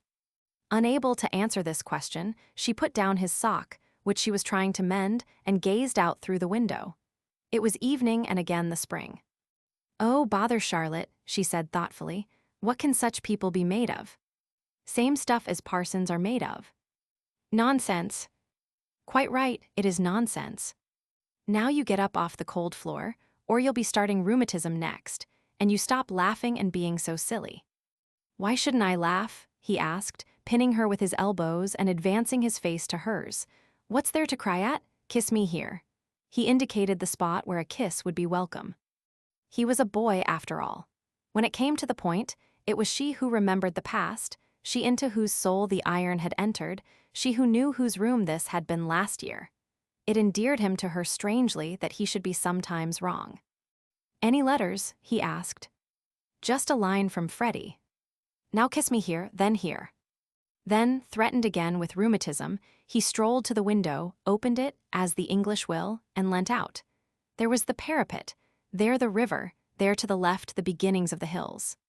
The cab driver, who at once saluted him with the hiss of a serpent, might be that very Phaethon who had set this happiness in motion 12 months ago. A passion of gratitude, all feelings grow to passions in the South, came over the husband, and he blessed the people and the things who had taken so much trouble about a young fool. He had helped himself, it is true, but how stupidly. All the fighting that mattered had been done by others, by Italy, by his father, by his wife. "Lucy, you come and look at the cypresses, and the church, whatever its name is, still shows." "San Miniato, I'll just finish your sock." "Signorino, domani fermo uno giro," called the cabman with engaging certainty. George told him that he was mistaken. They had no money to throw away on driving. And the people who had not meant to help, the Miss Lavishes, the Cecils, the Miss Bartletts. Ever prone to magnify fate, George counted up the forces that had swept him into this contentment. Anything good in Freddie's letter? Not yet. His own content was absolute, but hers held bitterness. The Honeychurches had not forgiven them.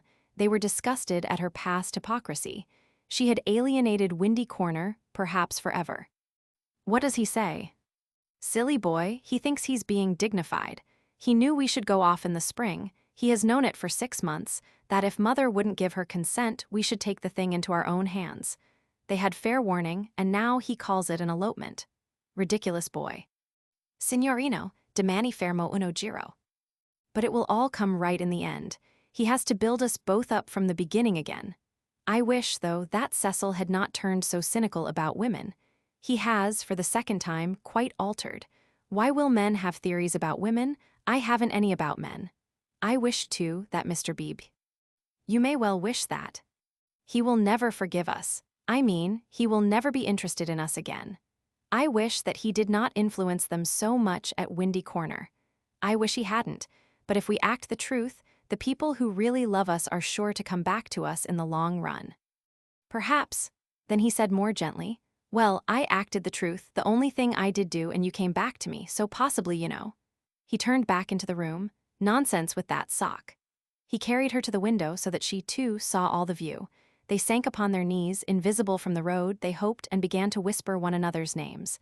Ah, it was worthwhile. It was the great joy that they had expected, and countless little joys of which they had never dreamt. They were silent. "Signorino, domani fermo." "Oh, bother that man."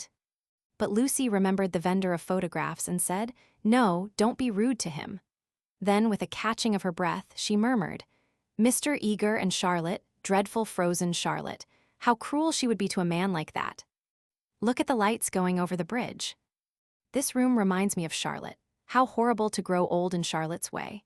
To think that evening at the rectory that she shouldn't have heard your father was in the house. For she would have stopped me going in, and he was the only person alive who could have made me see sense. You couldn't have made me. When I am very happy," she kissed him, "I remember on how little it all hangs. If Charlotte had only known, she would have stopped me going in, and I should have gone to silly Greece and become different forever." "But she did know," said George.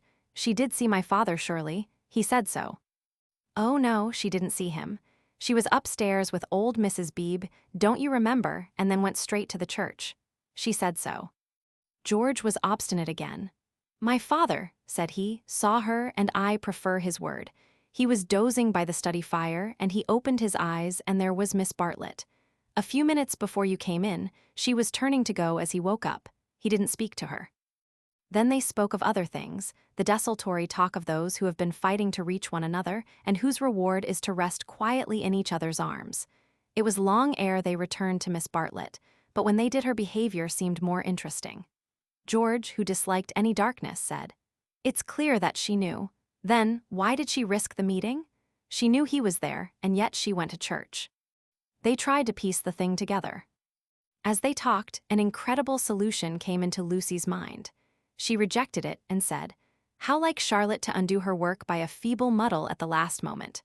But something in the dying evening, in the roar of the river, in their very embrace, warned them that her words fell short of life, and George whispered, "Or did she mean it?"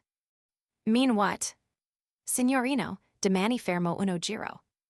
Lucy bent forward and said with gentleness, "Lascia prego, lascia, siamo sposati." "Scusi tanto, signora," he replied in tones as gentle, and whipped up his horse. "Buona sera, e grazie." "Niente." The cabman drove away singing. "Mean what, George?" He whispered, "Is it this? Is this possible? I'll put a marvel to you that your cousin has always hoped.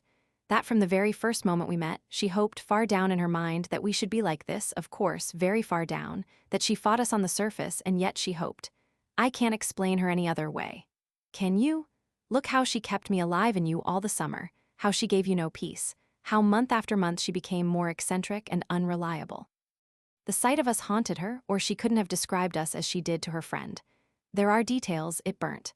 I read the book afterwards. She is not frozen, Lucy, she is not withered up all through. She tore us apart twice, but in the rectory that evening she was given one more chance to make us happy. We can never make friends with her or thank her. But I do believe that, far down in her heart, far below all speech and behavior, she is glad." "It is impossible," murmured Lucy, and then, remembering the experiences of her own heart, she said, "No, it is just possible." Youth enwrapped them. The song of Phaethon announced passion requited, love attained. But they were conscious of a love more mysterious than this.